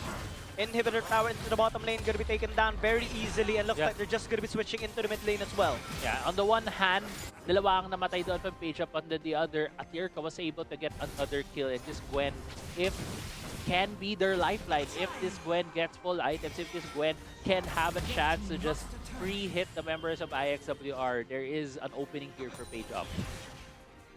And Page Up having a really hard time right now. Kaya ko lang napansin si Chingo nakahiga pala habang naglalaro. I just know that. How do they do that, bro? Hindi ko kaya yun. And I also fear my phone like just dropping onto my face. And it happened a lot of times already. Like yung nagbabrowse lang. Hindi ba lagi pa nagpuno? Hindi ba nangyayari yung pag inaanto ka lang? Hindi. Talaga nalalaglag siya? It slips up, bro. It, like parang pak! Nasampas sa mukha mo. Kailangan matanungin si Jingo paano niya ginagawa. Bali mo, may glove siya para hindi dumalas. Huh? May finger gloves, di ba? Gusto ko talaga So parang raw talent na lang ata yun or something. Built different yan si Built Jingo. different. Iba talaga pag gamer talaga, especially pag mobile gamer ka. Yan na talaga eh. Dragon? They started a little bit, pero nagpakita kasi yung Page Up, kaya they kind of want to go all in on them. Yeah. Last person, hindi ginamit dito ni Dokja. Good Oy. Unstoppable Force. Layo Call of ni the Watch Wiper. God as a response as well, knocking up 3 members of Page Up. And looks like Houston is doing a really good job. Another knock up on the back. And the Moonfall is just brilliant. And the follow-up as well, just gonna be going there with them all out here fusing as well. And it's only Wiper na passing remaining alive, but no matter what he does, it's not gonna be enough. 2 kills by Page Up, and looks like IIXWR, they have already a wave incoming into the mid lane and long death timers already. They had a bit of a slip-up in game number 1, but looks like in this game, they have proven that even with those slip-ups, they can still catch up, bounce back harder and faster than ever before as well. 16 minutes into the game, they end up game number 2, tying up the score against Page Up. Grabe ang bawi na pinakita doon ng IIXWR. A clinical Game 2 coming from this squad. And if there were any doubters coming in from Game 1 dito, they have shut them down in Game 2. Bawi lang ng bawi. Yan. Yan din isa sa mga reasons kung bakit nasabi ko na parang madikit talaga yung laban natin. Magiging madikit yung laban natin. It's safe to say na potentially makakita tayo ng game number 5. But let's see. Kasi battle of attrition din to. Battle of endurance and also wits, diba? Kung gaano kakabilis maka-adjust dito, makahanap ng loophole. Especially with the Fearless Draft this time. Despite the cheeky, creative composition of Page Up, I would say na siguro medyo nagkatalo sa konti sa itemization and the rotations as well. Yeah. Ganda rin namang initiations na ginagawa ni Karma, ni Korkai, ni Using din. Kahit nahihirapan ng konti si Laydoksha and Yuichi sa Malphite, nakahanap sila ng parang paano makabuelo pa rin kasi hassle talaga yung Malphite kanina pa eh. Actually, there's a thought here na parang naging masyadong creative yung composition for the side here for Page Up. Kasi it could feel that even though it feels like they're on the same page, but sometimes not. Paano ba yung may mga fights silang isa-start, tapos nahuhuli minsan si Wiper ng Pasig, minsan masyadong maaga yung pasok ni Chingu. So, it feels like the team knows what they're gonna do. It's just that hindi sila on the same page every time. Yeah. you have to do it simultaneously, right? Or at least coordinated well. Yeah. And we saw more of a coordinated team fight play coming in from IIXWR, which allowed them to pick up a lot of kills. I think there's a lot of times na nakita natin nakakuha ng 3 kills yung IIXWR in exchange for 1. Yeah, Parang yeah. dalawa, tatlong beses natin nakita yun na nagbigay talaga sa kanila ng malaking boost in terms of economy as well. Kaya medyo nakabawi talaga sila pagdating sa gold eh. Yeah, and honestly, really good on IIXWR to bounce back after that game 1, to bounce back here and to show na we're still in this, yung best of 5 natin, gagawin natin technically best of 3 na ngayon dahil at max 3 games na lang makikita natin. And also, it feels like they were a more cohesive unit here na Karma is going in, going for these plays, Korkai and Lay Dokja at his back, or even Korkai and Yusing at his back to back him up, to help support him in some of these aggressive plays na ginagawa niya. And it feels like IIXWR in this game also has went back kung ano yung roots talaga nila. Like Karma being the carry, right? Yeah. And even a team fight setter as well. Parang, I think dito natin nakita yun, napaka 4-man moonfall. Might even be 5-man moonfall. Not sure if anyone was able to dodge that, but definitely the impact is insanely high. Damage insanely high as well kasi paldong-paldo si Karma dun eh. Yeah. He already was very fed into the game, and actually we can anticipate that he might have carried the game as well, like in a really good fashion kasi may time na nakita natin nahirapan si Lay Dokja, time na nahirapan si Yuichi, but he paved the way for the team to actually flourish in the game. Kaya impressive feat coming in from IIXWR and Karma. Page up, this time they're gonna be the ones to go back in the drawing board. Yeah. For Page Up, for them, they have to think about, okay, ano bang pwede nating ilabas ulit? We've shown 2 very annoying compositions so far. But actually, yeah, looking at the damage as well, Karma is the highest damage for his team in raw numbers. But if you're looking at the other side, Chingo also has the highest damage share for his team. So makikita din natin how much this Malphite was, the work. Tank eh, no? Oh, tank full, halos full tank build pa eh. Iba talaga. MVP player of the game, or MVP of the game is gonna be Karma with so much impact in that last team fight as well. Yeah. His setup is absolutely brilliant. As brilliant as his performance on the Diana, I think this is the first time that he has used this in the tournament as well. Kaya ganda. Kumbaga pinapakita dito ni Karma na maraming talaga siyang pwede gamitin na ibang champions. Tinatago lang yan. It just hides it usually behind like the Shinzao, the Viego, and the Vibe. And in this game, he has shown one of his other cards as well, and definitely made a very big impact in this game number 2. Yeah, and really kudos talaga kay Karma here for stepping up in game 2. Also the team playing behind him with a lot of these aggressive plays, a lot of the aggressive invades that we saw early on in the game. Ganda. Madikit ang laban, mga kaibigan. Nape-predict nyo na ba kung sa tingin nyo mananalo? Let us know in the comment section, of course, kasi gusto namin makita din yung mga impressions nyo, yung mga thoughts nyo, of course. Pero before game number 3, we're just gonna be heading down to a very short break. You're still watching Wild Rounds Pilipinas Open Split 1, and we'll be back for game number 3. Kita-kits!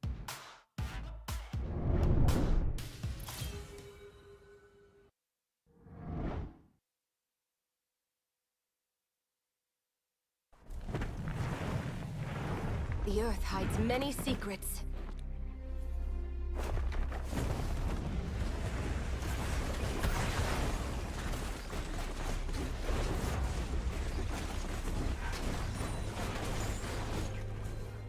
Let's shake things up!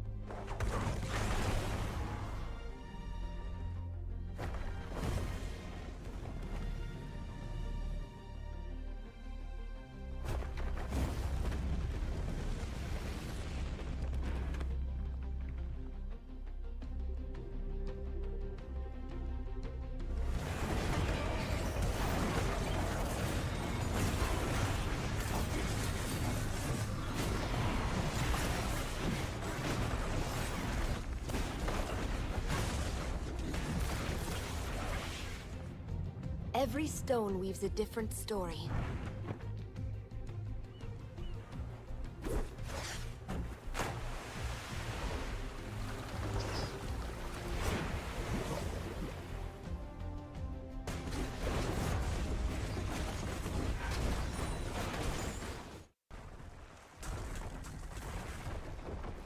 I am Ishtal.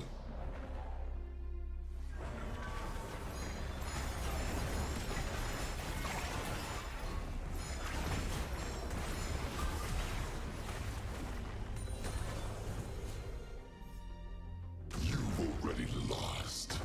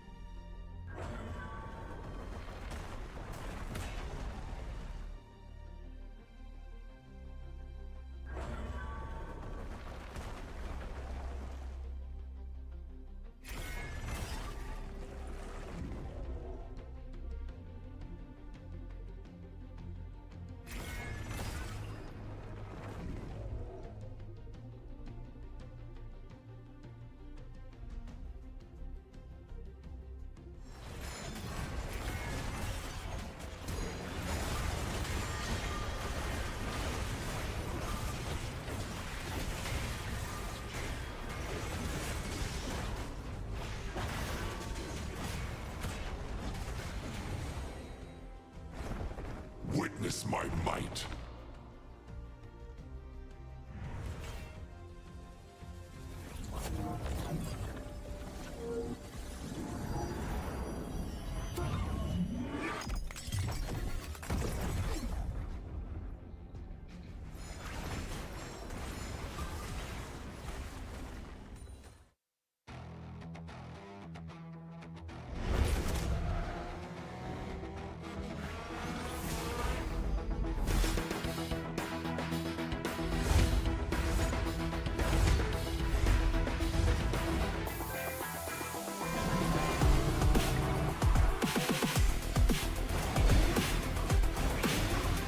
Feel my speed.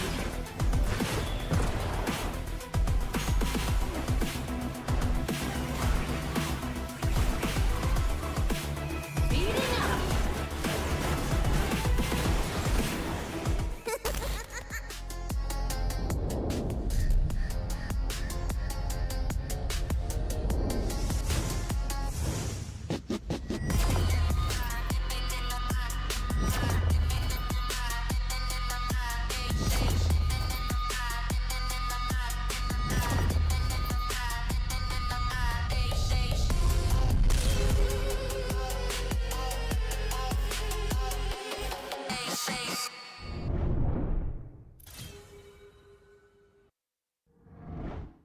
Welcome back, ladies and gentlemen, dito sa Wild Rounds Pilipinas Open Split 1. And it looks like, ladies and gentlemen, we have a series on our hands. Because here, series number 2, it's now 1-1 between our two teams. Which means minimum game 4, Yeah. possibly game 5. Yeah. I mean, yun ang iniisip din namin ni Kiang. Baka umabot na tayo ng Game 5 dahil grabe, sobrang close ng dalawang team na to. True. That's why we have the predictions, di ba? Ang hirap yung sa game talaga na ito. Kasi parehong teams talagang bukod sa ginagaling, naturally gagaling talaga ng mga teams eh. But it's how much effort they actually put in before the game, during the game, and even during the series as well. Every after game. Kaya sobrang nakakatuwa yung nakikita natin ngayon sa parehong teams natin. This time, statistically wise, parang tumutugma sa win rate din ng IIXWR. The only loss we have seen on IIXWR side, I think, is on blue side. Dalawang beses sila natalo so far in this entire tournament, pero itong game na ito, na mas nakabawi sila ng onte. Page Up this time is the one to make the adjustment. That's right. And speaking of Page Up, ito yung stats nila over the past few weeks here at Split 1. And I'd say, you know, the stats alone, I think doesn't give justice to the team. Because like here, you know, maybe average kills is a little bit low. Maybe the win rate looks a little bit low. 67%. Yeah. I mean, for me, Page Up, as you mentioned, hindi talaga via the numbers Can sila we turn on the camera? Sige. Pero ano nga to, for me, it's their unpredictability. Yes. Yung Yun. talagang with Page Up, it's their drafts, so they're showing in the game. Unfortunately for Game 2, that didn't really give them that edge to win that game, but still, may kita mo doon the thought process on how they build their compositions. Yeah. Yung creativity nila on point talaga eh, no? Kaya nakakatawa yun. Where do we see like a Malphite? Mostly parang sa RG lang yun. And Yeah. actually working. Yeah. You know the funniest thing, especially because the Malphite is used by Chingu, right? Yeah. And in game number 1, Chingu was using the Renekton. Both games, Chingu's doing very, very good. But you know the weird thing is this guy's playing lying down in the Yeah. playoffs, and he's Yun, carrying. diba? Why? Napaka-chill niya. Imagine. Okay, let's say this is the grand finals, right? Imagine you win the grand finals, and you're playing lying down on your bed. Yeah, nakagano siya. Diba? Ako I nga would imagine if there was like highlights or let's say player not vlog, POV? trailer for a player, like highlighted player. Tapos it's Chingu. The highlights are him in his bed. I want to see that. And I think it takes a certain level of skill also to do that lying down. Because Definitely. the other players, they're locked in. You know lock in. But Yung talaga posture. Yeah. naka-gamer pose talaga. Exactly. It's not this. It's this. Kaya nga medyo nakakarita kasi imagine mo, nakikita mo siya nakahiga naglalaro and playing well. Tapos ako pag ako inisip ko naglalaro, seryoso talaga, nakaayos upunan, lahat. Tapos ako pa yung tipong sasabihin na matulog ka na nga. I mean, Grabe that's yun. why these guys are on a whole other level. The fact that they can pull that off. So, respect kay Chingu for doing that. Grabe ang hugot pa sila. Para kanina Same. ka may hugot Kasi It's okay. naka-trentahin gameplay na ako Nakadadahan gameplay. Medyo wala na eh, naglalak na yung daliri. So, tumitigas na. Oo. Dati kaya kong gawin yan mga ganun. Wala na eh. Tumo 200 ping na minsan. Pero hindi yung internet ko. Oo. Hindi yung utak lang. Biological lag. Biological lag. Pero, okay, going back to series, of course, we still have a game number 3 and maybe a game number 4. What are we hoping to see from these two teams? Because ngayon, it is now IIX with the momentum here in this series. But do we think na, did Page Up kind of falter here, or maybe it's just an unlucky game? I think. What do you think? Unlucky in a way na they did not it's not in their anticipation na makakakuha ng magandang lead kaagad si Karma, because that's their only weakness eh. Yung magic damage source ng IIXWR, which is why even the itemization of both the Urgot and the Malphite was kinda intercepted as well. Na actually dapat makita natin doon Thornmail, tapos Randuin Omen, tapos siguro yung Gourd Drinker, or maybe even Amaranth Twin Guard para at least yun. Tapos Amaranth Twin Guard and yung Gargoyle Stoneplate. Yun pa lang parang sobrang sakit na. Or maybe even Iceborne Gauntlet para at least may slows pa siya and all. But that wasn't the case because Karma was too fed that they had to adjust, add in more magic resistance. Yung pag-add nila na magic resistance, mas naramdaman ngayon. Or na-resist sila ibang bawas si Karma, pero mas naramdaman ngayon yung damage ng AD. Tapos siyempre mas pumapaldo sila. Naging mas parang kumbaga domino effect na. Yeah.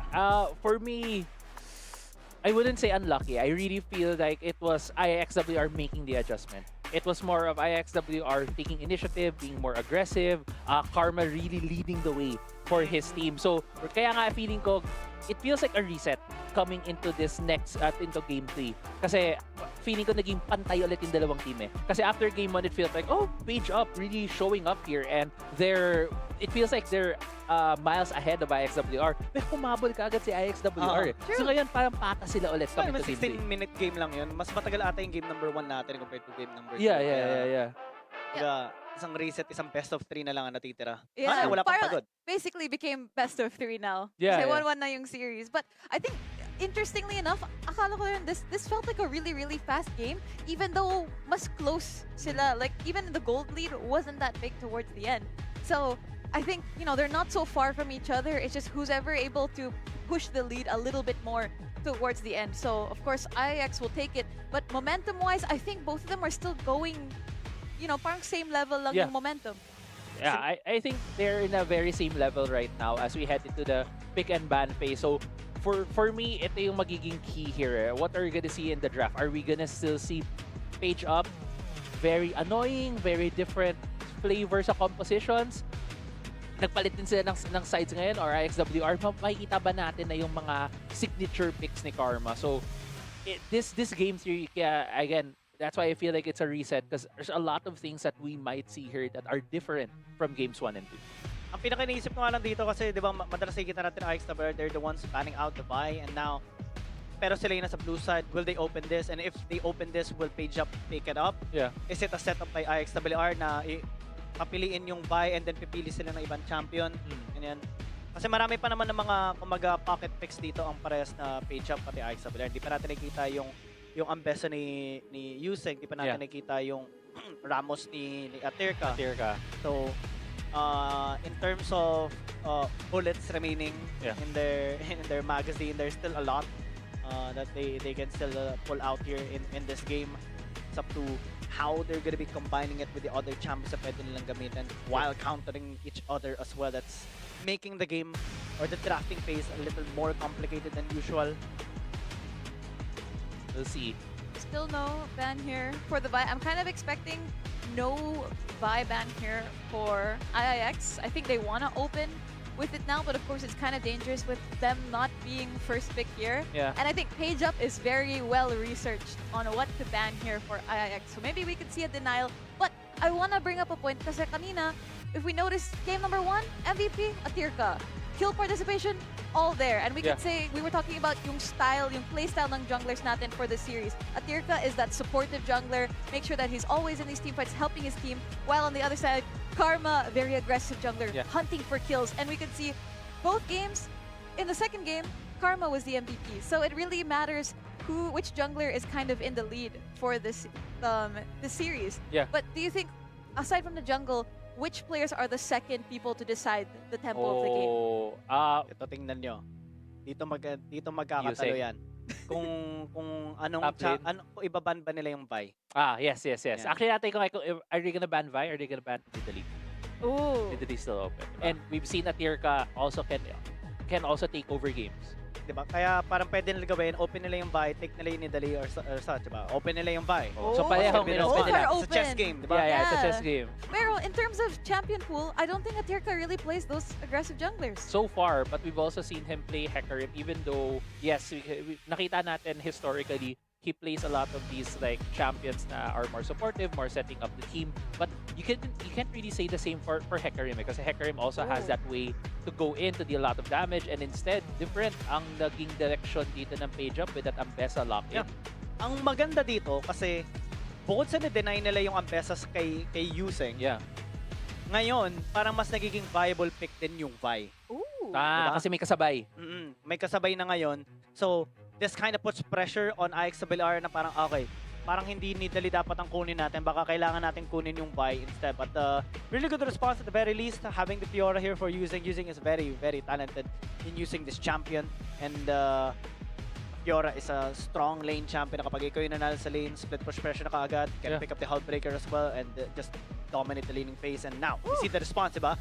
Imbes na nag-Nidali dito si Karma, picks up the buy instead. Just because of the Ambessa pick. Yeah, you need to deny it. Kasi pag hindi mo nga, sinabi mo, may kasamang papasok tong Ambessa pag napick nila yung vibe. But instead, now it goes into the hands of Karma. And we also know Karma is very good with the use of this champion. So we'll see kung paano niya ma-affect din yung map right now. And dito papasok in question, what jungler will Atirka actually pick up? Kasi again, he has the Ramos. He even has the Warwick na nakita natin na gamit nila against SYR before. Na sobrang ganda na performance, 7-1 and 5 yung score na nun during week 1, day 1.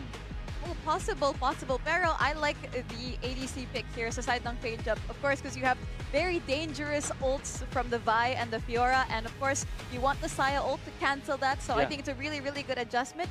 And now we're looking for possibly someone to duel the Vi and the Fiora. I think Jax is a good answer. We'll see kung ito ilalaki din. And they do Yes. lock it in. It's still a flex pick. Mhm. At this point, pwede siyang maging solo laner, pwede din siyang maging jungle. So, really good job here for a pick for Page Up. Parang naging maganda bigla sana yung Poppy pero nakaban no? Nakaban yung Poppy. Zeri being hovered right now is gonna be good in case kasi at least pag naka-ult ka, you deal a lot of damage. But in terms of protection, there's not really much. Mataas pa rin yung threat ng Ambessa, mataas yung threat ng Jax. At most yung ginawa lang dito ng IIXWR, tinapatan nila yung AoE damage na binibigay ng Zaya. Yeah. Tinignan less ko nga dito protection. kung ano pa yung mga pwedeng i-pick dito ng IIXWR in terms of the support. Kasi usually, pag nakakita ka ng Zeri, a lot of people would say, hey, you can also have an enchanter support. But usually in these levels of competition, you get an engaged support. And usually yung mga pool mo na of a more defensive engaged supports are Galio, mga ganun. True.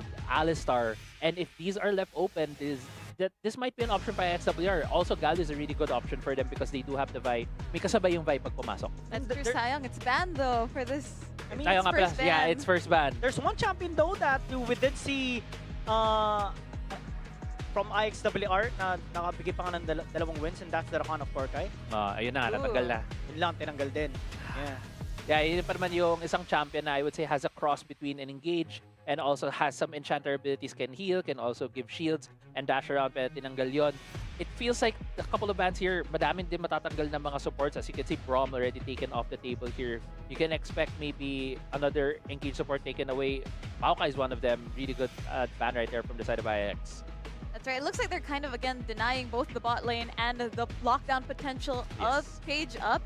But I think Page Up, you know, they're very crafty sa drafts nila. I think that they can still surprise us here. But now, we're looking at the final ban for them here. And I think this game is really, really important because parang na-reset. Again, it's 1-1. Yeah. And this game could possibly set the momentum for the rest of the series. And again, we were talking about this earlier na best of fives tend to be very tiring mentally and Yeah. also just here gameplay-wise, once you've downloaded the other team, it kind of could be GG. But we get the Nami ban, so again, another utility support gone off the table. May naisip nga lang ako. I mean, despite IIXWR being like needing like a front line here, Whoa, this whoa, is a whoa. good pick as well. Yeah. Pero isa sa mga, ang dami din kasi naging buff sa utility supports, di ba? Yumi might actually be good here for the Dokcha, but they go with the Encore. Yeah. Ha. The Okay. Yumi pick would have been interesting because you have a Vi, my Zerika, and the Fiora. Feel ko lang very tricky itong Seraphine pick na to. Kasi yes, as much as you can imagine yung mga ginagamit niya abilities like the Encore, the AoE shields, but she's very squishy. True. And if she gets caught out by the Ambessa and the Jax, she can get bursted out, and this is the hover that Giyang and Rebi has been waiting for. Okay. Nakakatakot pa rin naman yung Fiora. Pero yung maganda kasi dito, kaya okay pa rin pumili ng Ramos. Andiyan kasi yung Jax saka yung Ambessa pa rin. Parang binawi ni Direk. Wait, no Ramos, come back! Para tayo, okay. Okay. Maybe not okay. Maybe not Maybe okay. not okay. But again, we're here. We're gonna check out what our final picks are for our players. It looks like it's gonna be a Bard here for the side of Page Up, and the final pick is the Ari Okay, for okay. IIX. Really interesting final picks here. I really like both drafts for both of our teams here for game number 3. But of course, I'm gonna let you guys jump into the action. So once again, back to you guys. Ang pinaka-concern ko lang dito sa Page Up, they don't have any magic damage source. Yes. But it's kind of okay because there's only one front line on IIXWR side. Yeah, it's gonna be the Vi. Yeah. So hindi ganun ka-detrimental sa kanila na mawalan ng magic damage dito. One thing din na masasabi ko dito is there's a really good combo for the mid lane jungle. Karma and Lane Doctor, the charm as well as the assault and battery. Usually yun yung mga 1-2 punch mo to try to get those kills. So I'm gonna have like look at where they're gonna go when they get their ultimates. Samahan mo pa ng Seraphine, and that's gonna be very annoying against Page Up. Naturally, like, Doctor should have like the upper hand in the laning phase, at least in early levels against Tengu, di ba? Kasi range advantage, as may may pang-poke ka pa. Yeah. Chingu, at most, you do have your shield and yung crowd control cancel with your second skill. Yeah. Para ma-block yung charm. Pero medyo lugi lang at level 1 kasi puro AoE yung abilities ni Ambessa. Habang kapag kalaban mo melee as an R, usually Foxfire yung una mo. So you're gonna be slower on the push, but you can try and chip off as much HP as you can. Para pag need mo level 2, you have the Ore, you have the Orb of Deception, you have the Foxfire. It's gonna deal so much damage against any melee matchup in the mid lane. Top lane, big responsibility for Viper and Pasig to actually keep using in the 1v1, or at least in the late phase of the entire game. Yeah. Because Fiore is one of those champions that is just so good at split pushing. Yeah. So, deals so much damage on towers as well. So does Jax. Yeah. Kaya typically parang Jax is the pinaka-stable na champion na pwede magamitin sa parang lane. Yep. Kasi kapag nanalo ka sa laning phase, and you also have impact on team fights as well. Fiora, usually the damage output lang talaga, and against like minions, minsan nagsa-struggle din siya. That's why there was a game even like before na nakita natin na parang nanalo na yung isang team, pero because it was a Fiora and the Zeri that backed out instead of the Vladimir, parang nahirapan sila i-clear yung wave and they lost the game because of that, despite them winning the team fight prior to that. Karma overextended a bit, pero okay lang. I think hindi ba niya nakuha yung Grom? Karma really tried there to steal away a Grom the top side. Okay, medyo low kasi si using, but I think it's just gonna be safe there. Late Doctor also tried to help Karma there, but really good job on the smite there by Atirka. Bit of a gold lead brewing up on Late Doctor's side, and Chingu asking for some reinforcements now. Just a little bit of an assistance from UB. Para at least medyo kayanin niya. Gang onto the top side, Yuseng just flashing out. Yeah. Flash has been used by Yuseng. Also, Karma also doesn't have his flash.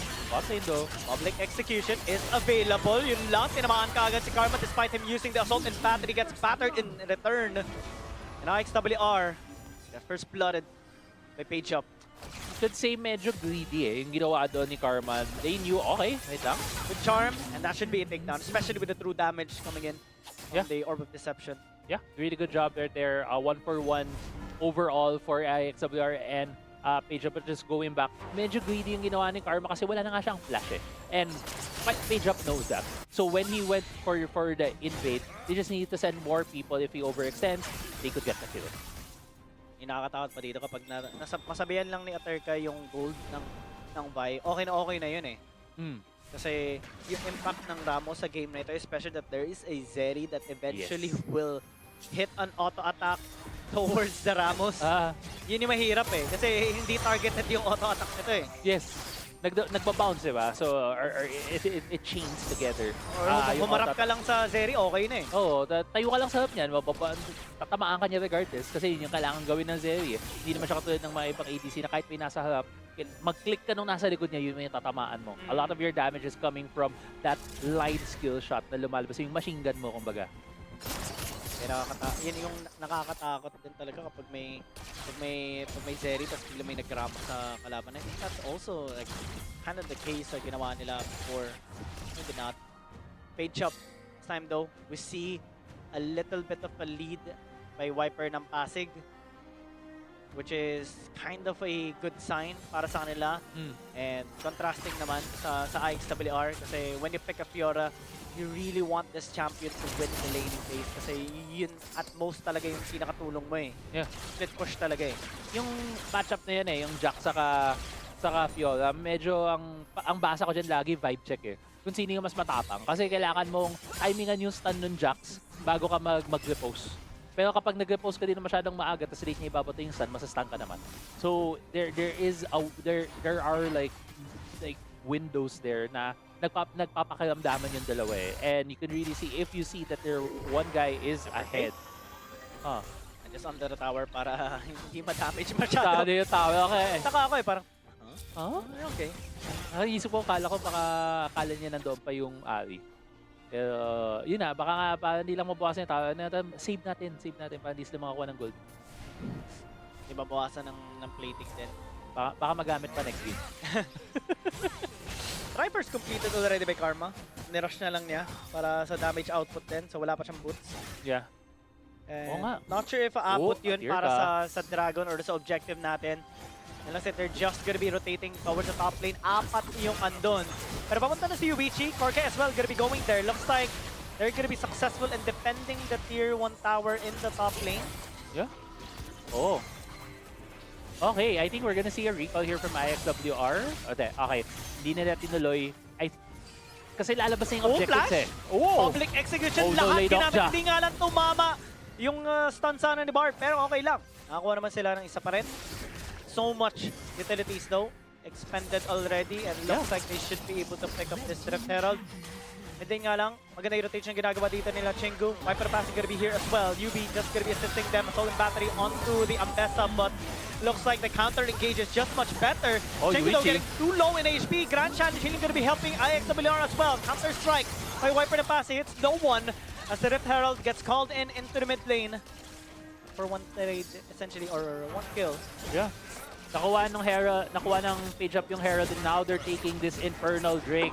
And IIXWR can challenge this two objectives going to the side here of page up. And really good job in terms of the early game for them right now. Yung medyo mahirap ngayon para sa IIXWR.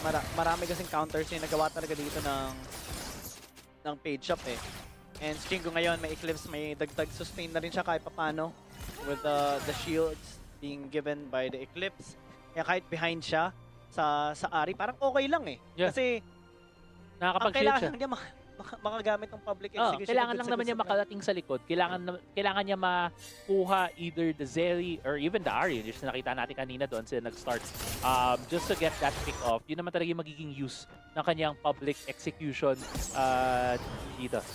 And right now, even though it feels like page up, medyo naramdaman mo may momentum sila dito sa lalong to. Gold is pretty even. Right, 400, 500 lang ang lamang dito ng page up at this point in time. Sobrang pantay nga ng gold natin. Very similar to like how the other games have been going on as well. Diba? Kaya sobrang parang gusto kong mas i-tune in yung series na ito. Nakakatawa yung mga adjustment na binibigay nila. This Ramos has been so far 100% win rate kay Aterka din, no? Nakakatawa na parang hindi sila natatakot talaga kahit may Fiora. And Viper na passing doing a really good job of just shoving him out as well. That allowed them to secure that tower into the top lane. Bot lane gonna be the response here of IIXWR, but let's see, because UB's there. UB's there. Public execution, tempered fate. Ay! Kaso nga lang parang hindi nakatulong. That's a misplay. What just happened there?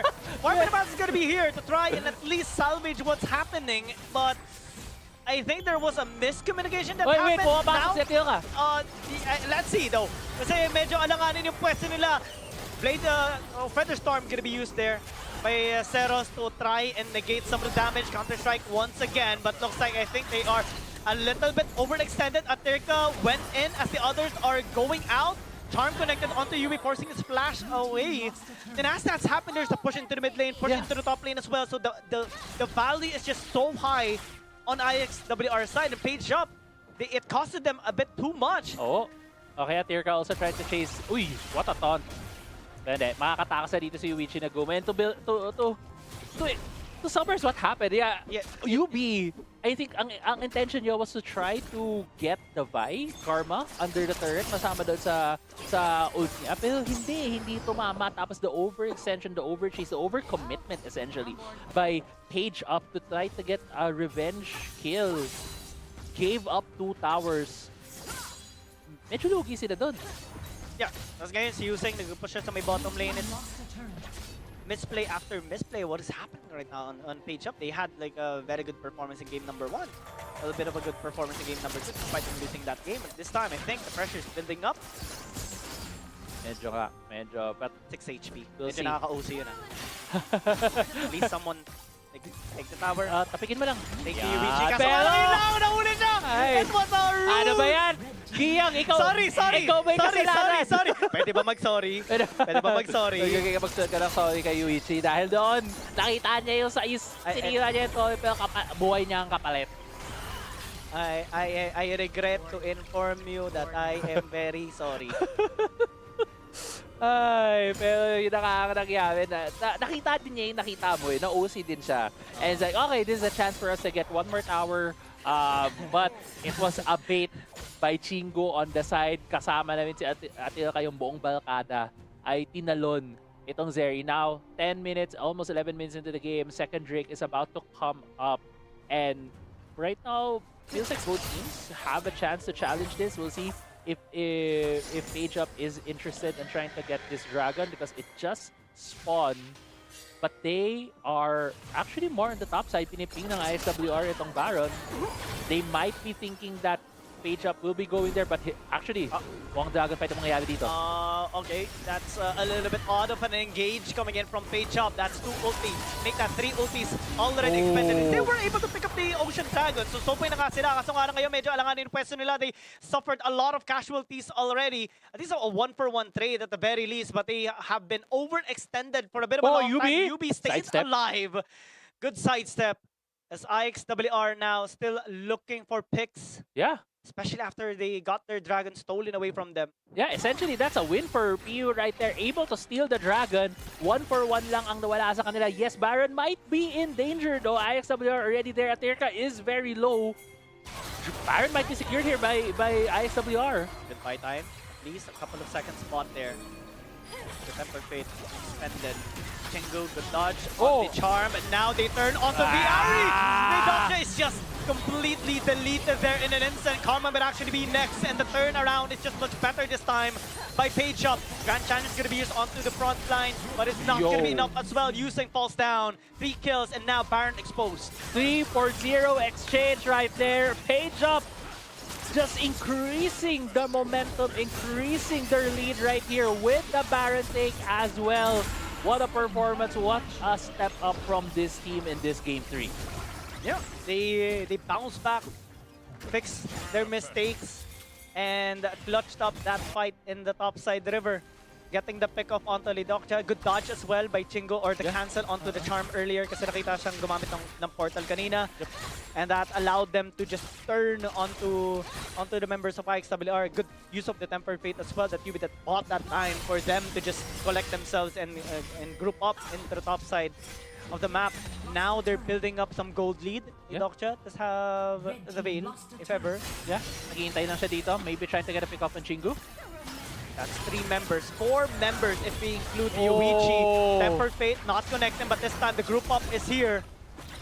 Just a bit of a scare off onto IIXWR. Grabe yung distance sa kinover doon ni Chingo. Trying to use that the public execution to gain some distance. Flashing away and a couple of dashes coming from this champion.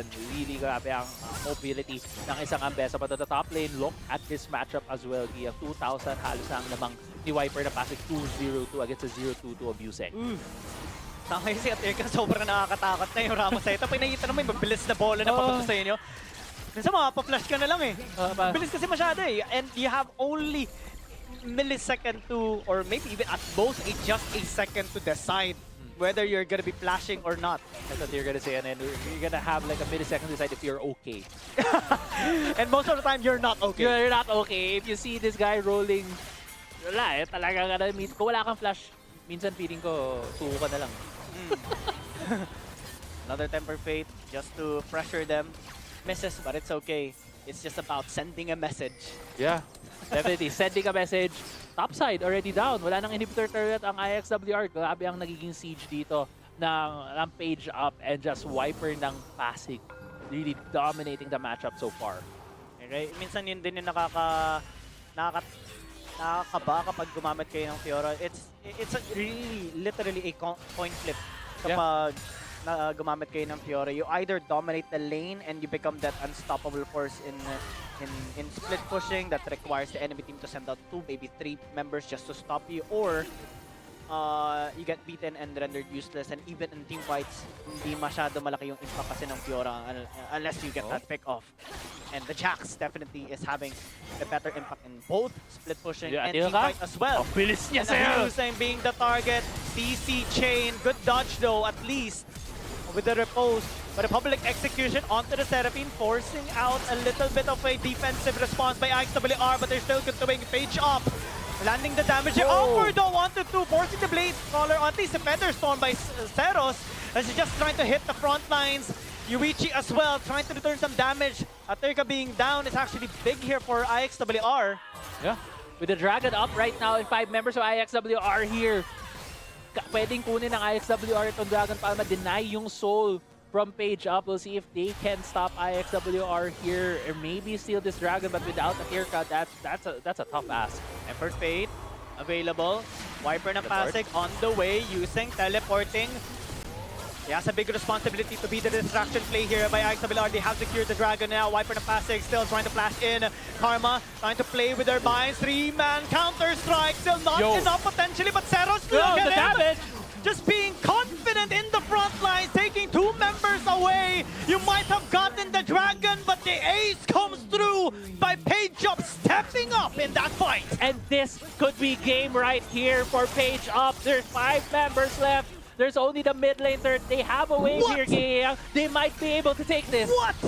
Imagine just trying to get the Dragon to deny the soul, but it ended up you being denied the victory in this game. Page Up this time, match point in the series. Page Up, stepping up in Game 3. What an adjustment from this team. Kanina pinag-uusapan natin, anong gagawin nila? Are they gonna be still annoying? Sa totoo lang, annoying pa yung composition nila. But grabe yung naging adjustment to take advantage of mistakes from IIX.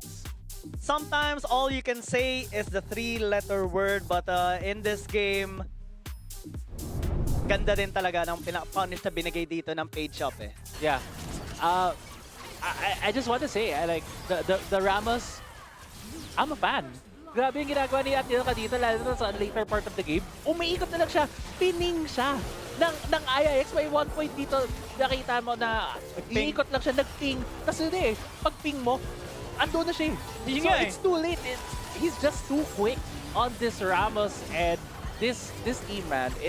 Chingu, meron siyang Malphite mid, si Atilka, meron siyang Ramos, as meron pa si Wiper ng Pasig ng Ulgot. It's a very unorthodox, but at the same time, very enjoyable to watch. Grabe yung performance ni Wiper ng Pasig dito. And he became one of the winning conditions really into the game, but Atirka as well on just the raw disruptions. Yeah. We weren't even able to kind of focus on the ADCs instead because there's so many things happening in the front lines. Yes. So many things.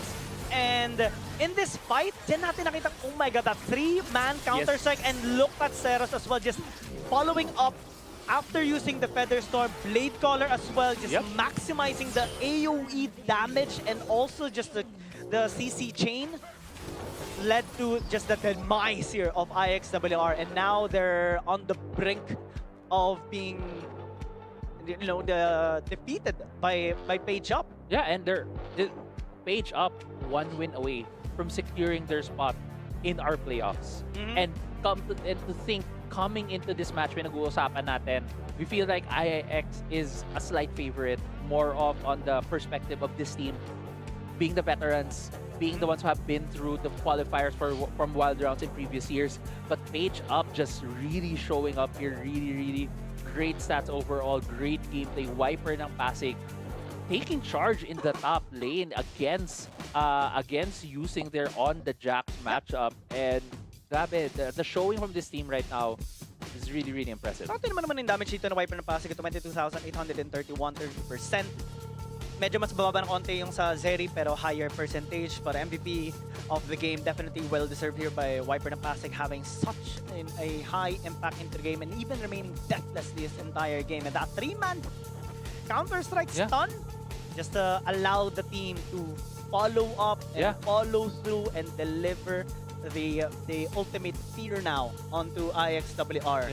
Being on the receiving end of match point. I think that this team, IIXWR, they only had most of their games has been really impressive as well.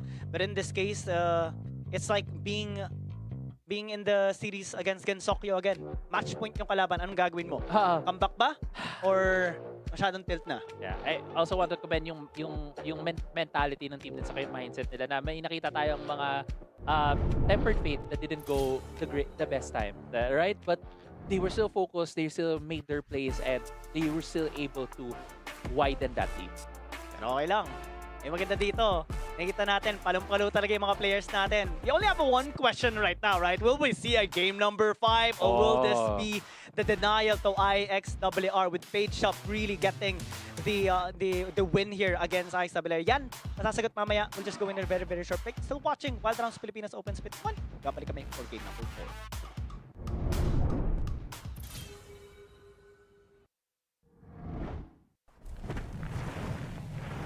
The Earth hides many secrets.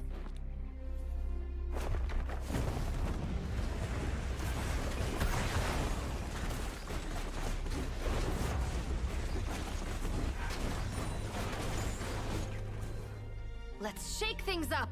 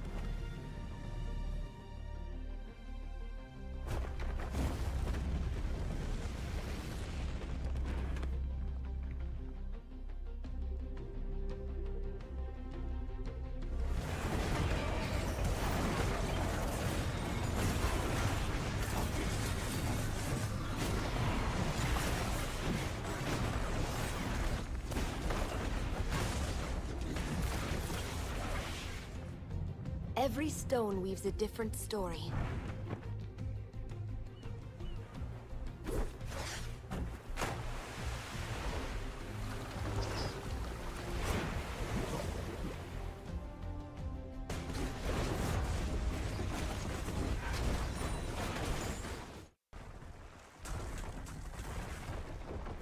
I am Ishtal.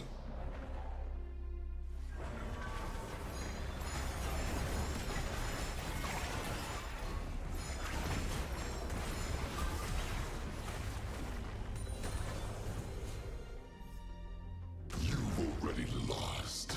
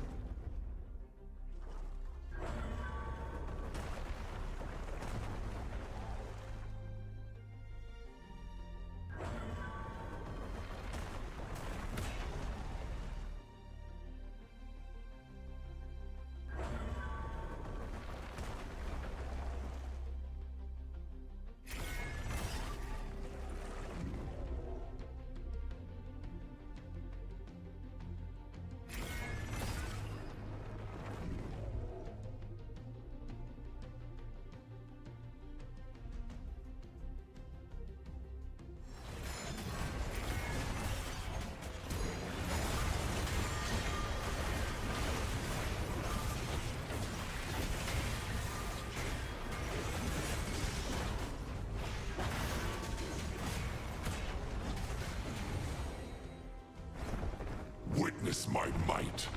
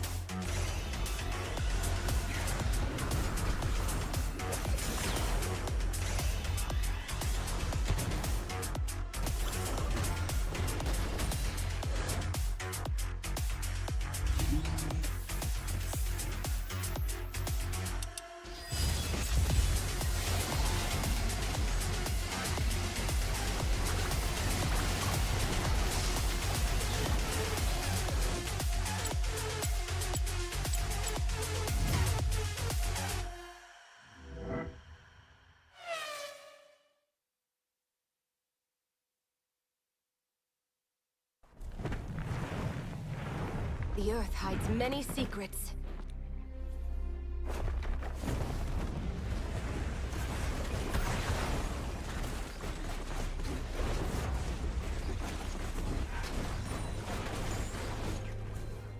Let's shake things up.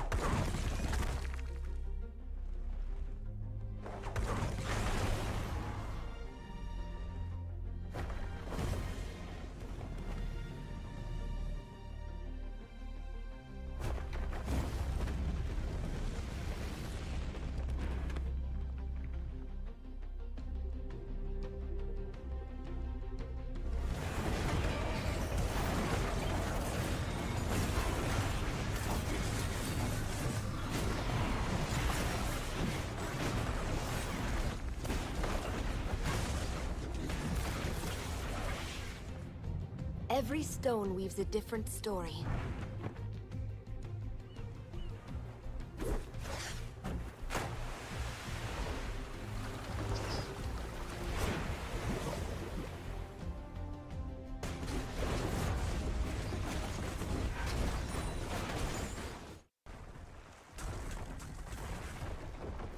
I am Ishtal.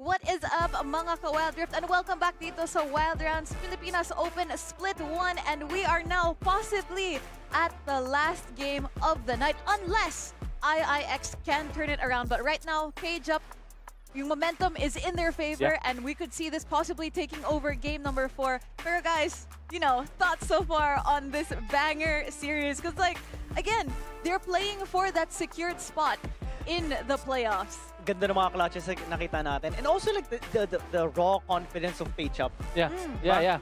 And this is one of the reasons why you really like to support a team, because you have no idea where they can actually go. And dito nakita natin, they have developed themselves really, really well. They have grown so much as well. And now they're at the precipice of maybe even taking out IIXWR. Yeah, I mean, they're at match point. They're in a really, really good spot to move forward in this tournament. At grabe naman yung mga pinakita nila sa atin. No? It's the back and forth between them and IIX. Yung mga draft nila, the unorthodox picks na pinapakita nila, it's actually working. And it's not just working, it's working really, really well for them. And grabe, I mean, Page Up, very solid team. I do want to see this series extend to a Game 5, to see another game from both of them. But right now, I feel like momentum is on the side of Page Up. Totoo. And I think I like the term back and forth because we can really feel that here in this series. Honestly, in the way that the games go, the momentum, the drafts and everything, it really is parang one person gives something, the other team answers back, and it just gets tossed back and forth. And we like to see that here. Yeah, definitely. Gusto nga natin a very, very competitive game, very competitive series. As papasok na tayo dito sa ating pick and ban phase. Oh my goodness. We're already game 4. So many champions are off the table. Imagine if we go to game 5. Yes. That's Mahaba pa yung almost listahan. how many champions are out by game 5. By game. So many. 40 champions. 40 champions. 5 times 5 4. times 8. 5 times 8. Ay, 8. Yeah. Pala, 40 champions. Woo! Ang dami. Pero marami naman maaalas yung mga players nito. Actually, marami pa mga champions na hindi pa nagamay, including like yung Talia ni Chingu, yung Rakan na naban pa so far ni UB din. And Yeah. also, ginagamit din naman ni Korkai and even allowed them to get 2 wins as well. Karma has a lot of champions. This time, ito ang titingnan natin kasi blue side, binaban nila Viego, or yung Vi. Yeah. Nagamit nga lang pala kanina, no? Nagamit Yung- nga pala ng game 3. So, dalawang champion Viego, ngayon. yung Viego, tinitingnan natin. saka Nidalee. Nidalee, ano nga ba yung pang Shinzao? Shinzao. Yeah. Lee Sin hasn't been used yet. Mhm. Oh, Tyson. Listen, Band band. nga lang. Ay, ban na pala. Okay. But for the side of Atirka, I think I remember nag-umumu siya before. Yeah, nagamumu at nag-Nautilus na rin siya. And Warwick din. The jungle and Warwick. So, ito yung thing din eh. If you're a team that has many unorthodox picks, parang hindi kayo gano'ng apektado ng Fearless Love eh. Right? It's like, sure, handicap siya for the tournament, but again, if it doesn't affect you, it doesn't affect you. Yeah, It's just a handicap for the other Their team. team, yeah. Like we were talking about the jungle picks, it's gonna look like a Nidalee here for Karma. I think he's definitely gonna want to hunt some kills here. But on the other side, Page Up, gusto ko na they might be securing the Rakan here that they wanted earlier. Because it's also a denial towards Korkai's Rakan. Yeah. Really good denial right there. Having that Rakan allows him to have an engage, allows him to have some back and forth as well. And Oh. teka, No. Mid lane. No. Please. No. no. Just no. No. No. No. No. No. yeah. Yeah. They're creative, but maybe not. Not crazy. There's Sila Delulu. They're creative, not crazy. may line between creativity and madness, and I think if they went for the Blitzcrank, that would have been madness. It's a fine line. Yes, exactly. There's a fine line. And okay, Aatrox, still very good pick right there for the side here of Page Up. Dahil madami na rin tayong nawalang mga top lane. I think one of the matchups na usually natapat sa Aatrox is the Fiora. Without the Fiora, I think Aatrox has a lot more space now in the top side of the map. Kaya ang laking tulong na natanggal na yun eh. Camille din, natanggal na. So, yung mga typical champions na gusto mong tumapat sa Aatrox, mas dahil natanggal na yun, parang mas may free space na ngayon, free lane.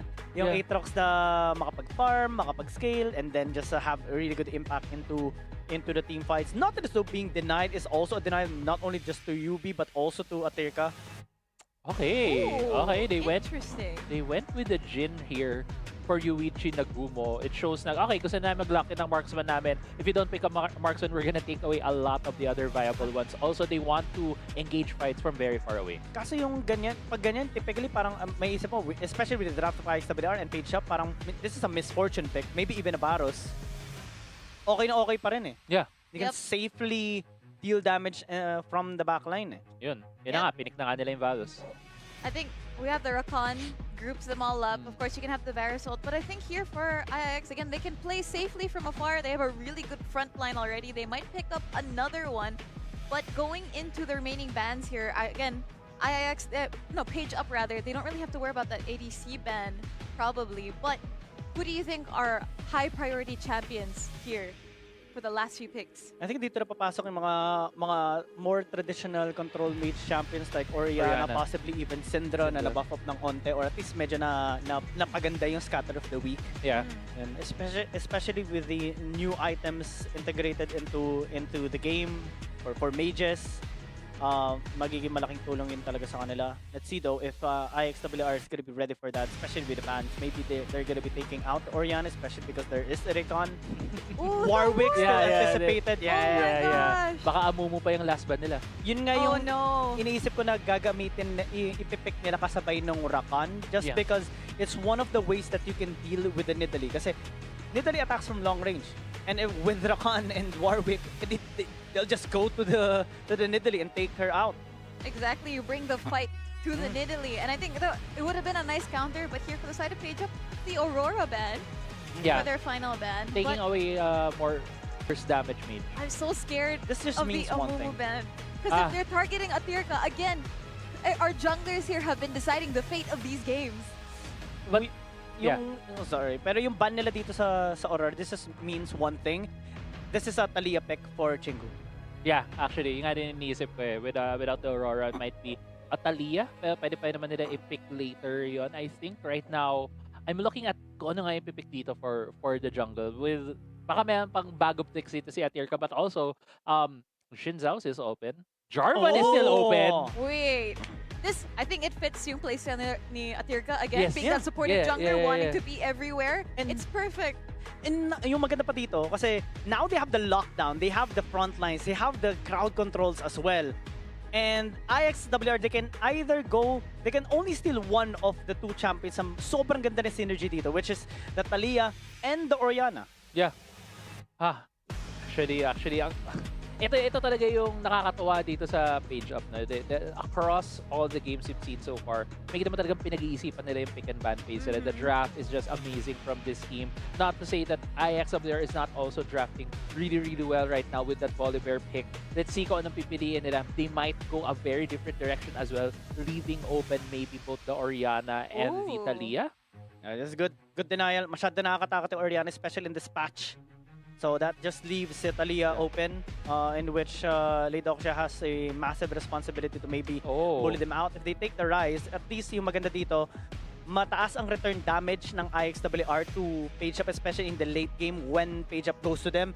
Yung spread ng flux ng Rise, sobrang masakit din talaga. True, but Hey! wait a minute. Yo! We have Orianna. Is he Yo. just Doinby? We have Is Orianna. Shingo just Doinby at this point? Maybe. Yeah. I mean, Bro. he plays lying down. I don't think he needs a proper mid lane. Bro! Oh my god! Yo! What's happening? Okay, there are... No picks, no. It's the first Yeah, time. they're the Lulu. The Lulu. They're the Lulu. But the Lulu is the Salulu. Oh. Diba? I mean, they called Einstein crazy. Diba? Yeah. Wait, okay, it's possibly a Top lane. Pag- Baus. No, Yeah, naturally, it's a Cyan top lane, right? And yeah. then Aatrox into the mid lane, which fits the typical standard of Wild Rift as well in terms of meta. But what's crazy about this is that every single champion on Page Up side has crowd control.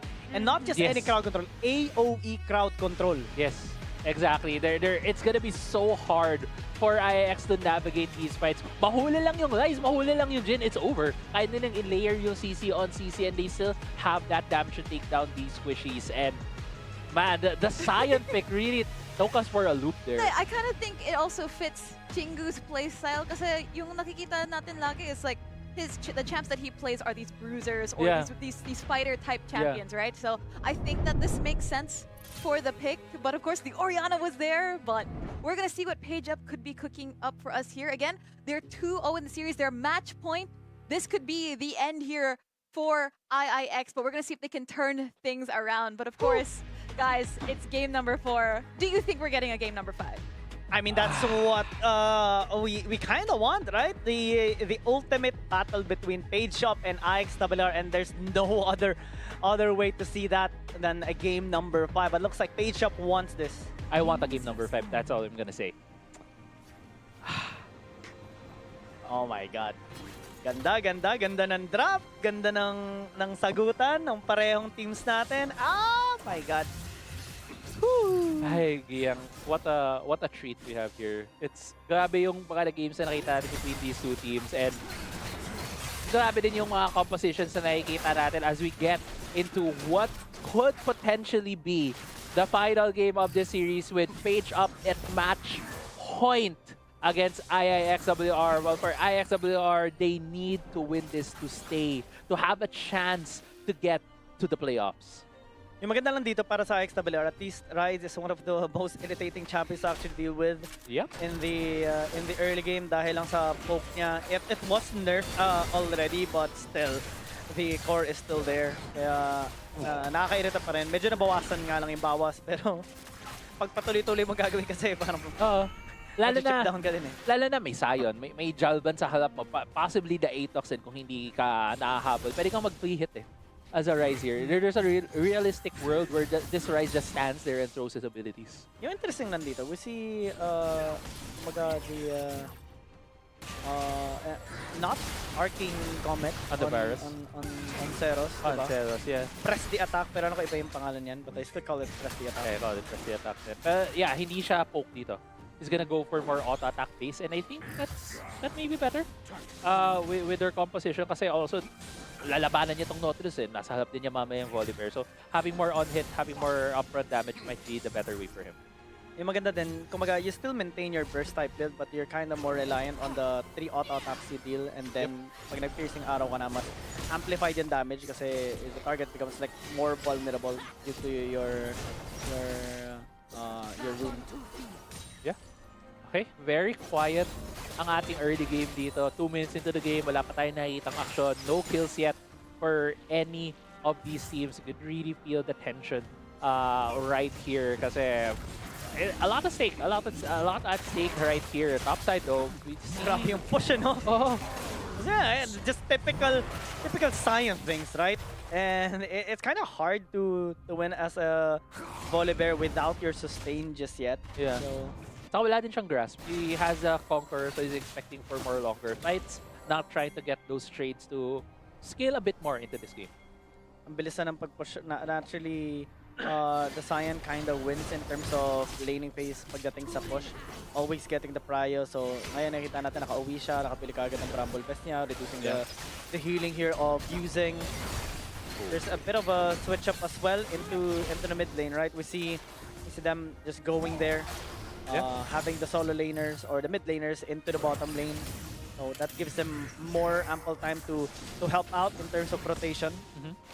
Sabay lang sila eh. Sabay pa sila punta doon. I see him on the map. Literally, Karma is trying to get the Raptors right now as the mid lane. Nag-aaway yung dalawang duo dito. Yun nga eh. Kaso nga lang, may engage. Looks like UB might be in a bad spot. Chain of Explosion gonna be used defensively. And looks like they're gonna be fine. Look at the damage output as well of Zeros. And in the bot lane, Aterka Gang and Chingu got the first blood. Yeah, and yun nakikita natin dito, no? In the mid lane, naka-defend si UB and si Zeros, while in the bot lane, Atirka going for that gank, getting the first blood here in favor of Page Up. As Karma still trying to fight over his Krugs right here.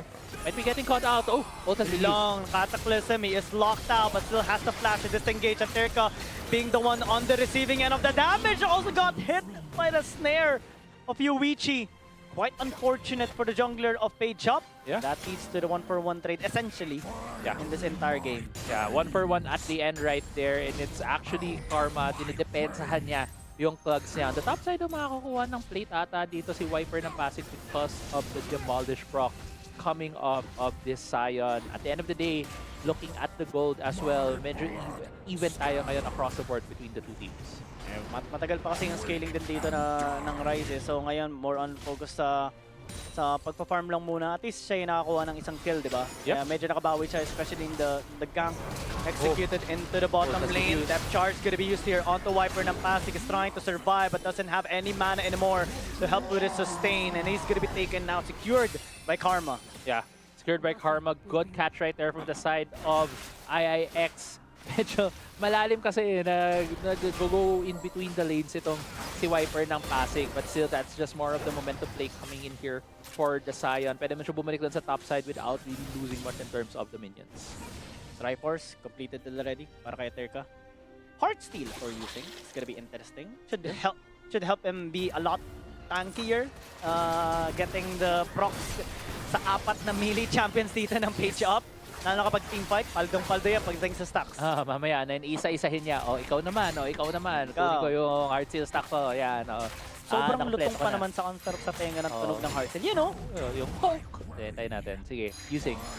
Come on. Give us that crispy sound.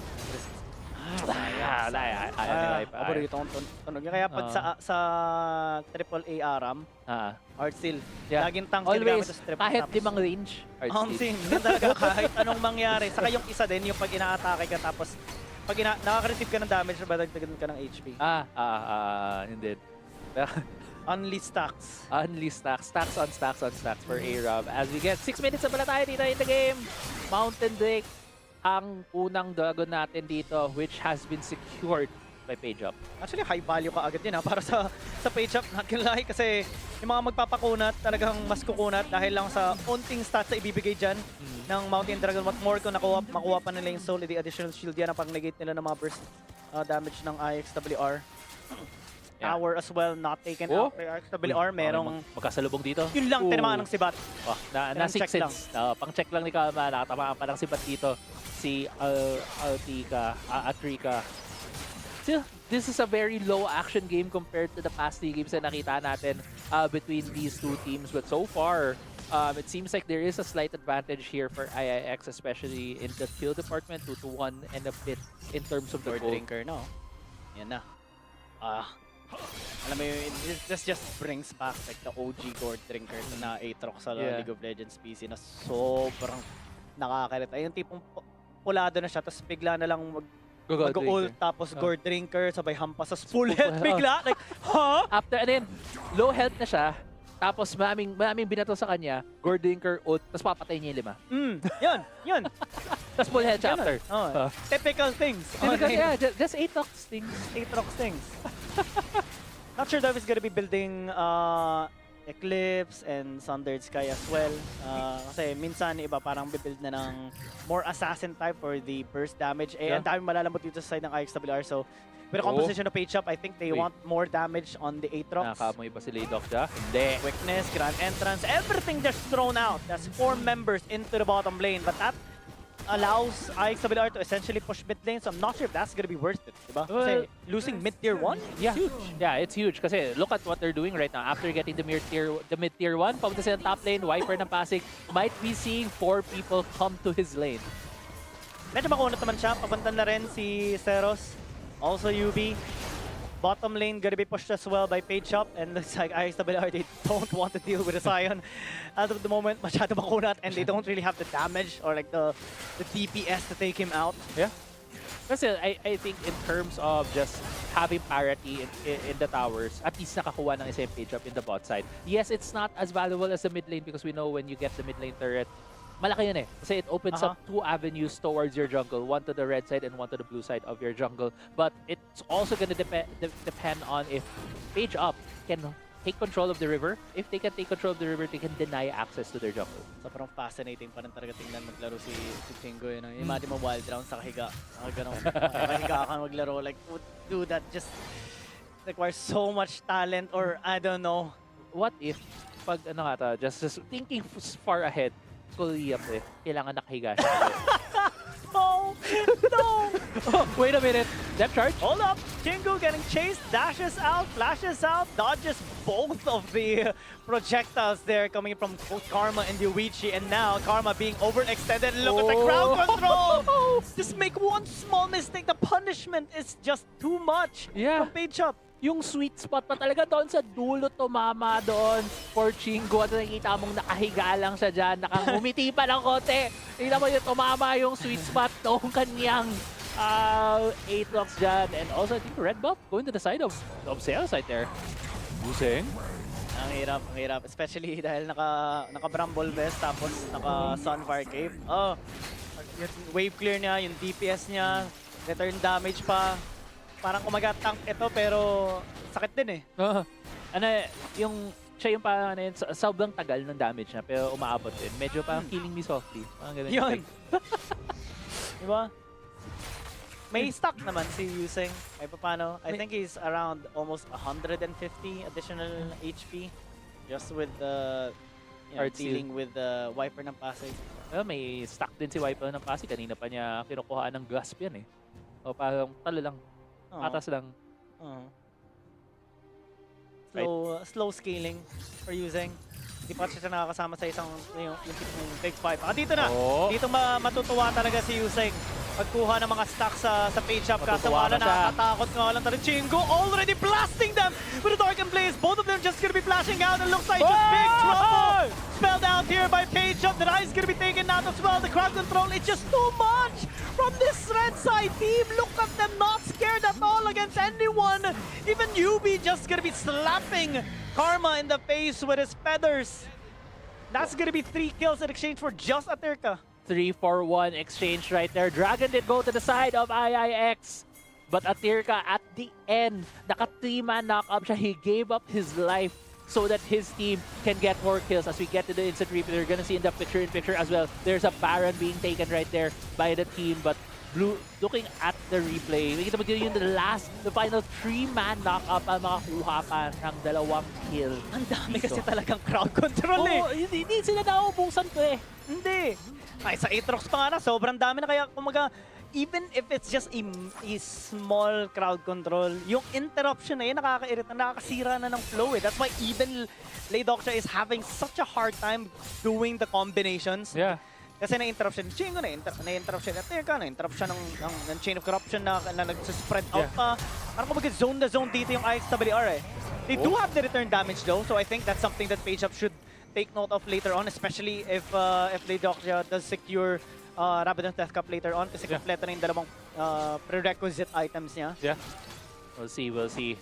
Also to mention, Sarah's right now having 2 items on that AP Varus build with the Nashers and Dusk and Dawn. Yun yung 3 auto-autos. Oo, kasi yung Dusk and Dawn, sobrang bilis niya makakuha ng kasi 2 beses yung on-hit na Naka-press the attack pa siya na may Naka-press the attack pa. Halo Blades. Ayan na nga, Ayun, oh, yung burst! Immediate burst just onto Goodbye. the chin! Tapos may isa pa, isang piercing Oh! arrow. Ang hapdi! Masakit! He just hurt so much! And look at the Darken Blaze. Karma just says, nope, I'm out. Sobrang sakit talaga. Yeah. Throws in a javelin, but it's not gonna be enough. Oh, they just flash into him. Gets a shutdown onto Zeros at least. Pero that's 4 casualties on IIXWR side. Meanwhile, dalawa lang nakuha dito sa PageUp, having such a hard time dealing with this Scion, slowly chipping down this tower as well. Uy, nanaka pa rin. Trabaho lang. Pero may Oh, tower. ganda ng timing. I love the timing. Wait, Just getting in range. Oh my God! It's the Viper number! What? Ano nangyari yun? Oh, the proc yung unending despair. Sobrang hassle talaga, man. Tapos may grass pa. Tapos yung shield. Teka lang, nasobra na ata tayo sa taludod, boss. Grabe. Wiper ng Pasig able to clutch it out. Takes the 1v1 solo bolo against Yuseng. Kita natin dito sa replay. Tinimingan siya eh. Oh, tinimingan Good siya. setup na sana yun ni Yuseng. Oo. Tatlong auto-attack ng Torre. Pero Dalawa. pop shield, skill 2, knock up, the Bang! flash pero pumotok. May natira pa kasi ng onti na shield. Ngayon mga PageUp, they really want this 5v5 fight. They have so many tanks. They have so many siya crowd control pinatakas. dealers. Leidoxia cannot escape. Realm Warp denied. And that's 3 casualties on IIXWR. 3 down for IIXWR. Baron in the sights here for PageUp. Karma actually moving away from the Baron. Not even trying to steal it anymore. PageUp at the cusp here. They're at match point here, Giyang, and if they win, they get to the playoffs. And this is the genius part about PageUp, right? I think they anticipated the Nidalee pick and just built against it. This entire composition is an anti-Nidalee. Look at Chico. Oh my Ay. God! Buti na lang na dodge. Karma. Just get away. Just get away. Bro, it's just too much. Too scary. that's a Para ka scary- naglalaro ng horror game, pre. That's a scary chingu. That's a very scary Partida na kay Kapa yan. Yan, boss. 605 on this Aatrox, man. 13,000 gold. He's the highest gold in the game. The most kills. While laying down, imagine mo, hinahabol ka ng Hindi pa taong nakahiga. Hindi pa yan umupo ng diretso. Oh my God, the My flash in. This God. time they get Karma. They know he doesn't have anything anymore. It's just utmost dominance by PageUp. PageUp. Really, Man, oh man. really showing us the strength of this team right now in this game 4, showing us why they deserve their spots into the playoffs. Well, warp out, but they couldn't even step into that area anymore just because of the mere presence of PageUp. Push into the bottom lane. Baron-empowered minions slowly chipping down the HP of their towers. PageUp pressuring them a lot. Curtain call gonna be used, but to no avail.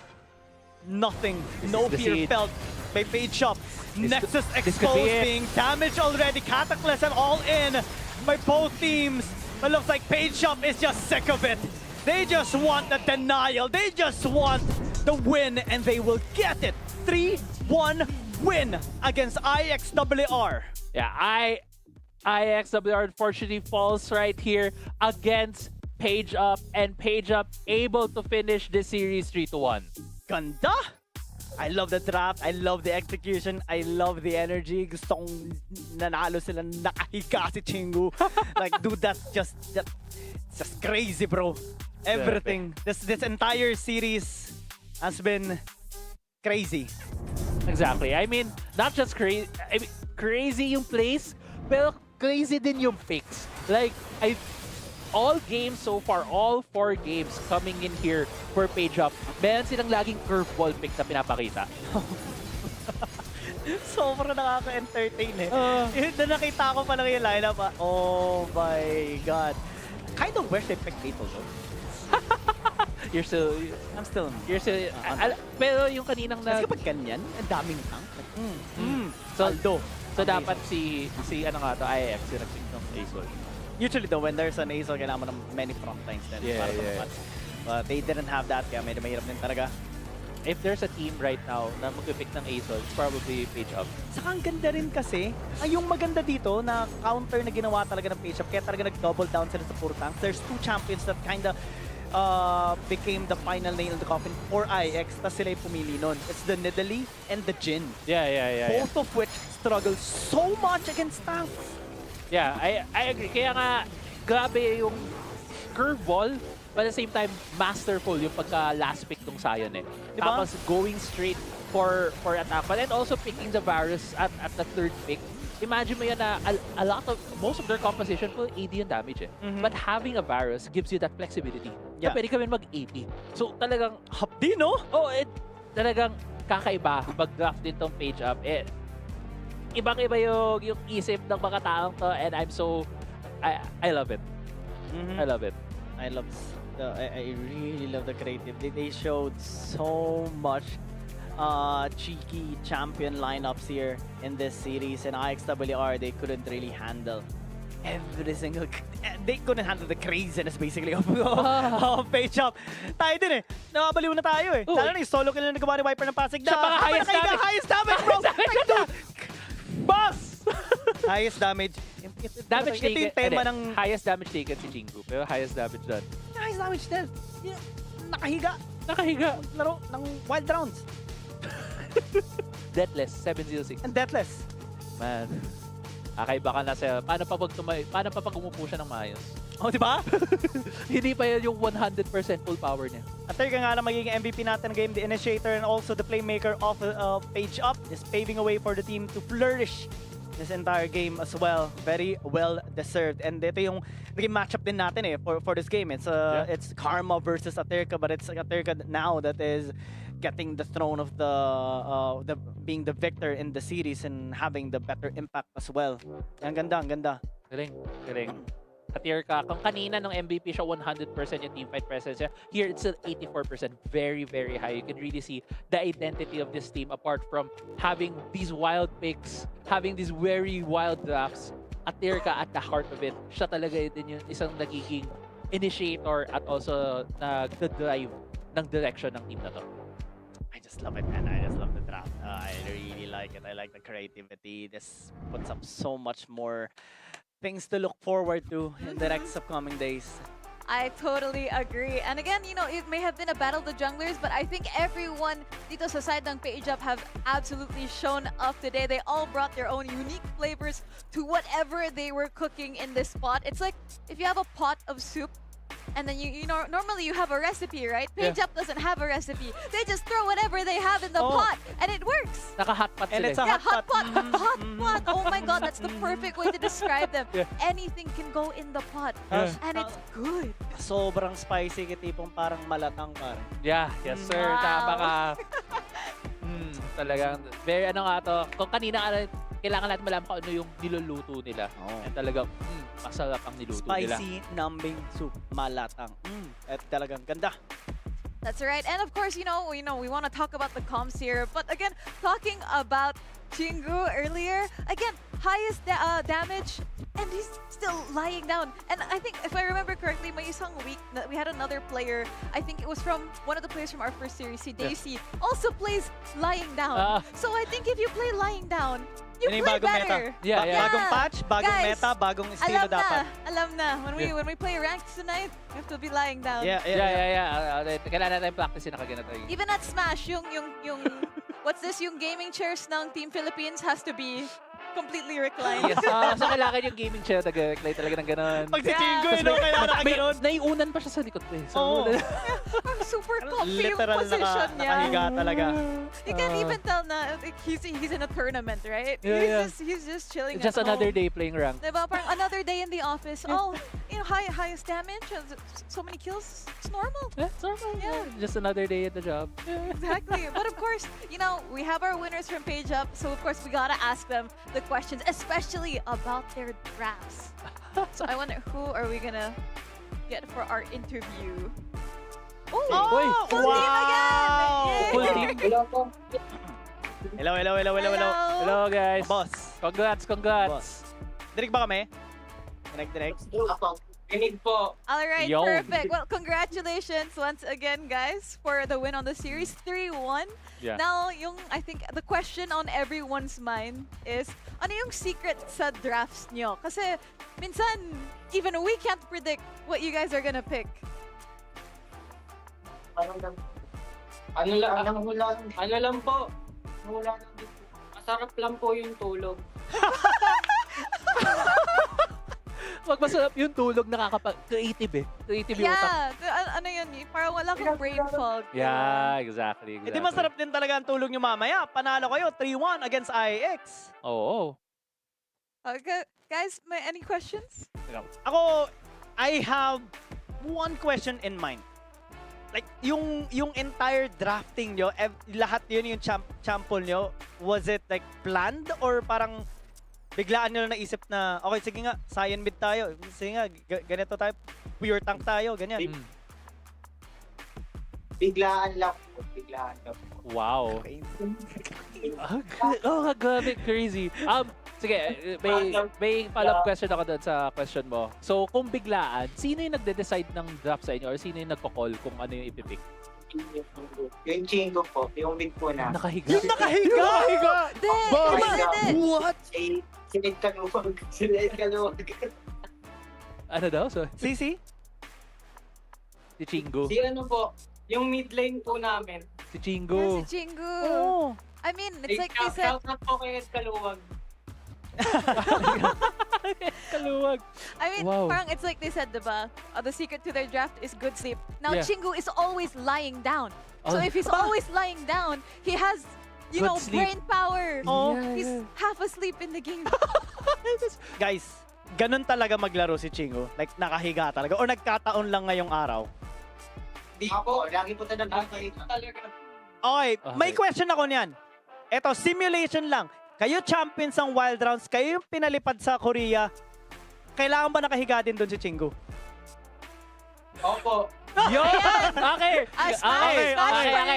Riot, take note. Riot. Yes, Riot, take dapat note. full recline yung chairs. Kailangan Hindi, may- kailangan may Kaya may kama. apat na gaming chair tapos isang kama doon. Oo, sa isang kama. Doon siya maglalaro. Okay, I have just one last question. Considering kasi na I feel like you guys are a newer team na nakaabot dito in like our playoffs. I just want to know the mindset kasi you guys won game 1, but game 2 it felt like IIX ang nanalo very convincingly. Paano kayo nag-reset ng mindset at bumalik for game 3? Uy, girl. Ano lang po? Hindi, ano lang po. Puso lang po yung laruan. Puso lang.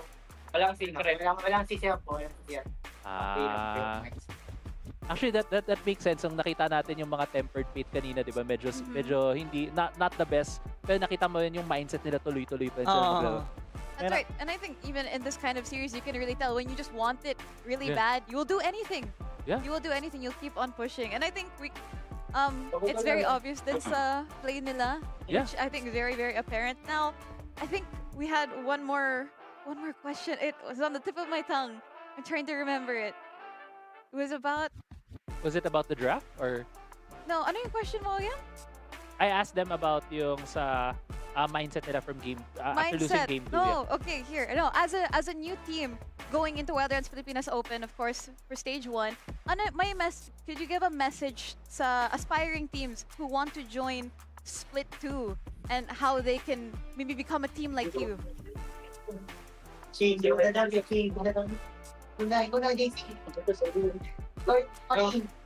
Ano lang, bakbak lang ng bakbak. Well, I think there's some truth to that. Yeah. No, I think no wiser words were said today. Yeah. Very wise words. Very wise words.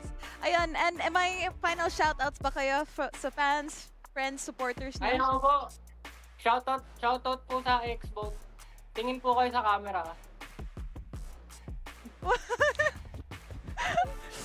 Sel! Sel, di ko alam kung okay yan ha, Sel!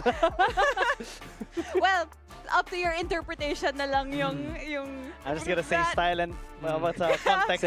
But of course, Yeah. congratulations Tsaka yan, once tsaka. again. Sa win nyo, of course, 3-1, very, very convincing. And we're looking forward sa performance nyo in the playoffs. So, good luck and congrats! Congrats, guys! Thank you po, thank you.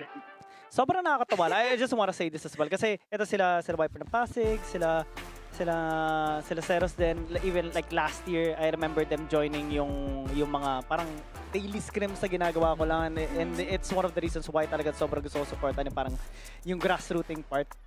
Kasi dun mo makikita yung parang yung growth ng mga players din eh. And sobrang nakakatawa lang ngayon. Dati parang scrim or lalo tapos bilang wild rounds split yun last year, tapos wild rounds ngayon. And now they're having so much success.